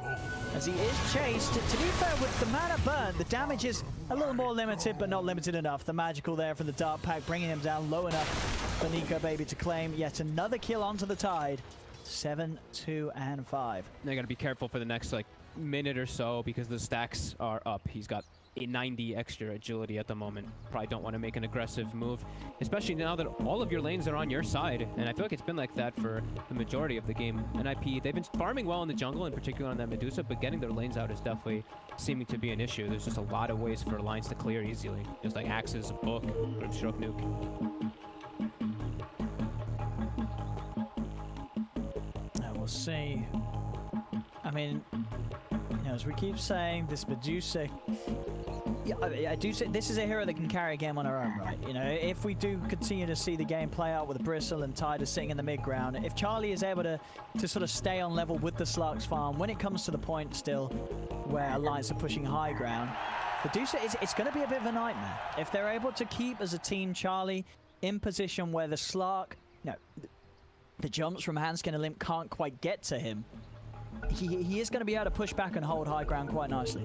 Yeah, I mean, it's really all going to be about just, you know, like you said, buff the Medusa. So I was just clicking through, actually checking. Yep. You know, you buff your Medusa. Who's got the Solar Crest? Who's got the Vlad? It's going to be the Tidehunter. So that's going to be the big one we look at too. Yep. Charlie's strength. It's like I keep almost saying Gambit every time. Come on, FNG. Looks like Alliance might be grouping up here for a smoke in a second. They've got 3 built up as far as pushing out mid with the Book. I do believe they could set up for a smoke play here. Probably to the bottom side since they have the Ember pushing that in with the Catapult right now. And they have the Hawk already set up as well. I mean, I guess you'll sort of take whichever core, but Charlie would find here. Somehow lock him down. The silent. Radiant's bottom tower is Stone Gaze off. Bottom lane, Saberlight will reveal himself.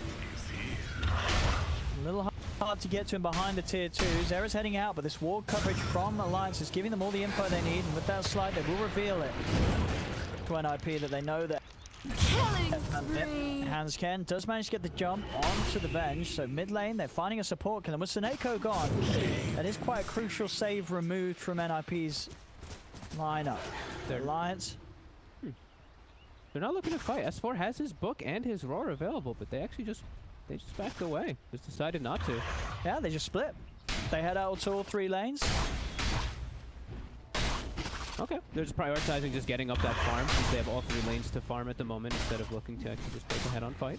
I thought they might be able to turn with like a Grimstroke. Oh, I was saying a Grimstroke ult. He doesn't have it skilled. Just kidding. I thought like a roar, double roar off, but yeah, he doesn't have it. That's a lot different. of points. That's yeah. Why? I mean, why? So what's the? You have a Beastmaster. This literally a combo that some teams build drafts around, isn't it? Beastmaster Grim, but FNG says nah. That one I'm not sure. I know Phantom Embrace is like one of the better abilities in particular versus Hydra and stuff like that, but like yeah, it doesn't come off. Is he gonna put the 12 point in Phantom's Embrace? I actually would hope not. I really hope not. It doesn't add anything. It adds just a little bit of damage and cooldown reduction. I mean, hey, they're winning. You know, they're winning. This is a win. You're about to see the skill build in your pups. Don't get soulbind. Charlie is incredibly far forward right now. He's incredibly dead, I think. And while Snicker was here, she can swap him. And actually holding back on the swap. Magic missiles out. There he goes. Saves it for the last moment. Make sure they blow as much as they can. Era's already in on the back. Another swap. Gets a little further. Saberlight comes out with a Ravage. Will catch the 3 of them and allows them to turn onto Limb. Limb's dead. Nico Baby staying on top of Charlie with the Shadow Dance. Shadow Dance comes to an end. He'll still get the kill though. They bring down the Medusa. It's a 1-for-1 right now. Both the supports pushing back the rest of Alliance though. And that's allowed Supreme to head over. Get in onto FNG. Nico Baby turns over towards Saberlight. The Roar onto Seneko. The Necroblitz beating him down, but it isn't quite enough. Now Supreme turns over to S4, pushes back the Beastmaster. Finally, the tide will fall on Nico Baby. He's building up a hell of a lot of stats. He's worked his way through Charlie, worked his way through Saberlight, eats up Seneko. And that is the problem. You are able to get killed. If you do not kill this Slark, this hero will just wipe every hero on the game right now here at 24 minutes in with the items that Nico Baby has. The Diffusal, S and Y. You're not able to 100-0 him at the start. He's just going to win the fight. Yeah, and the most important heroes actually survive that Beastmaster and Slark. So into the Roche Pit they go. They have more than enough time. No Ravage is even up when the Tidehunter is up anyway. And even at Huntskin, he still has Echo Slam. So if they do want to look for a fight, he is at the ready.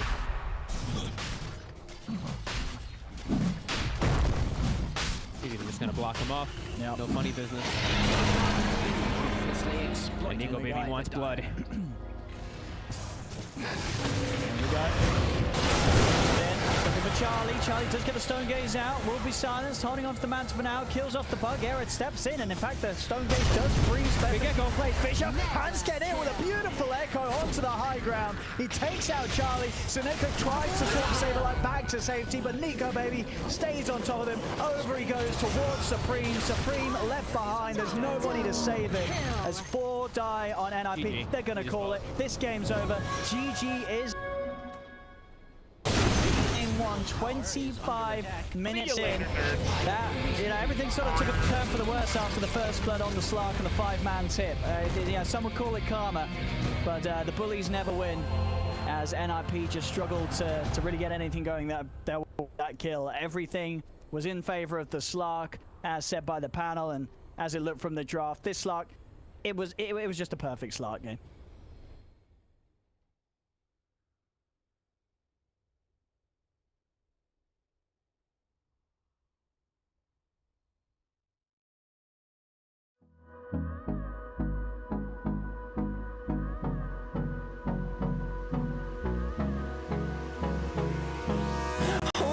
Close till I get up. Time is barely on our side. I don't wanna waste what's left. The storms we chase are leading us, and love is all we'll ever trust.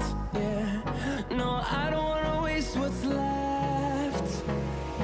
And on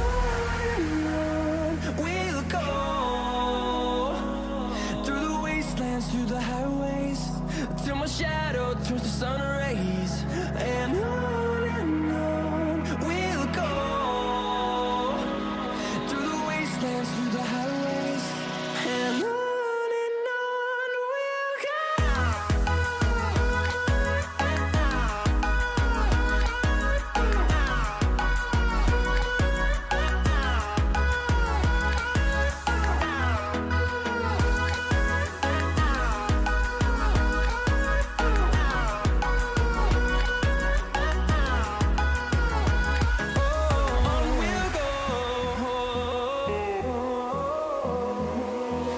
Finding life along the way, melodies we haven't played.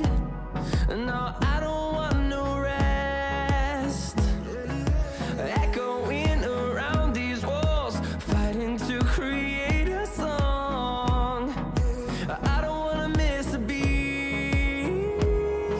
And on we'll go through the wastelands, through the highways, till my shadow turns to sun rays, and on we'll go through the wastelands, through the highways, and on we'll go.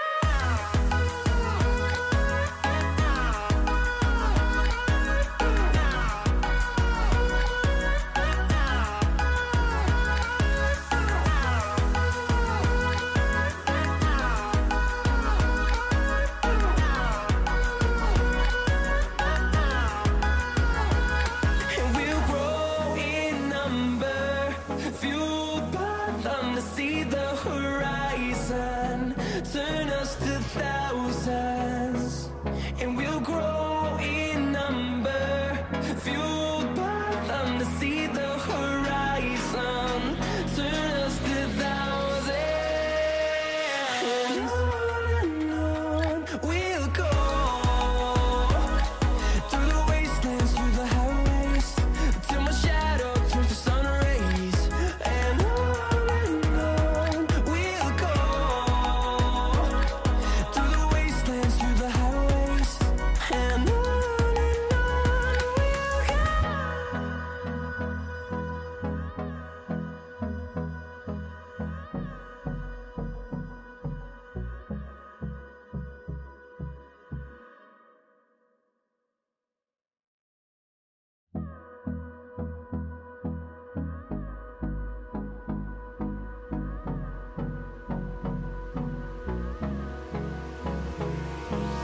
Hold me close till I get up. Time is barely on our side. I don't wanna waste what's left. The storms we chase are leading us, and love is all we'll ever trust. Yeah, no, I don't wanna waste what's left. And on we'll go through the wastelands, through the highways, till my shadow turns to sun rays, and on we'll go through the wastelands, through the highways, and on we'll go.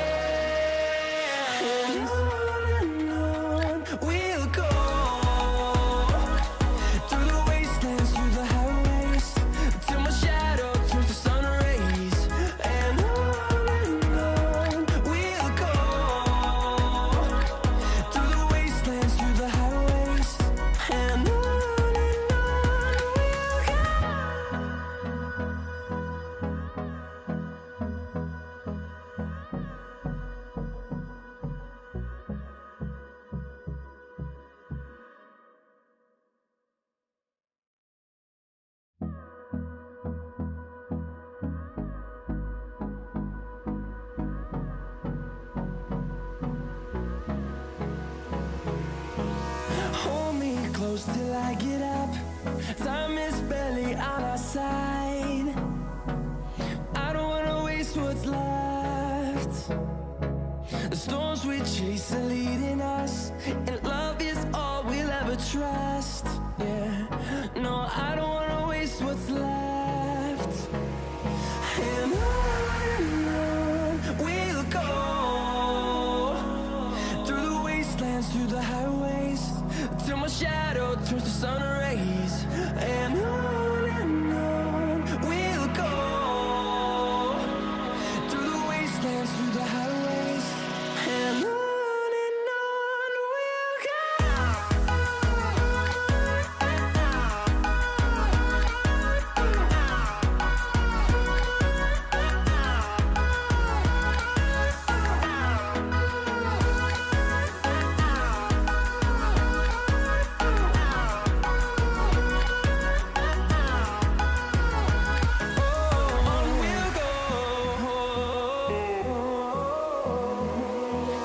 Finding life along the way, melodies we haven't played.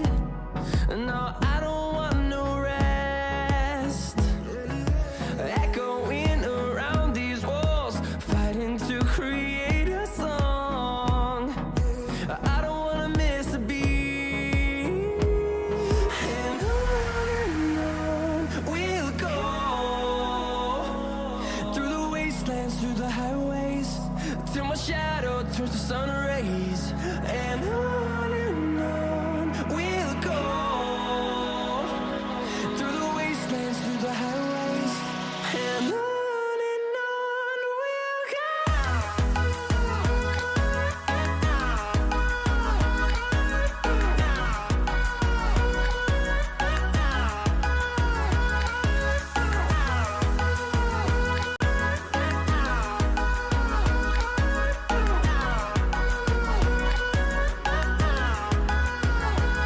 And we'll grow in number, fueled by them to see the horizon, turn us to thousands.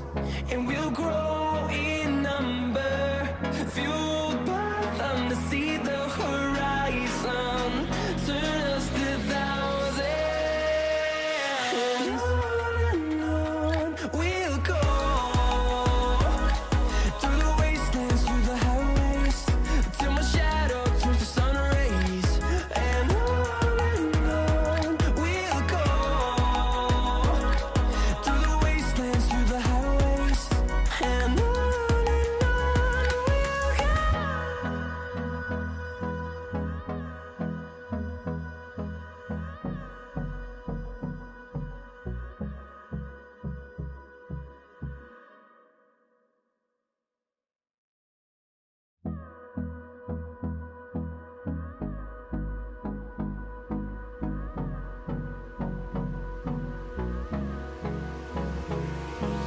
Hold me close till I get up.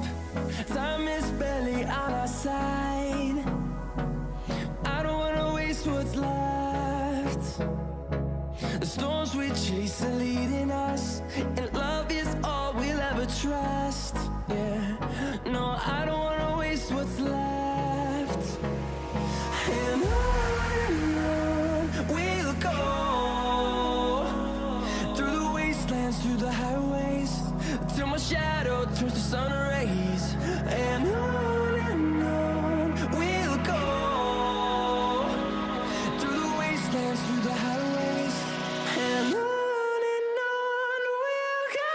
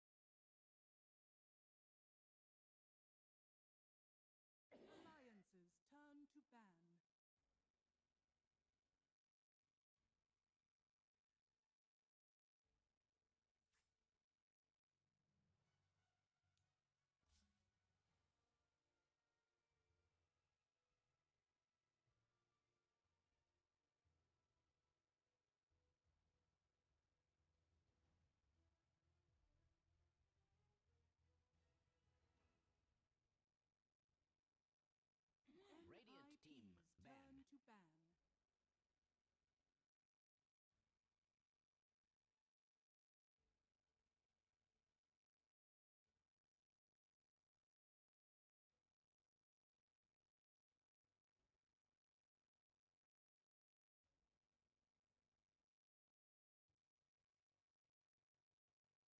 Ten seconds remaining.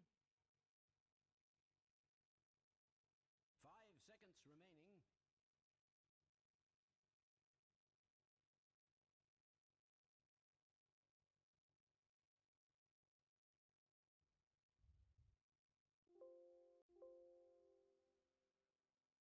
Dire team ban.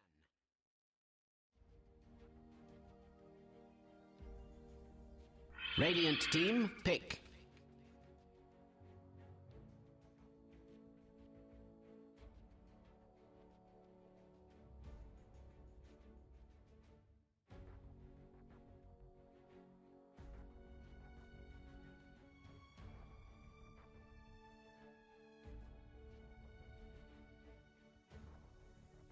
Ten seconds remaining.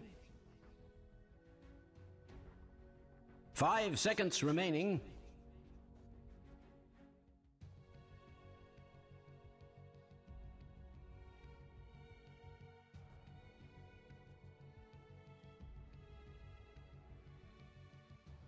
Dire team pick.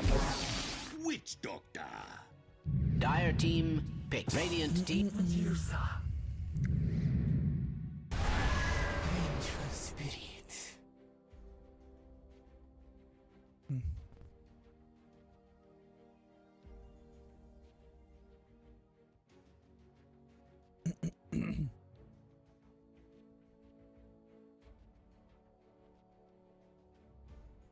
10 seconds remaining. 5 seconds remaining.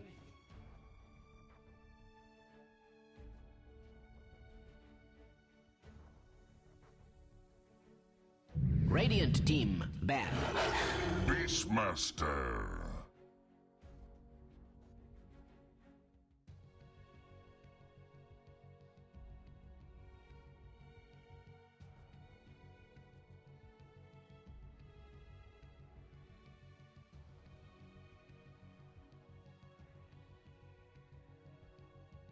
Ten seconds remaining.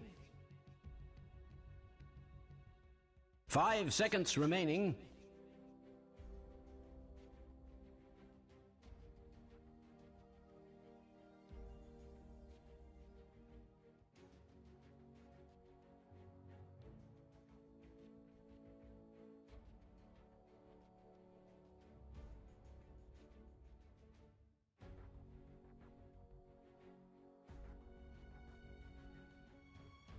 Dire team ban.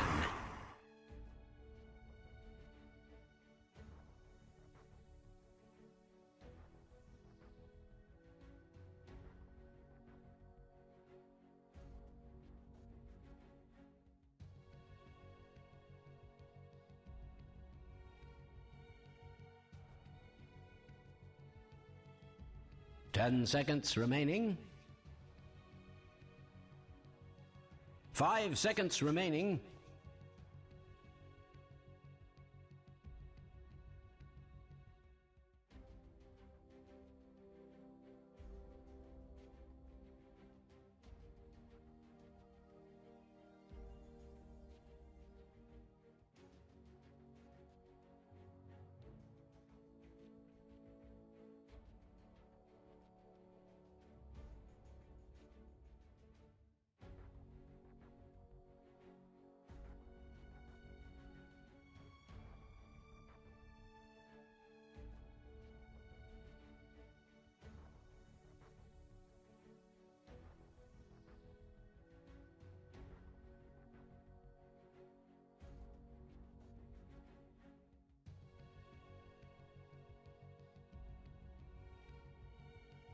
Dire team pick.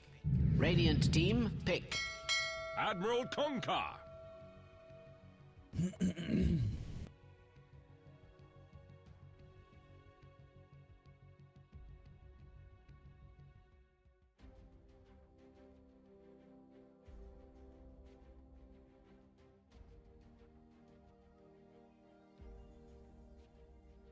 10 seconds remaining. 5 seconds remaining.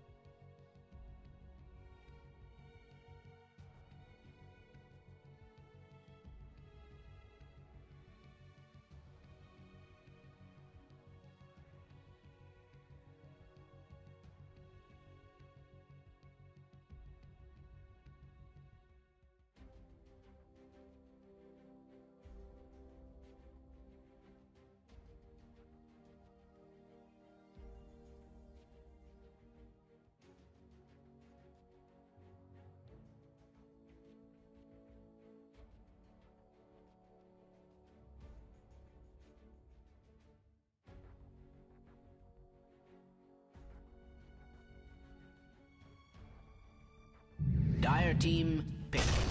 Earth Shaker.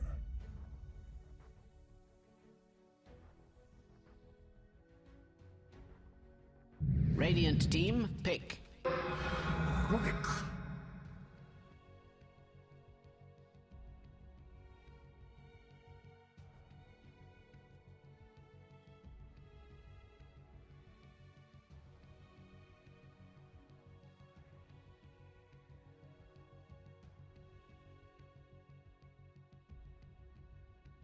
10 seconds remaining.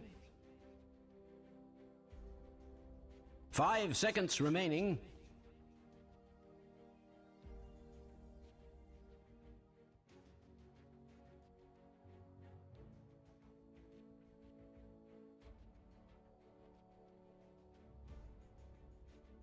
Dire team ban.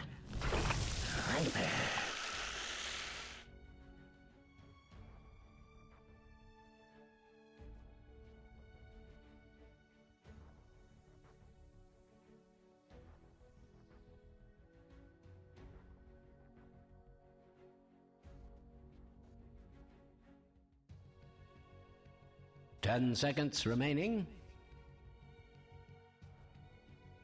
5 seconds remaining.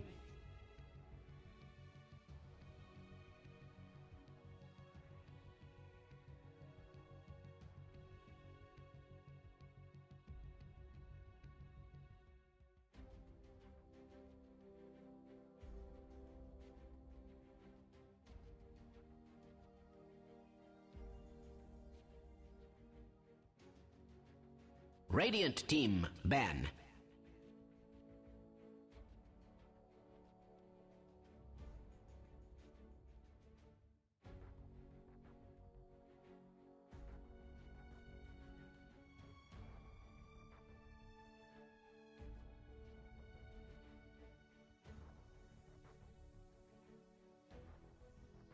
Ten seconds remaining. 5 seconds remaining. Radiant team pick.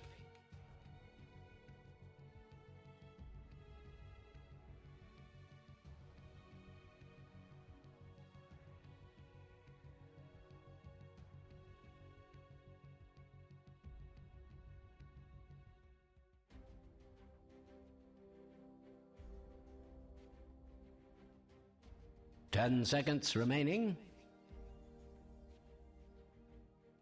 5 seconds remaining. Dire team pick. Imber Spirit.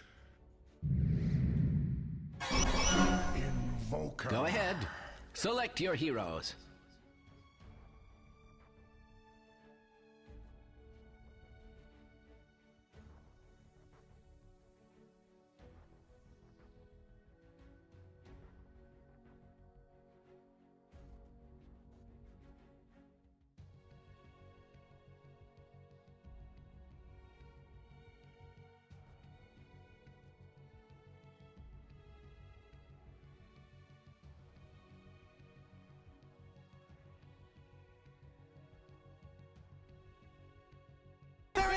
nothing that can stop this man.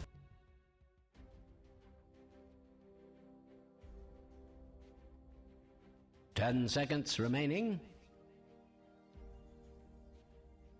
5 seconds remaining.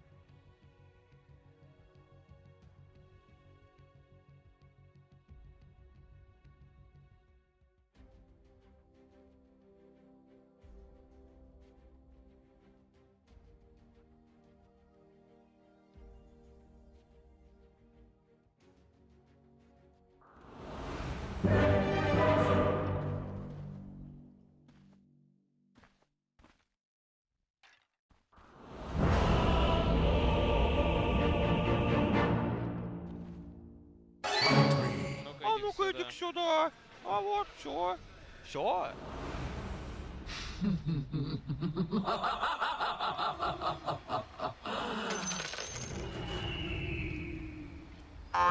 Yeah, very excited to see this one Prepare for battle. coming out for Supreme. That's pick a hero that never fails to entertain. So looking forward to that one. I mean, Fog, looking at the rest of the draft, what's sort of the outcome of this from your perspective? Has someone come out on top? I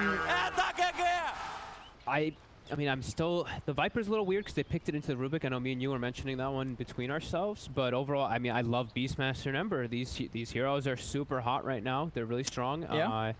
They've got a good overall draft. But NIP, they've got a lot of, like, eggs in the Medusa basket. So I look at this Invoker, and I think he's going to end up just being, like, a kind of support for the Medusa, right?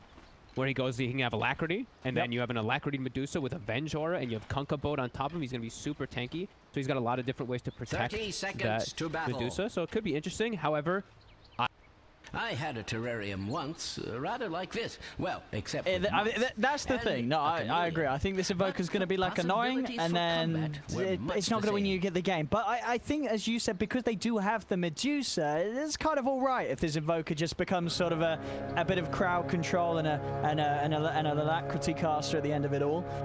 You know, this give him like a Solar Crest on the Invoker or something, just make him that full buffer on something weird, like... Yeah, I'm just interested to see how it goes down. I mean, to draw back to what you said earlier, the fact that they do pick this Viper into a Rubik. Sure, Error most of the time he's going to be looking at things like the Fisher to grab from Hansken, but obviously the Nether Toxin is always a very easy grab from the Viper. You're going to be grab it most times. And it not only causes issues for Limp, you know, breaking his corrosive skin, but obviously for the Shaker. I mean, obviously even for S4, you know, taking away that inner beast passive in the fight. So if he's able to find the place to throw it down, it can be very annoying. So a lot of potential for this Rubik. Not that there wasn't already, as the panel was saying. That this is, without a doubt, an excellent Rubik game for Error to play in. Yeah, the biggest thing is, though, like we were both saying to each other, is like, why would they pick the Invoker? Oh, of course, so that the Kunkka doesn't have the lane version, but I don't does Invoker lane well versus Viper? I don't feel like he does so much, but maybe P to get rid of the mana, maybe? I think it's the combination of the fact that when you do have the 2 points in Quaz, you have a very good amount of HP regen, so you are a hero that you know, you're sort of able to walk off the poison early on. You know, well, to an extent, you know, we'll see how... I mean, that's the thing, you know, dying can happen, but I think when he has the 2 points in Quaz, he's going to be okay. When he hits level 4, you're able to hit that Tornado EMP combo every time, and you are going to take the mana away from the Viper. I don't think it's a terrible approach. I think this Invoker versus Viper definitely has some thought behind it. Okay. I mean, I can understand all that, but I just feel like Limp is on one of his specialty heroes. Sure, Supreme is on one of his specialty too, but yeah, I'm already seeing 6-5 to 3-0. He's already having a good start, but... Sure. I mean, but that's going to happen early on. Yeah, I feel that, you know, that's going to happen. I say I'm really intrigued to see how it does go down. And if Supreme is able to slow down Limp when it does get to the point, because he just needs the levels early on Supreme. As I say, level 4, couple of nulls, you've got the mana pool to throw down the combo and start to make sure that Limp hasn't got the mana to harass with the poison attack. But Limp just brought triple mango out, and now he's just hitting him even more. And Supreme can't actually walk up to get last hits, so I don't know, man. I don't like this at all. He's just got to get level 4 right. That's all he needs. He just needs the levels. I mean, as you say, with the way that Limp's controlling the lane, he's going to get a lot of denies. Those levels aren't going to fly in quick for the Invoker, but he will get there eventually. You know, you're not going to end you're not going to end the game level 2. You will get levels, as slow as it may be early on with Limp denying as much as he is able to do so on these first few levels. Tornado. Now Limp just going on him, though. But that Quas dude, you know, 12.8 regen. It's a lot. He's trying to force him. There's no mana for Ghost Walk. He's fine. That was close. He's fine. But he's fine. Yeah, that Quas. There's a lot of regen. Very strong. He has 5 last hits. Anyway, bottom. We've got FNG. Does get poked back, but he's got the salve popped. But are you ready? I just like watching the mid lane. I mean, me too. He might even get a kill. He might get a kill on him. Like, if he I'm telling you, Invoke against 5 pet, it's not that bad. You don't care about the first few waves. You don't need CS when you got swag, and you got bundles of that. He does have that. I mean, I can't argue with it. He's level 4. He does need a bit more mana. He's got to get him. What's he got coming out? It's just a second null. He's got that. So he's got the mango. Mango himself up, and then boom, you've got the combo ready to go. Goodbye mana on Limp. Here we go. Tornado, EMP. Job's done. Where's your mana? It's not there. He's only got 1 mango left to go. You do that again in 25 seconds. You've won the lane. What now, Viper? Again. Viper has 500 more net worth. I gotta do it to you.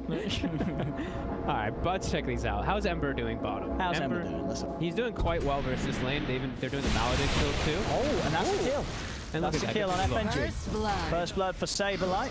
Has got the Maledict on him. Nico Babe's got another Sleight of Fist. That won't pop him down low enough to pop those. Saberlight himself has got stick charges and will be able to keep himself alive. How are we looking on CS down here? Saberlight, 16 for 1. Ember 24 for 6. So Nico Babe still having the better time. Oh god, look what Rune Limp just got. Or he's about to get.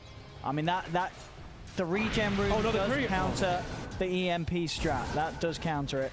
So just a bit of fortunate RNG really for Limp. Wins in this late, or 21-12 against the 12-2. And then Tip, he's there tipping. we go. I mean, that's a real feels bad for the Invoker. Yeah, I mean, you know, if you don't manage to sort of chain the combos. He's dead. He's got Ghost Ward. He's fine. He's dead. Quas is not going to save him. Not going to save him. I mean, this is all part of the start. You know, this is normally... You know, if I was the Invoker, I'd be telling my team I was destroying this Viper, and I'm sure that Supreme is as well. He's telling them. He's telling them. He's telling them he's got a handle on them. The numbers don't... this for 4 minutes. What did you talk about? I mean, to be fair, not much is going on the side lanes, really. No, they're actually great passive lanes. Yeah. They are. As far as eating some snakes, Charlie's just standing, getting like pretty good last hits. Sineko should be just fine up top. They're both just like blocking side pulls over and over again. It's been pretty even laning up top. But bottom for sure, you are seeing at least Nico Baby pull ahead in those last hits. Yeah. And I imagine Nico Baby this game will be the one to pick up. Do you think he's going to go Vessel, like Vessel? Play fast? On Nico? Yeah. Maybe he might. I think he could do a Deso. Deso rush. There's no armor. I see 5 heroes with very, very little armor on the side of NIP. I guess do so. All right, 4 heroes with very little. No Supreme. Oh, have we got detection? We do. Limp's prepared. Sentries down. And he will fall in. This will be there. But he got ganked. You know, he got ganked. Now it happens. Oh, but he got his ward dewarded also with that sentry. And Limp even lives. Hey, but maybe error. He's going to get a hand scan in return. Fade bolt. Whoa, and he's got the kill. Gank has been countered. 2 for 2 now. And like, still the 1k lead. So to get him, Nico Baby finds him in the trees. The Flame Guard ticks him down. It's looking to be a solid start for Alliance. They're already up to a 1k advantage. All 3 cores farming away a treat, whereas Saberlight and surprisingly the Invoker falling a little bit behind. Just like, he's got the levels. Now Limp, what's his plan? Refill back to base, back to the lane. Level difference at the moment. He's level 7. against Supreme's level 5. 6. Immediately gets ran at a couple hits. Alright, he's looking to stack the camps. What it looks like for the Medusa, but it's already at least watched. There's a ward to at least scout it out that they're doing that. We're probably going to see Alliance really dictate the pace this game and play very aggressive. Yeah, after the laning stays. Able to reach in with a roar onto Seneko. Behind the tower they go. Another kill they will take. Bottom lane, an attempt. Grab here, Error. It's going to be a little careful, but Nico baby not with quite the mana to commit with any remnants. Error will live. Wrap around onto the mid. Supreme put his Obs ward back down. It's actually out of range of the sentry this time, but that's still in a pretty risky spot as Supreme steps up. Oh no! Oh no, he's under the sentry once more. He's dead. He's dead. I mean, that's it. I like the logic of the Invoker pick. You know, I understood it. Just unfortunately for Supreme Alliance, they don't, and they proceed to just run it over. 3 deaths on the Invoker in the mid, 3 kills for Limp's Viper in the first 8 minutes of this game. Yeah, and he's like Hanskin's just been able to do these free movements because he has a Beastmaster in the top lane versus Avenge Medusa. Like Beastmaster's not going to die to Avenge Medusa after like one of the fissure blocks that comes out. So as far having a free time, he already has his book finished, and now he's going to start pressuring the tower, which is really concerning. Charlie wants to go farm jungle because he's going to farm it better, but they're going to lose a tier 1 out of this. Limp's on the walkabouts with that haste rune as he's able to head down bottom. Would have loved to get Saberlight, but Saberlight was quick to TP out. Settles for Error instead. Sentry's down the mid. They try and reclaim control. Supreme. Oh no, he's been blocked off again. Tornado's down though. That will help him. I crashed. Limp's that's alright. Nothing much happening here. But apart from Supreme didn't die this time. Supreme was able to save himself. Keeps himself alive. Will be of course the builder for the team. And the most important for NIP is that Charlie is getting farm, and he is. Top of the CS, 72 last hits right now on this Medusa. Charlie is free farming in the jungle to his heart's problem is Alliance's 3 cores are all kind of free farming in the action lanes, so the net worth obviously going to favor them with the value of the lane creeps. 3k advantage at 9 minutes in. Alliance off to a blazing start. Yeah, and Invoker is not a very easy catch-up hero when you have this type of setup, especially too. Like his damage potential is just super low. He's really just going to be a glorified support. As dive bottom, Nico baby already. Yeah, behind tier 2s. On to Saberlight. He's actually going for that vessel build, by the way, this game. So he wants to just look running around the map, it seems. And he's going to cut his way out. Yep. That's a pretty cute little play there as well. I think it was X marked, and he jumped to the Remnant at the same time the natural pullback would have been there. So avoids getting the tier 2 tower. Yep. Sweet little moves. Forced a reaction as well from Supreme to bottom. And meanwhile, look at top. S4 takes the tower, and he's eyeing Seneko. Oh, he's got a roar. Doesn't want to use it. Unable to get it. Seneko's staying by the tower. Limp now, getting aggressively into near the ancient area, which NIP really needs to protect for that Medusa. He actually walks in, just steals the bounty rune. Strange to say. So great pace in these first 10 minutes for Alliance. 5,000 gold lead already. That's a lot. That is quite the advantage. And they had both. Did they have both outposts? They did have both outposts as well. So more experience for them, and they're going to dive. Yep. Torrent will slow them down a little bit, but Hansken's able to get in with the Fisher. Hansken is tanking the tower hits and will be X-marked here, so Hansken will fall. Gets a little too greedy, tries to go for Saberlight after they've already managed to kill off Seneko. Ends up losing his life for it. But all this pressure up top is giving all the space in the world. Mid for Limp, and bottom Nico baby. Playing aggressive onto Supreme. Be able to finish Supreme, and Saberlight sim with TP goes for the torrent into the trees, won't get the hit. The baby will live. They have to respond to mid. I feel like if they lose this mid tower, this is going to really not allow Charlie to catch back up in this game. So Era, he is making the move to defend it. There's already Alliance heroes coming over, but it's a good Fade Bolt to at least pull the creeps back and slow it down. But also top. S4 already starting to knock on that tower with the catapult. Dire's top tower is being attacked like nobody's business. Let's move both FNG and Hansken, just ensuring that NIP can't really even enter their own jungle. Smoke comes out, FNG's in prime position to cancel the move. They do manage to lead in with the Tornado, EMP. That'll do it. FNG's found, doesn't get a chance to throw out a spell with the Cold Snap holding him down. Oh, but Supreme didn't get the kill, so he doesn't even get to finish up his urn. Still at the 11-minute and 45-second mark. Doesn't have that finished up. Once he has that, at least when he has urn charges, he'll at least be able to make aggressive plays a bit with it, but he's still going to be so weak. It's all on Charlie.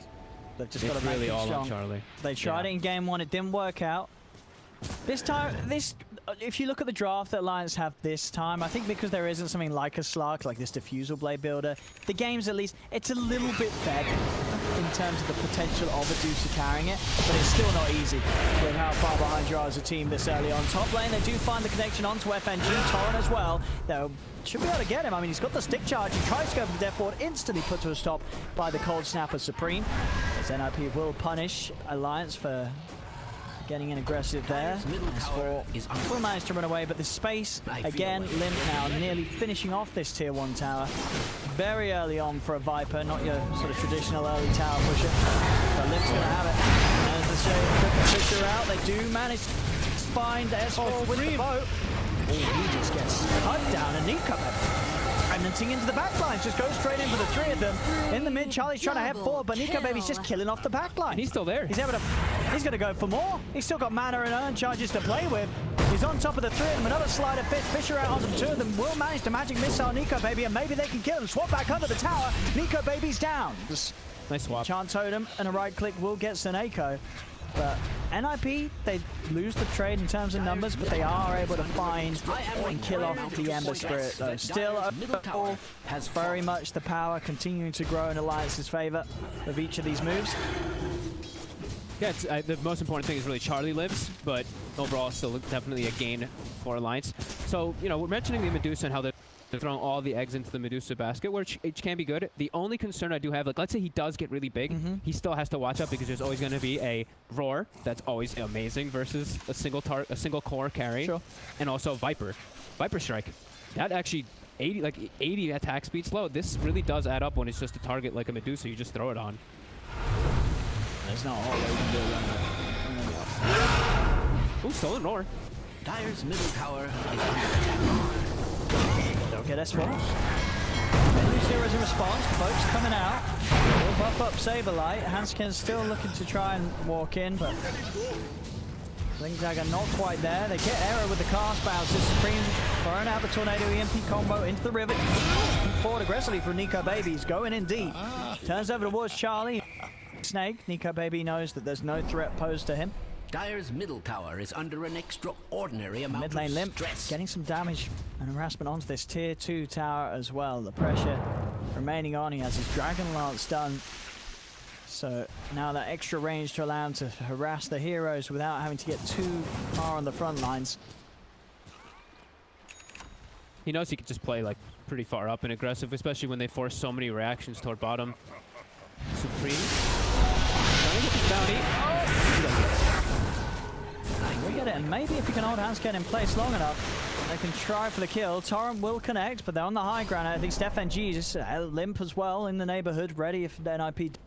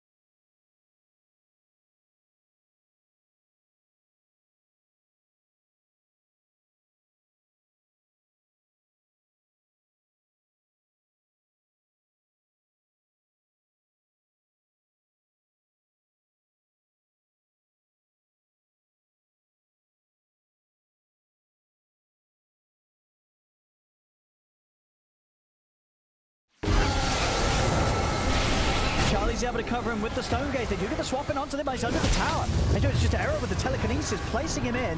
Nico Baby's still trying to poke, remnanting into the 4 of them. This man just going in, going crazy. He does not care at all. Hanskin slams them down, and with this, they're getting the kills, Alliance. They're going to get the 4th one here as well. Charlie falls, chains onto Error. The aggression from Alliance, it's going to pay off perfectly, as with that final sleight of fist pushing him over the edge. They team wipe NIP behind their tier 2 tower, and even stepping up into the base here at just 17 minutes in. Man, Nico Baby's... I love watching this guy play. I just love it because he's so aggressive. That play there, like Limp gets actually put out of position pretty nicely by the side of NIP, but you see Nico Baby's like, all right, perfect, go time. Yeah. They used pretty much everything to bring down that Viper. He knows that he can just jump into the backlines freely, clean heroes up. He's even now just queued up the Radiance. He knows that it's his time to shine. I mean, he has to be that big super carry. And that's the thing. He's not just even jumping into the backlines. He's just jumping into the whole team. Yeah. He sees the 4 of them retreating, and he's straight into the middle of them, knowing that the timings and the skills have been used. He was able to do so and believed in the backup his team could provide him. And he's getting away with it. 7, 1, and 5 on the Ember Spirit. And Jay, if he is able to get away with this straight Radiance, you know, not sort of the standard build, but obviously with Ember, the fantastic thing about this hero is there's so many different viable ways to build this hero. And if you're having as good of a game as he is, and you can get that Radiance in good timing, it really does begin to mess with NIP's lineup. Yeah, definitely interesting approach. And going for, like, if you saw the Flame Guard absorption build too. Yep. Kind of cool. Just so you can soak up all those. Sometimes it's a little counterintuitive when you're playing versus Invoker and it can just get dispelled off versus the Tornado, but he's been playing really well about avoiding Radiant's those. bottom tower is yeah, being for sure. for sure. I mean, as you say, sure the dispel's there, but I mean, the thing is, he's just having to use the Tornado on whoever he sees. I feel like if Supreme's just going to hold back this Tornado for the Ember Spirit, he's going to have even less impact than he's having already. Struggling to have a game here with how rough that start was in the mid lane. In top lane, Nico Baby cleans up another tower. They will also manage to pick up Seneko and get this tower denied. FNG taking away some of that potential gold that NIP would have loved to clean up, and keeping this gold lead in favor of Alliance. 6k at the moment, 19 minutes in. And now they've significantly pushed top very far in. Mid's pushed in. Bottom, it has some Boris pushing it out, so they're going to go ahead and set up for that Roche. They've got the book 3 available if they'd like to pop it. They will. And Hanskin, yeah, he's got the blink. Yeah, he's ready to play. Ready to play. Essence Ring as well, one of the lovely items to have on a Shaker. Someone that's always going to take the brunt of the damage after you jump forward. Look at Nico Baby. He just walks up knowing that a smoke will probably come. He's going to get caught by the F-Torrent, but he gives the space for that Roche. And they just don't have enough damage or control to take him out straight away. He's able to dodge the entire Invoker plus boat combo with a quick Remnant. And once you've sort of blown that as NIP, you just don't have the firepower to get these kills. You've got to wait for the cooldowns. You need your spells to get kills right now with the lack of farm that everybody but Charlie is having to deal with on NIP's side. Yeah. Charlie having to go fully defensive as well, managing to BKB this game. Yeah. We knew this was going to be the case, though, this game, right? Like, we knew this was just going to be a complete 4-protect 1, especially when they last picked with Invoker. Like, he's even doing the exact build that we were mentioning. He's going straight for that solo crest build, so it's really just everything on Charlie. Can they keep this man alive? Can they keep him buffed up and strong enough to deal with this very strong Alliance draft that's all come together? Onto Saberlight along with the Maledicts. He's going to tick pretty low, won't fall, and with TP reaction and catch from himself with that X mark, they will find FNG. So they want to save Saberlight. Their base is getting hit though, so they're immediately backing away after that kill, all running to address the lane. Everyone's just actually running. Don't have a TP? Well, they did have some TP. Well, they do, but you know, you got the Wex. You can move fast enough. Keep the TP available for some of these tier 2 defenses you might want to do. But immediately when they do that move, like they get a kill, but it's not going to turn into anything, and now they're putting to a defensive position, which now Lions can just go back and push their lanes and do kind of what they wanted as well again. So they didn't try to capitalize on it. I guess there was really nothing to gain bottom anyway, but maybe just some type of movement to catch Alliance off guard. So now they back up, and Alliance now all are back together, and they're definitely at the ready to fight. Oh yeah. Nico Baby just under a recipe away from the Radiance. A relic in his inventory already. It's going to be a very good timing from him with that. the full lawnmower build, right? He's got the Flame Guard talent now too with the Radiance. He's just gonna run next to people and melt them down, throwing a Spirit Vessel on top too. No, he burned them to death. Well, probably pretty quickly. He's looking to get aggressive. This Aegis, he feels confident. Very confident. Straight in, behind the towers. In he goes on Terra and Saberlight. Fisher into the slam, no messing around. There will be the swap back. Saberlight is able to get himself up to the high ground thanks to the save of Seneko. Nico Baby jumps in and will find the kill again.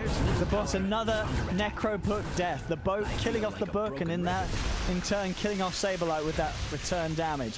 I mean, I feel like we've seen today, you know, the Necro Book's been getting more kills from the units dying than it has from actually hitting heroes. That's the 4th one, I think, isn't it? 5th one today that we've seen just from the death kill. And we see, yeah, they're immediately back. All their lanes are, I mean, top's not in the best position, but bottom and mid are in fantastic positions. The ones that they actually have tier 2 towers to take out for Alliance. So they push forward, they get those. And that is the Radiance now finished, and Limp also has a BKB. Oh, and he finds a regen, so he's back up to full mana on the Viper. So they can keep going on Alliance now. No slowdown for them. Charlie's BKB it's done. It's basically done, 200 gold, so now he can start going for the big item, whatever he decides it will be. What, Rapier? I mean, it doesn't feel great, but I think it's the only chance they have. Yeah, he gets the fissure stolen. Charlie trapped on that X spot, looks like. Easy. Oh man, I will just manage to get enough for the one charge to pop Stone Gaze so he can back away, but still, Nico Baby, he's in. Change it there. Swap back as well for Seneko. The turn with the Roar on Seneko. Nico Baby, he's diving into the tier 4s. Cold Snap there. He's going in for the kill. He's not going to get it. The Aegis will be lost and he's underneath the tier 4 tower. Supreme will die to the Viper Strike. He gets off a final deafening blast. Knocking him in teeth. They're able to kill him. Nico Baby diving tier 4s. He will die. I mean, Alliance is not like they're not getting anything in return as they do manage to take down both Supreme and Seneko. Buyback comes into play from Supreme. Excellent Fisher from Hanscam will keep them held in the base. FNG, he sort of lags behind though. He's still around and will allow Saberlight to grab him with the X mark. Drags him straight back. Saberlight didn't have the torrent though, so FNG is actually able to continue to walk away. Limp is turned upon. Limp actually will die. So not only losing Nico Baby as he dives to tier 4, Limp also dying as well. I mean, you could definitely feel that these teams, they have it out for each other. But Alliance, they've got to keep their cool a little bit. You know, if you're diving in like that, losing your life, and also subsequently losing Limp's life, you're given chance for this Medusa to capitalize on the turnaround.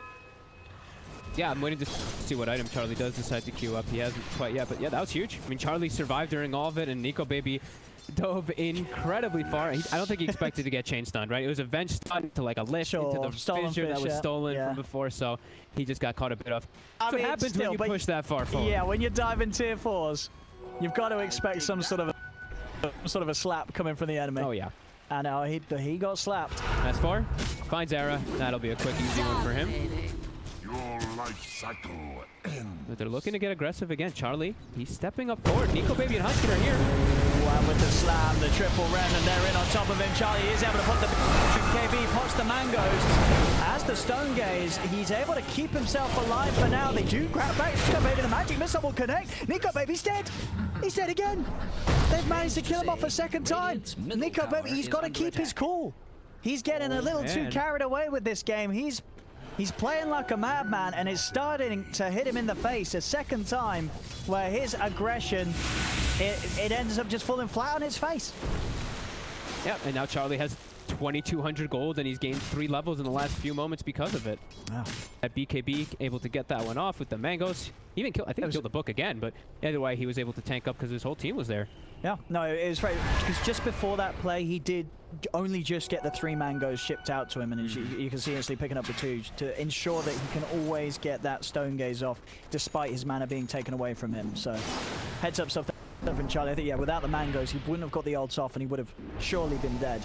God bless the mango tree. Yeah. Right? That mango tree, he didn't have to buy those. Those are free mangoes as well. Do they?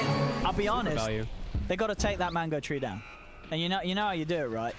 Have you not, the strat? You just get the Quelling Blade on the courier, dude. Take it around the tree line, get it outside, bam, cut the tree. You know where it is. You know it's going to be sat outside there. I haven't seen anybody do that. The last time they had the mango tree inside of the next to their tier 1, so last game that is. But Alliance, they're not slowing down even with the deaths. They're still looking to keep the aggressive moves, trying to take advantage because they still know that they do have a gold advantage. They don't want to slow down. Yeah. But and Supreme, you saw now when he Alacrity buffed up. They look at that, constantly just throwing it onto Charlie. He's gonna Alacrity and solo crest this DOTA. It's a strong spell. Yeah, even though she doesn't have that many damage items, just the natural conflict by this would be very significant. And the level 20 talent, it's a lot. It is a lot on the Invoker. The extra plus 40 on the Alacrity. It makes this DOTA incredibly scary. And with that butterfly, we haven't got a single hero on Alliance's lineup that's going to be built any sort of true strike. So that evasion will allow Charlie to quickly clear through the Beastmaster and his army. Being too worried about the units taking him down. Really, Nico Baby's going to hold for a physical, but it is this magical build, Radiance, and now into the Aghanims. I mean, they don't have that much physical anyway, right? Their draft is mostly magical. It's still good to, like, he can put it on everybody. Yeah, it still makes a little bit of a difference, but it's not like you have this Ember going for a build that you're like, damn, he's got an orb on top of the desert. He's got a really good positioning here. NIP positioned on the southern side. Radiant's structures. Nico Baby gets spotted by the range creep, so they're going to see him. There appears to be some sort of Charlie, Fisher, put the focus out on him. He's swapped out to low ground, post the BKB, looking over towards Nico Baby. Nico Baby caught in the match, he missed on the boat, comes down, he's dead again. They've killed him up. Oh, he's getting mad. He's getting mad. That's a buyback for Nico Baby. This is the time they want to go on to Charlie. They have to jump forward. Nico Baby's in, but the Stone Gaze is out in time. He runs forward, but Nico Baby's got to be careful. The cold snap, he has to back away. He does try with the slide of fist. They're looking towards Charlie. Charlie trying his best to get back towards his base. Do they get it? Can they catch him? Nico Baby. He's running. Another pause out. There's the chains. They've grabbed Charlie. And with that buyback, Nico Baby finally gets his revenge. And there's no buyback, actually. There is not. Spent the money on the Eagle Song, so they could easily take down this Rex here. I mean, Nico Baby, he's insane, but it's working out. It's working out. He's died a couple of times in some very entertaining fashions. Oh, there's a repair kit. Okay. All right. A new twist to the story. That's going to buy time for Invoker and DOTA. They are looking quite They're going to make their way toward top to avoid that repair kit, but there are more charges. Oh, there you go. 2 more charges. They've got 2 more charges. Kunka's holding the repair kit. They got to keep him away from it. He's trying to X himself in to put the repair kit. Oh, he's trying to get it. He got it. He got it. X-Mark repair kit play, it does it. But they've lost the bench. But it's buying time, as you say. They are going to live to see another day. Well, Era brought to the face and a few bits of poison from Limp. Era is dead. S4 does fall pretty low, but they haven't got any way to catch him. Saberlight's trying to step forward again with his repair kit. This time, he didn't X himself. He did not X himself. He's not got a safety measure to fall back on. He does in terms of the presence of Supreme. Throws out a tornado. Still they're alive. They're bringing the melee racks down. TP in from Charlie. Is he going to be able to get them off the racks in time? He cannot. The Necro 3s will finish off the melee racks. Alliance got what they came for. Whew. That was a spicy series of event. I love that X-Mark repair kit. That's some good stuff. And they've still got a charge left as well. So ready for the next time a team fight goes terribly. Yeah, they've got a lot of gold on Alliance though from these last moments. I see S4 jump all the way up to top net worth. He's got almost a full halberd picked up now after bots and blink. That's going to be devastating. One of the best items in the game versus Medusa is that halberd. And I think, but Nico Baby's teammates can finally breathe a sigh of relief as he is able to get the Aegis. So I mean, what happened last time though when he had the Aegis. He was just like, I'm on tier 4s now. Oh, hang on, that is true. And honestly, I'm looking at that Ags, and as much as I love the Ags on Ember, that's certainly going to be Nico Baby. You're going, well, hey, I can now dive even deeper.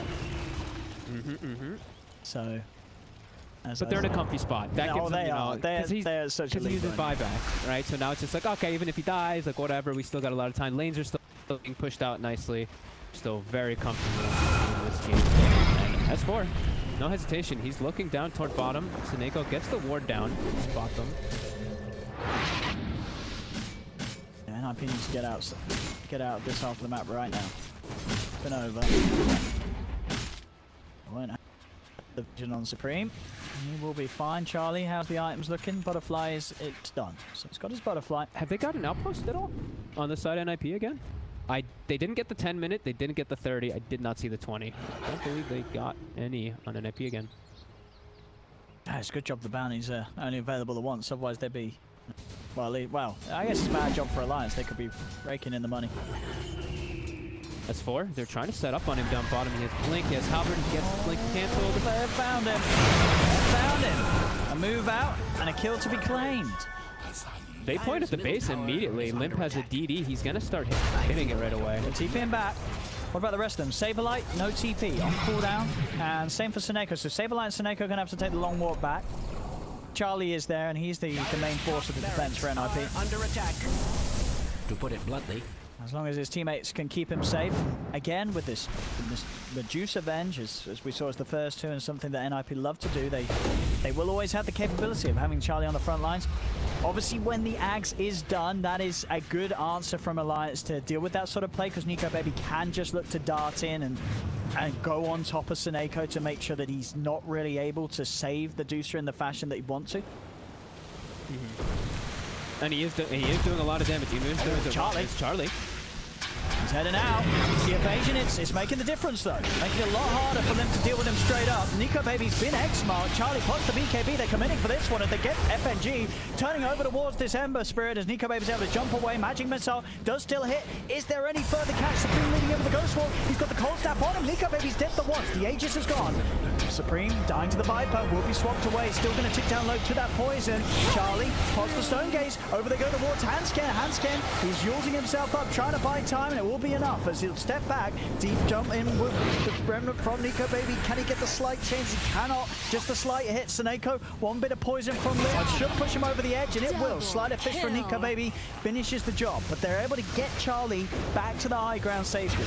Both Supreme and Seneko do have buybacks available. Has fallen. Look at the lanes. They have that one repair kit charge left. All 3 lanes are completely shoved into NIP's base. S4 waiting at the ready here. He has a blink and a roar. They still look as they want to play aggressive with that BKB at the ready on Limp. Poison causing issues for Charlie. Trying to fight here. The grab onto Limp. He is trapped underneath the tower here. Repair kit, the final charge. It's out. Keeping this tier 3 alive. He's taking mid in the meantime. Pulling them across the base over and over again. Just hitting all different sides. I mean, they don't need to use any buybacks. Hold and Supreme and Seneko will be back in the game. Charlie, 2k into the next item on top of the Butterfly. So Blink done on error, so an even better way to try and get the big steals that he hopes for. Yeah, the instant disable is the big one too. Like if he can just get a blink lift on the Ember and they can follow up, he doesn't have really many defensive ways. It's roar. Nico Baby jumps in over to Saberlight. Step forward from Charlie. He's got the cover of the Stone Gaze. The boat's coming down onto Saberlight. Is it going to be enough to keep him alive? It won't. He'll fall. Handscan with a fish from the side. Eric jumps in with a telekinesis. Charlie pots the BKB, but they've already killed off the Shaker. They'll turn for more, but Nico Baby is playing on the backline. Remnant across.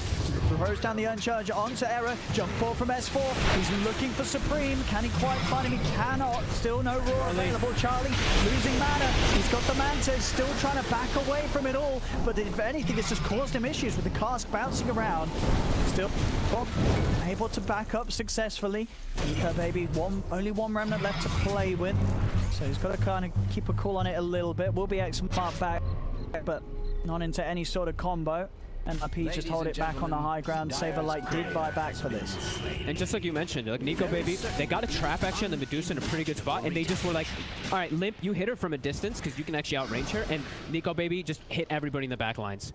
The Medusa, sure, she gets away, but they know how to take the fights because she's still a little bit of a problem if they just like hold on top of her, but if they isolate her, it'll be easy. Yes. 20k lead for Alliance. Charlie, he still reigns supreme at the top of the net worth. Limp is he is a heavy hitter. He now has got the MKB on the exit, so he's really going to start hurting Charlie now. Oh, he is. No longer that evasion, really providing that. It's got the safety. The roar is there on target. Seneko swaps him out to the side, but Charlie's already far too low. Nico Baby jumps in. Stolen roars in play onto the Ember Spirit. It's a long disable. Charlie fights back. They have the magic missile. Do they have the damage? He's X-marked as well. They do. The buyback will do it as they're able to kill off Nico Baby. But it is the buyback from Charlie. Great steal there by Era, but yeah, like you said, painful buyback, having to get that Medusa out. And he did use that BKB as well, so now he's down to that 5 seconds. So going to be a lot harder to play around also for NIP with that being their only way to kind of protect him besides the swap. They're sitting themselves on the high ground, but now it's that Medusa who was at the top, who was the king of the mountain, but Beastmaster and Viper and Ember are about to surpass.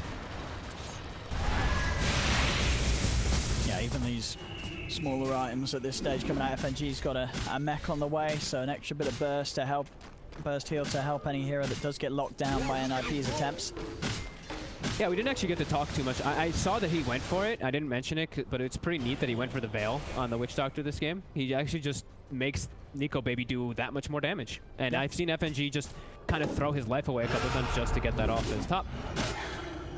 On bottom. Roll there onto Anscan. They're able to get another use out of it. Top lane, as you say though, the trade much more in Alliance's favor as they take not just one but two. There's no buyback available on the Invoker. Seneko, he's also in trouble here. Chased down and taken out from the ground. Look at that range. Kills off another. Seneko falls. And live level 25, one of the better 25 talents. Nether Toxin, not as bad, not as OP as it was before, because Nether Toxin has a 14-second cooldown, but Nether Toxin silence is really tough thing to play around because of how gigantic it is. It's this next window. They've got a rapier. They've got to get that rapier. Charlie. It's just the 2/3 of a relic away from it. Oh, I just saw S4 took the Axe's damage and he queued up an Ags. We're gonna get the Ags with the Axe talent. All right. He's just gonna spam Axes on people. I mean, it stacks up to be a lot of damage. It does. And you know, you're hitting it from a mile off as well. You no longer have to go on the front line. Throwing it in from the back. It's also hilarious to watch. He's queued up a Kaya afterwards now too. Bloodstone. You know, spell amp, infinite spell amp on the axis. This is big brain plays from S4. I'm actually, I want to see how much damage they start doing. It's a lot. It's a lot. And what do you do? As I say, the range on it, it's the whole screen. You cannot get away from this man. You can't escape him. The axes will hit you, and they'll cut you up. Charlie. He's so close to the Radiance. He's so close. Rapier, yeah. Oh, Rapier. Okay. Yeah, not Radiance. No, Do not go Medusa Radiance. Oh, Ara. He knows that he stole Roar, but he's just dead before he can use it. He's got a buyback. Seneko. He is also dead. He also has a buyback. That's an early BKB from Charlie, and once he'd already been disarmed, not really a whole lot he could do. And now with the BKB unavailable, they know it's time to go. Now he's Nico Baby. Self-fuel to dodge the X-Mark combo. Buyback comes out from both the supports on NIP. The cast causing issues for them bouncing around by that tier 4. Nico Baby diving in underneath these towers yet again. Being incredibly confident and able to do so. They do manage to get the torrent onto Limp, but he pots the BKB, swap back onto Limp. He's underneath the tower. Limp will fall. S4 pots the on to Charlie, but they are without their Viper. S4 diving in again. Charlie's falling up. Hands gets in with the Echo Slam. They killed off the Medusa, and he does not have buff. Still on cooldown for 4 minutes. Alliance should be able to clean up the rest of the base, and indeed they call it GG. This one is over. There'll be no comeback today for the Medusa, as this game well and truly in Alliance's hands for pretty much the entirety of the 40 minutes. Ends a 27k lead. And Nico Baby, I mean, the man is insane. We love to see it.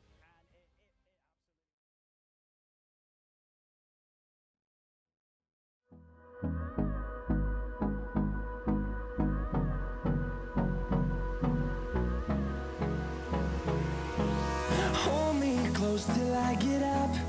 Time is barely on our side. I don't wanna waste what's left.